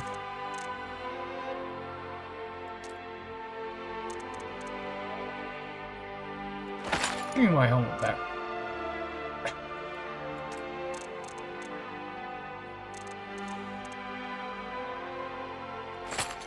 Nah.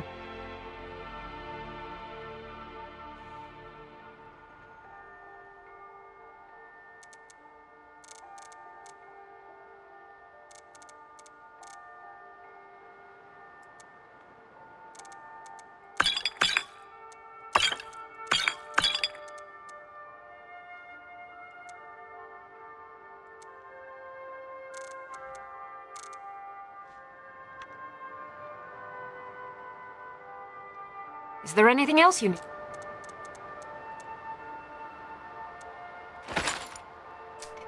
Put my own helmet back on. Yes? What did you need?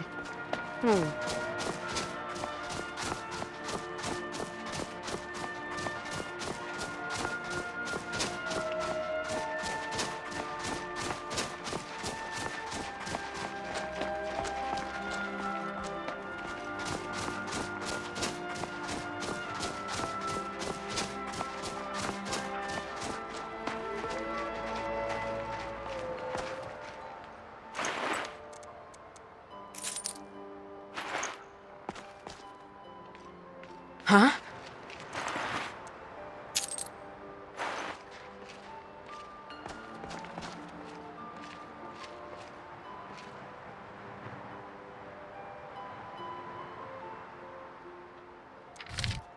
Okay, I'm gonna mess around with their looting stuff.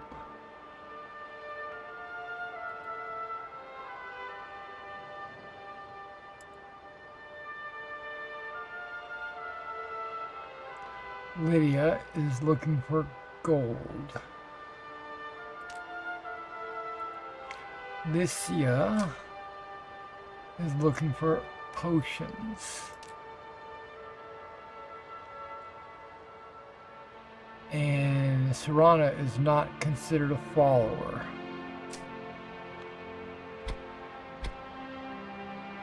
Not yet, anyway. A perfect day for a stroll.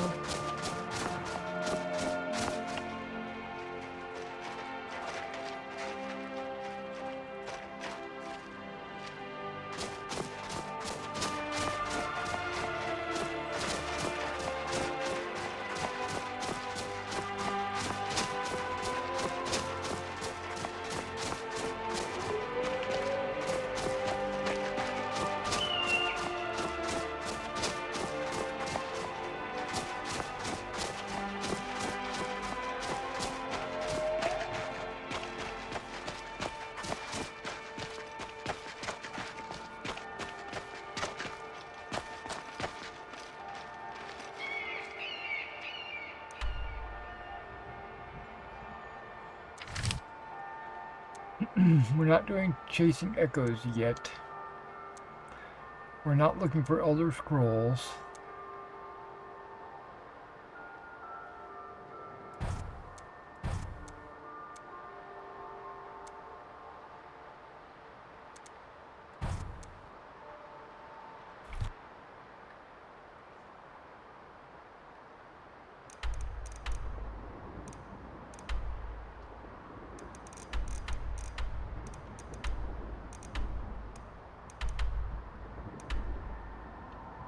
Frostmere Crypt is find the stolen sword and then search for a vigilant in Wind Peak Inn. Okay, that's where the Hall of the Vigilance were wiped out, right?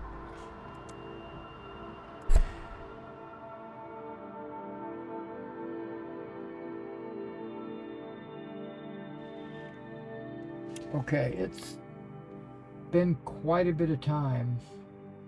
I think I need to try working on these figures.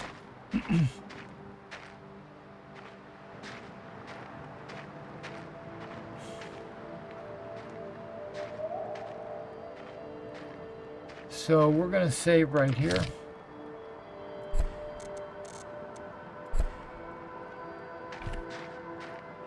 Yeah. I'm going to quit it.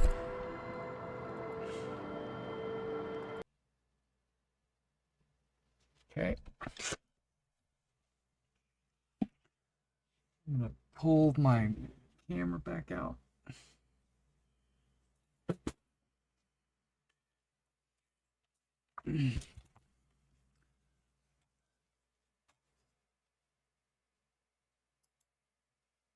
Switching over to Wargaming Weekly.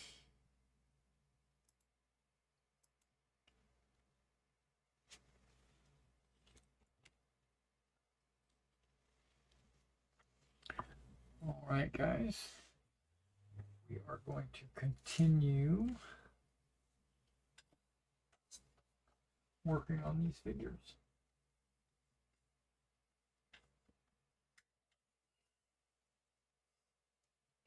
And then honestly, I think after I do this, I think I'm going to end the stream because I'm going to probably get something to eat. Because I haven't eaten in a while. Okay. Now, this paste doesn't want to open, dang. Okay. Well, you know what that means? Tool.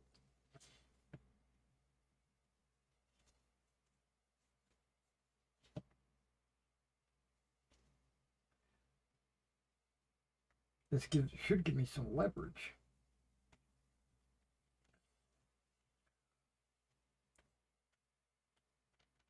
This thing doesn't want to turn.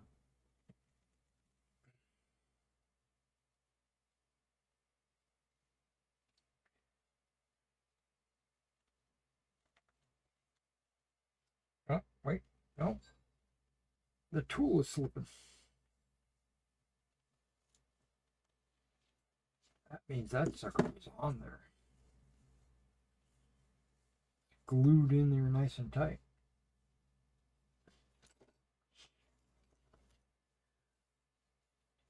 I could run some hot water on it.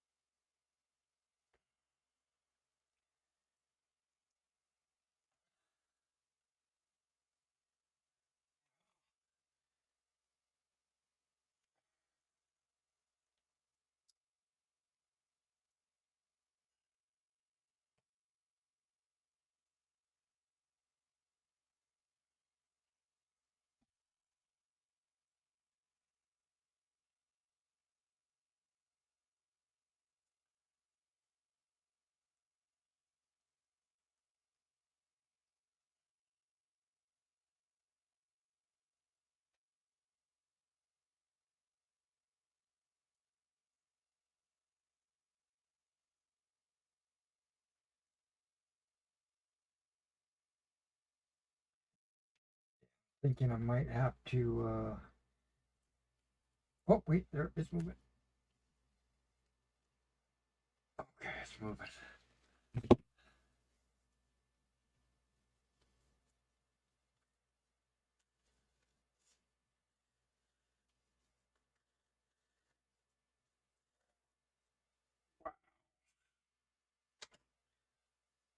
That didn't want to move. That's kind of a good brown, you know, but it's just not the brown I'm looking for.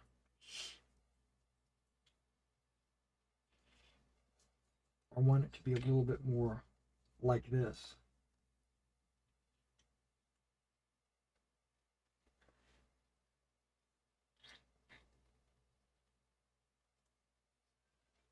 Okay.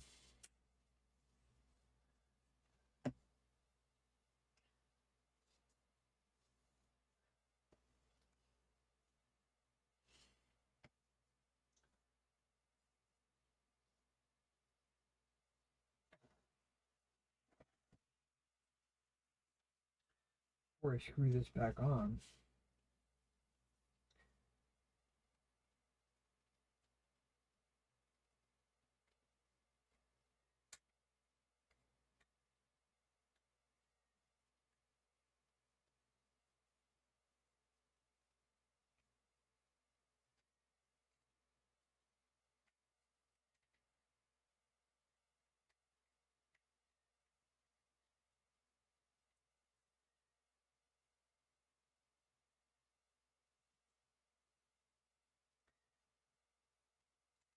Nothing in the threads. That's good. So maybe it's in the threads over here.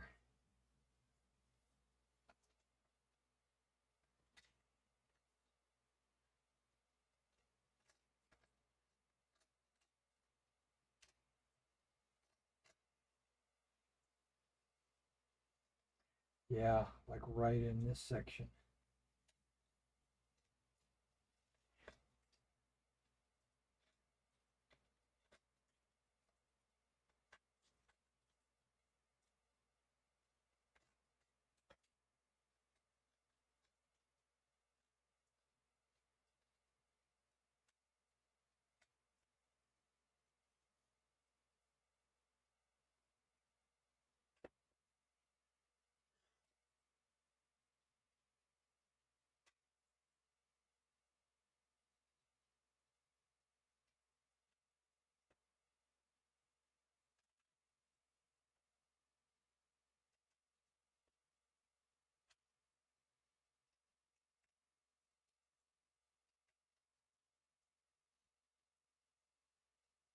Yep, this is the only downside that I've encountered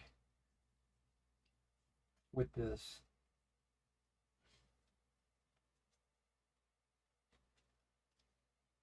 I thought it sealed up nice and tight.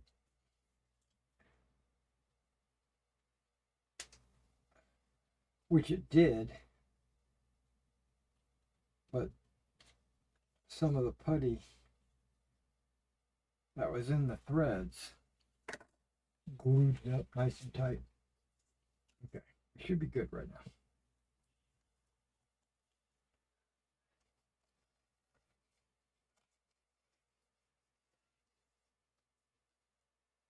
Nice and tight.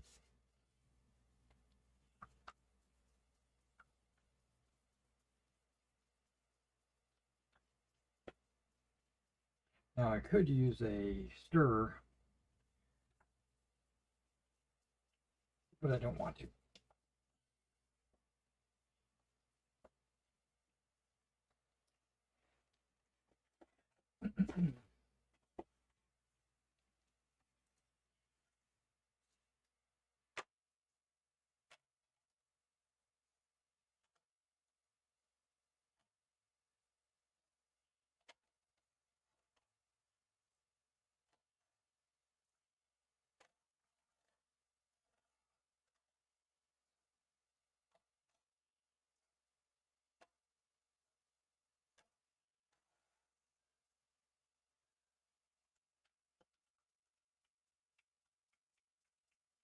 Now, it might not be fully mixed, right? There might be a little bit of brown, a little bit of gray brown, but that's perfectly fine having like a two-tone ground. I actually kind of prefer it. But it looks like it mixed up. Well, you can, I don't know if you can see that. Marbling.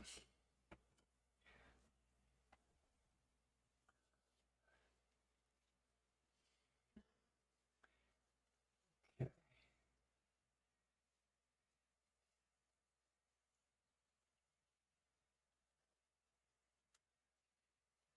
Gloves on so that get my hands pretty clean. And I'll keep the band-aids out of the way.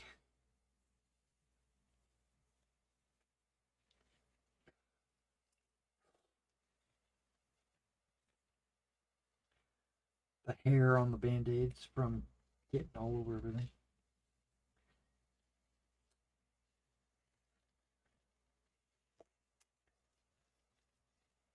There we go.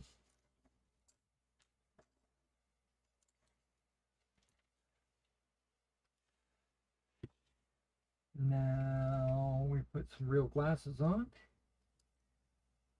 Some magnifiers.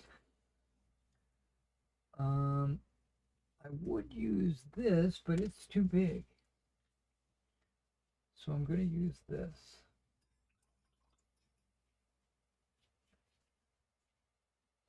Because, like I said, this is 13 millimeter. So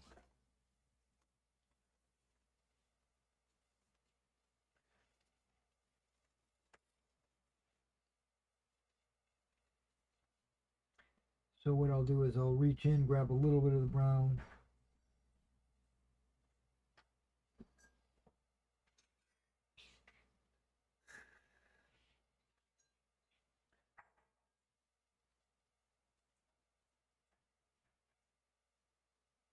Now all I'm doing here is hitting the area where the base connects to the stand to kind of make it less of a sharp transition. Kind of soften it up a little bit.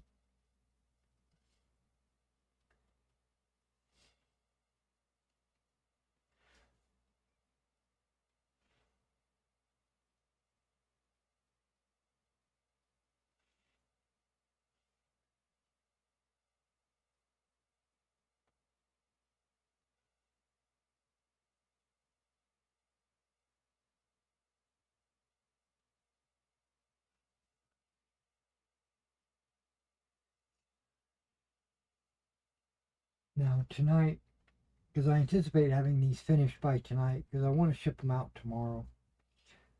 When I do get them finished, I will do a close-up review of the figures.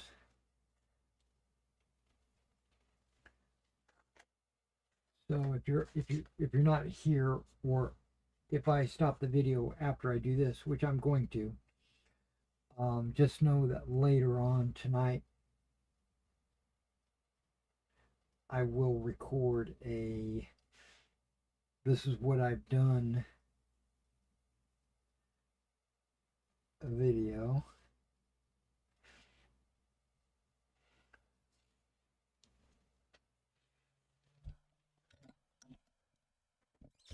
So you'll get to see, you know, what the final result looks like. And it'll be up close, which is sometimes a little bit less forgiving than the actual figures on the table, because the camera right up close on the figure picks up a lot more than the naked eye can pick up.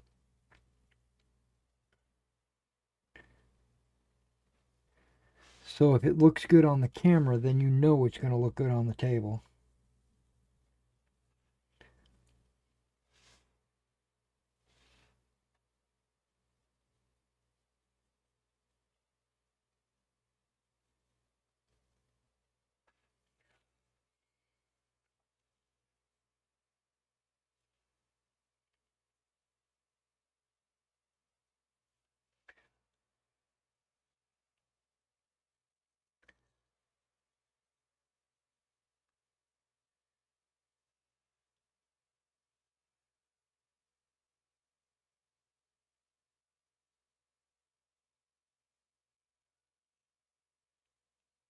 Dry decks. That's what I was looking for. The name of the putty is called Dry Decks. It only took me like 3 hours to remember that.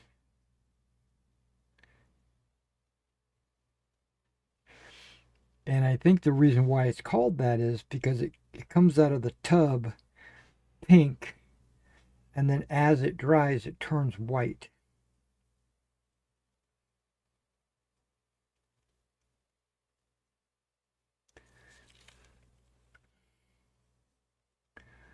The downside is, like, it has no texture. It's just straight spackle. And it has no color. It's just white. But I can see where I could add some grit to it. Some sand or little pebbles or something. And then I could also add paint to make it more earth tone or whatever. But if I'm doing all that, why don't I just use a factory made putty? One made specifically for texturing.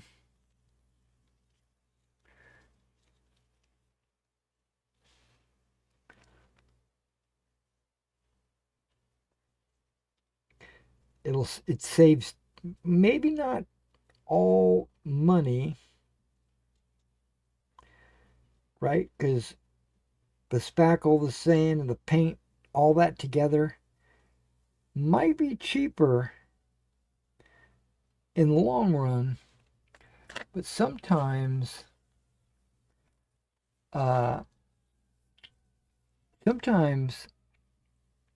people are willing to pay just a little bit extra to save time or effort.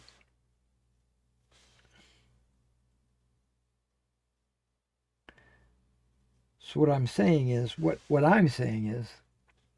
I'm willing to pay $15 for texture paste from an American company and not have to make my own. I can just open the tub and brush it on. In this case, I did add a little bit of brown. I probably could have added a lot more brown.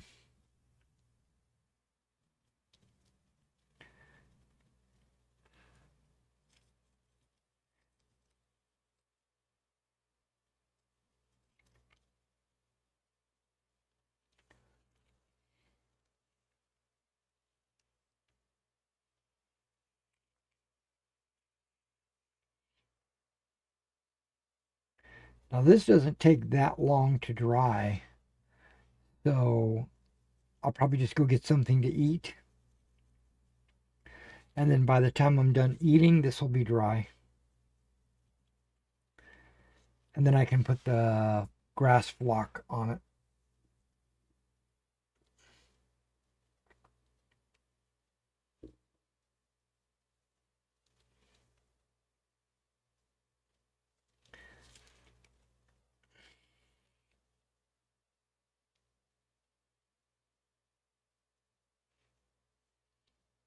I'm glad I painted these guys. I'm glad I painted the ground, because it's hard to get the block or the texture paste up on their feet.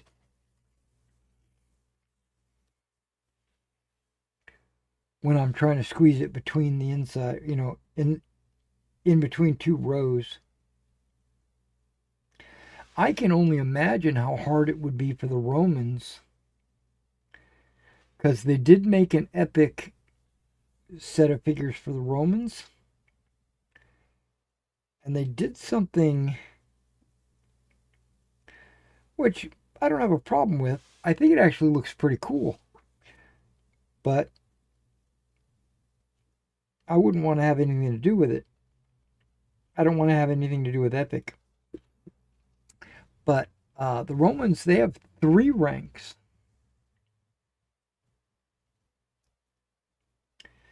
And the way they did it was the middle rank actually connects to the front and back rank. So like the front rank doesn't have a back, and the back rank doesn't have a front, and the middle rank pretty much only has heads.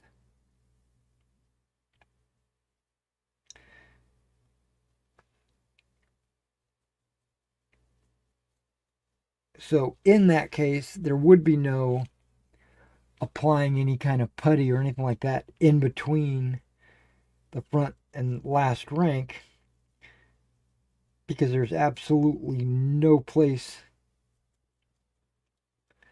on the base to put it. So in that case, it would be a lot easier. And it is super easy to paint a Roman helmet. So I think those figures would be, and see, in the back rank, you don't have to paint their fronts. In the front rank, you don't have to paint their backs. So it's, I think, the Romans in the epic figure line would be super easy to paint. Because you're only painting half as many figures. Not even.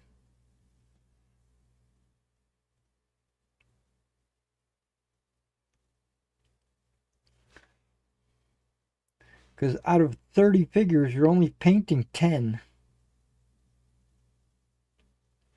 And then some heads.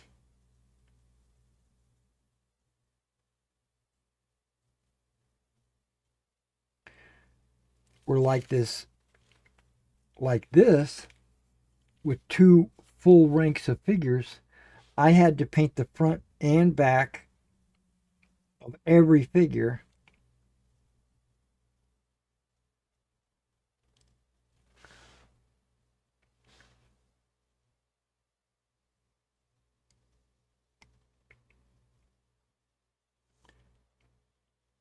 Because you can see every figure's front and back. Some a little harder than others, but you can.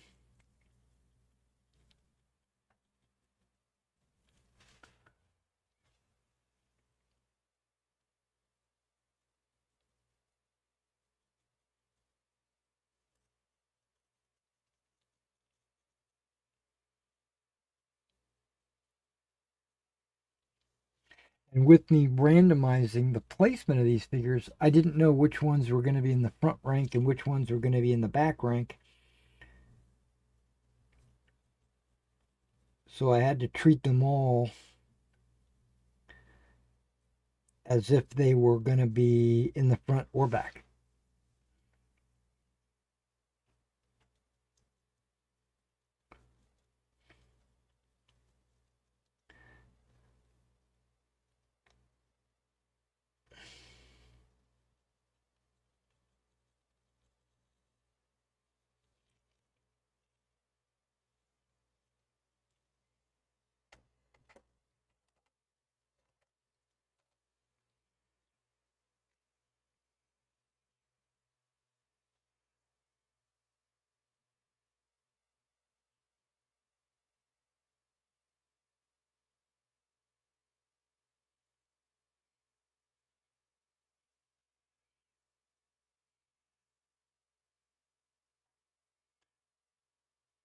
Now, like on this base that I'm holding in my hand, I'm still seeing a little bit of the white from the Mod Podge that I used to glue the figures down.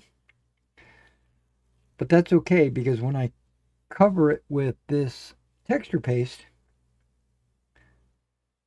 it's all PVA based. So the texture paste and the Mod Podge will glue and dry together.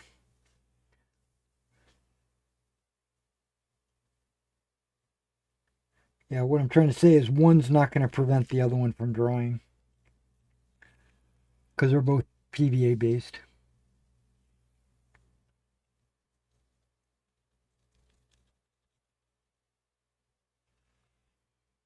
I don't think.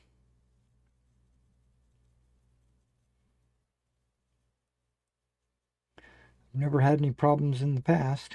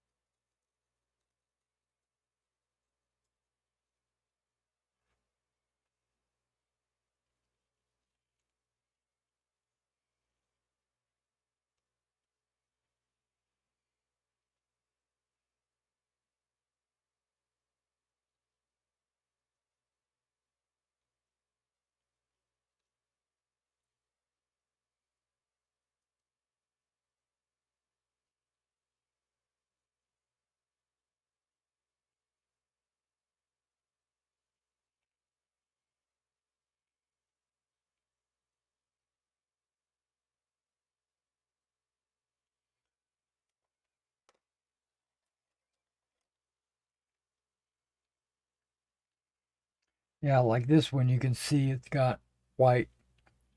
But I'm just going to go right over that.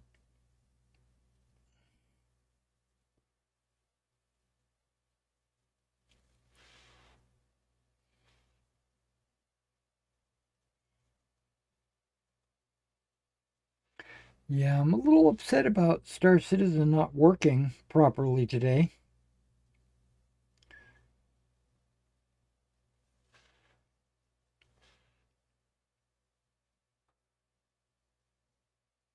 I couldn't get any of the elevators, and I went to 3 different sites on 2 different servers, and it still wouldn't work.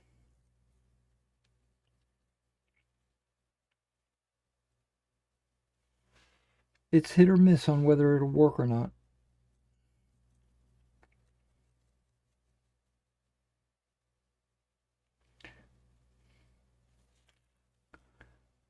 Knowing that now, I think I'm going to take nothing but my Carrack out and take big cargo loads, not the medium, because I might only get 1 load.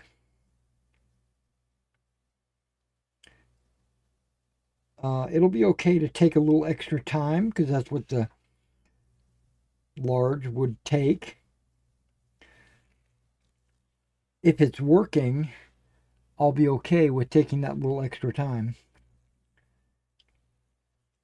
But if it's not working,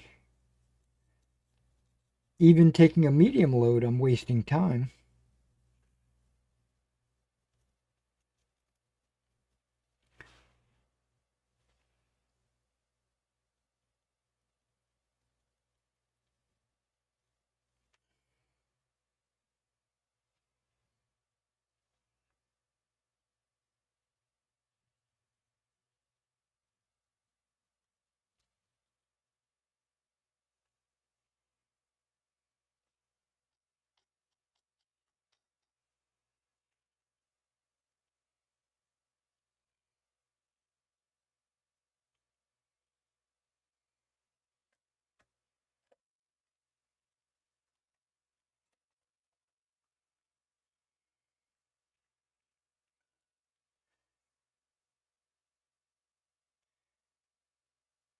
Skyrim was starting to mess up as well with the Creation Club stuff not loading properly.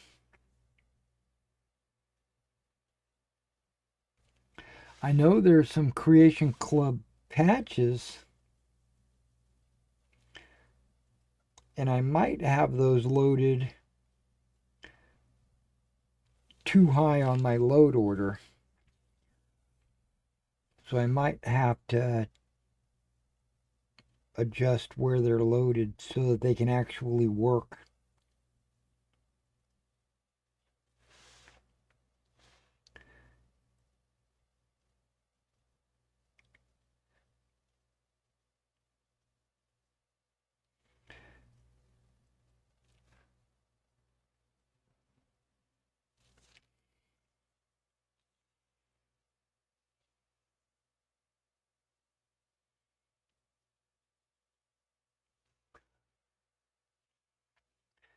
So Elder Scrolls 6 should be coming out fairly soon.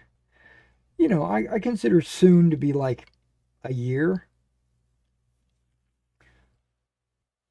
Hopefully I get Skyrim beaten by then. But if not, I'm going to jump into Elder Scrolls 6 to see if it's any good. Hopefully it's not Starfield all over again.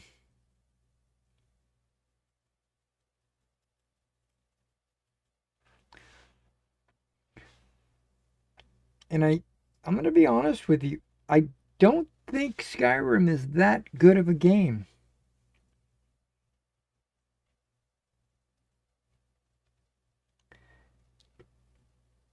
I think Skyrim and Starfield are very similar games. It's just that Skyrim's been around for 10 years longer, 10 years plus, longer than Starfield. So there's a lot of opportunity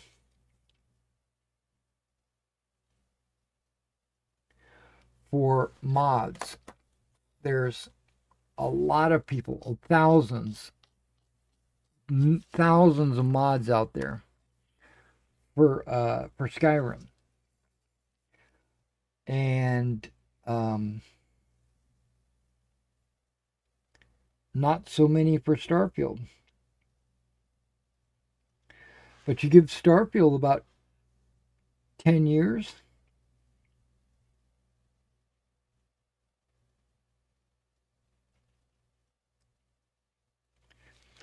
you might have a good game.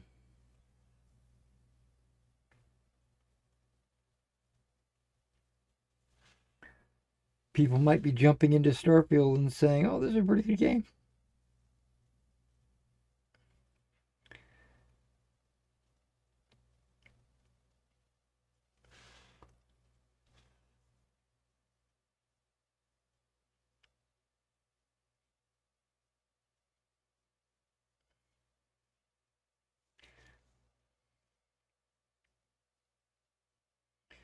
And a lot of people swear up and down by Mass Effect, right? And how great Mass Effect is. And I just kind of giggle at them because Mass Effect is the Odyssey, the Greek Odyssey rewritten for space. They knew what they were doing. And they did a good job. But they still retained all the Greek names and the place names and the weapon names and stuff like that. It's all Greek based.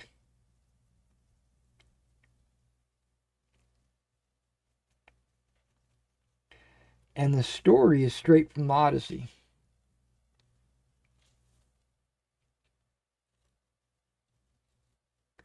Now you guys know there's a new movie coming out in 1 year called The Odyssey with Spider-Man in it. I mean, it's got a lot of, what's the name?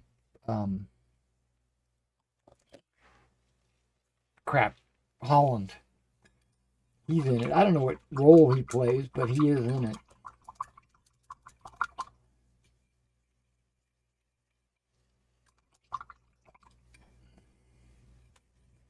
I think Sanjaya is in it as well.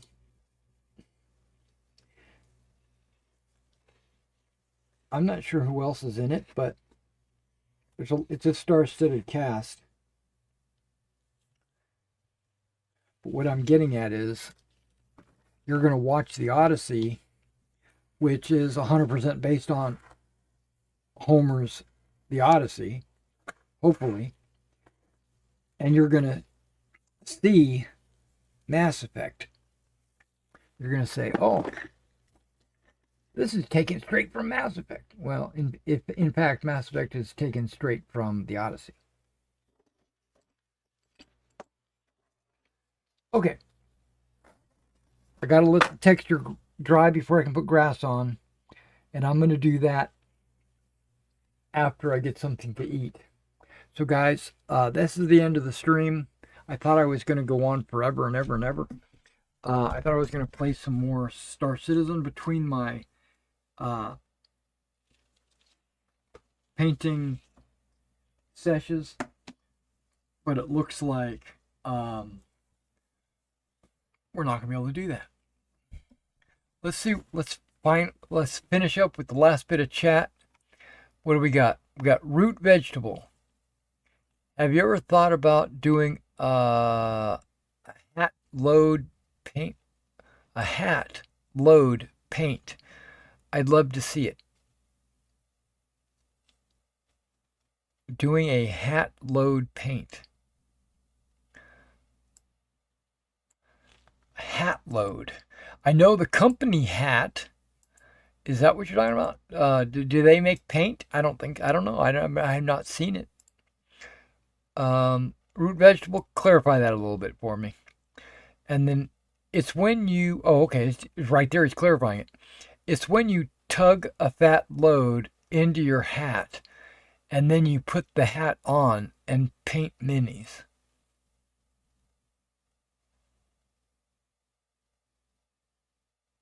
That sounds ridiculous. Don't put it past me. I might do that. No, I wouldn't do that. Okay. Hey, hi, Luke is back. Says, hi again. How was the game of Star Citizen? Unsure on title of the game. No, Star Citizen, that's right. That's exactly right. It wasn't good. It wasn't good. Everything was running smoothly except for the one thing you have to have run smoothly to accomplish the mission. And that's the freight elevator. The freight elevator doesn't work, so there's no way to get the cargo that you need to haul the cargo for the mission. I tried 3 different cargo elevators and none of them worked. So that sucks. Okay, couldn't get into Skyrim at all. I've tried countless times but always lost interest. Really enjoyed Oblivion though. Really? Huh. The only reason why I like Skyrim so much is because of all the user content.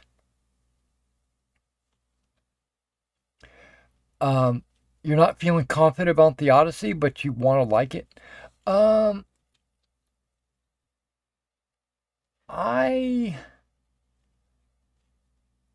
want to like it too. I'm not. I don't know. I have more confidence in the Odyssey than I do in Fantastic Four. But I heard a lot of people like the Fantastic Four. So maybe I will like it too. I haven't seen the Fantastic Four yet. Hopefully, I heard that they dropped a lot of the political messaging and the ideology messaging and trying to shove an agenda down your throat. And they've gone back to comic book storytelling. It might be it might be too little, too late. But if it's good, I'll watch it, you know. And it also could be that paid shills are saying it's a good movie even when it's not. So that could also be happening. I guess I'll have to make my own judgment when it comes to that. But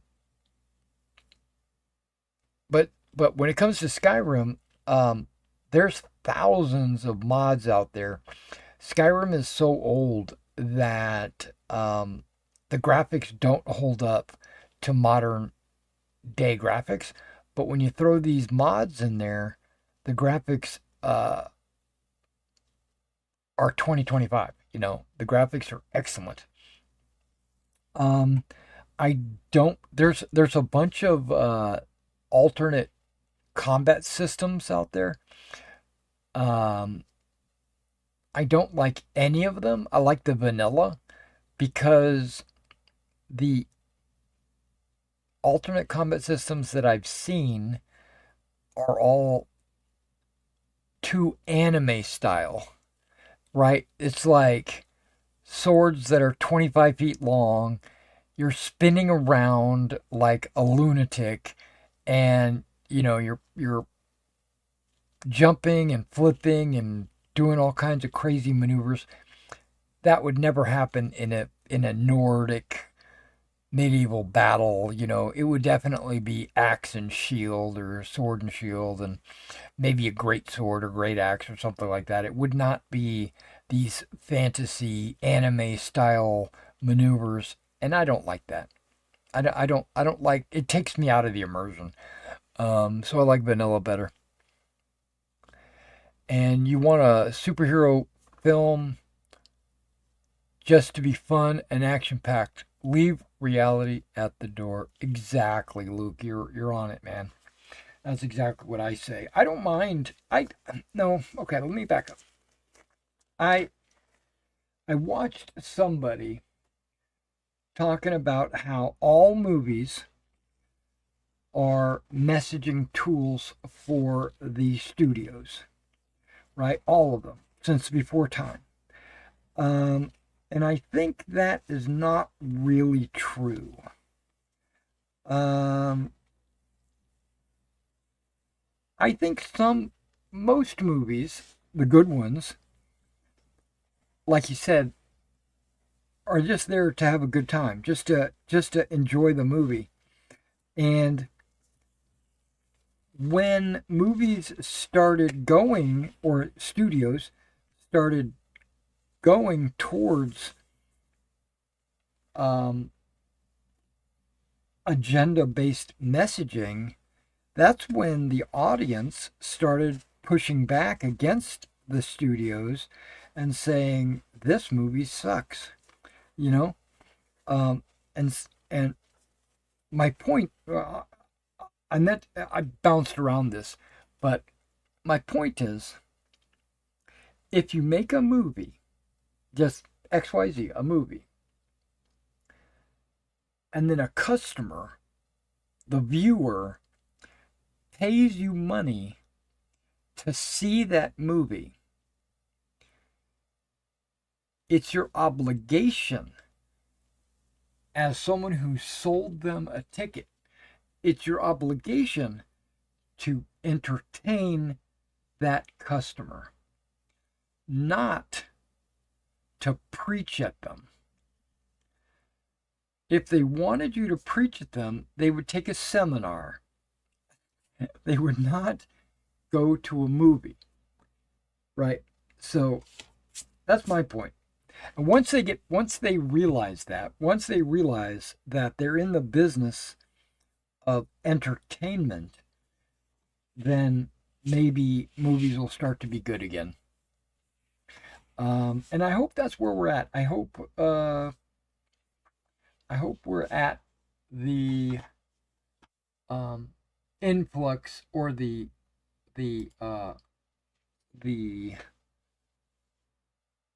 a word for it, but where it goes from being horrible to starting to be good again. Conflux, is that the word I'm looking for? I don't know. Well, I'm gonna let everybody go because I'm starting to get really hungry. It's almost 4 o'clock and I haven't eaten since 7. So, 8. It was 8 o'clock when I ate. 8 o'clock, I watched the Star Trek, the 3rd episode of, I want to say Brave New World. Is it Brave New World? Yeah. I watched that. I enjoyed it. Other than the only part I did not enjoy was the fat Klingon. Let me back that up. Fat Klingon warrior woman. And I don't know, if I don't want to spoil it for you if you plan to watch it, but wow, my video is like way behind. I'm looking at my stream and it's showing me still painting figures. Okay, I'm fast forwarding it. Okay, good deal. Cheers, mate. Take care. Thanks for the entertainment. Throwing it back at me. Gotcha. All right, I'll see you guys. I'm probably gonna be on later tonight. I think I'm gonna try to do some more Star Citizen and some more Skyrim. And I'm also going to record a video, not a live stream, but I'm going to record a video of these guys after I do the grass flocking, so that I can show off before I pack them up and send them off. All right, guys. I'll get you next time.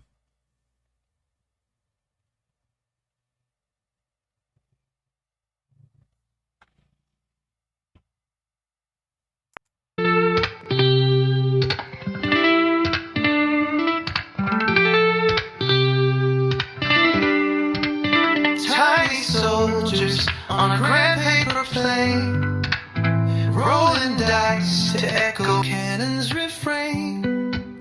Kingdoms rise within this tabletop dust. In strategy and chaos we place our trust. The generals lean with a calculating stare. Hands of fate guide moves with a flare. Tiny hills climb where valleys fall steep. Battles fought while the house stays asleep. Wargaming dreams on a six-sided star. In this microcosm we travel so far. Heroes die small, but their legends grow large. In this tiny world we're always in charge.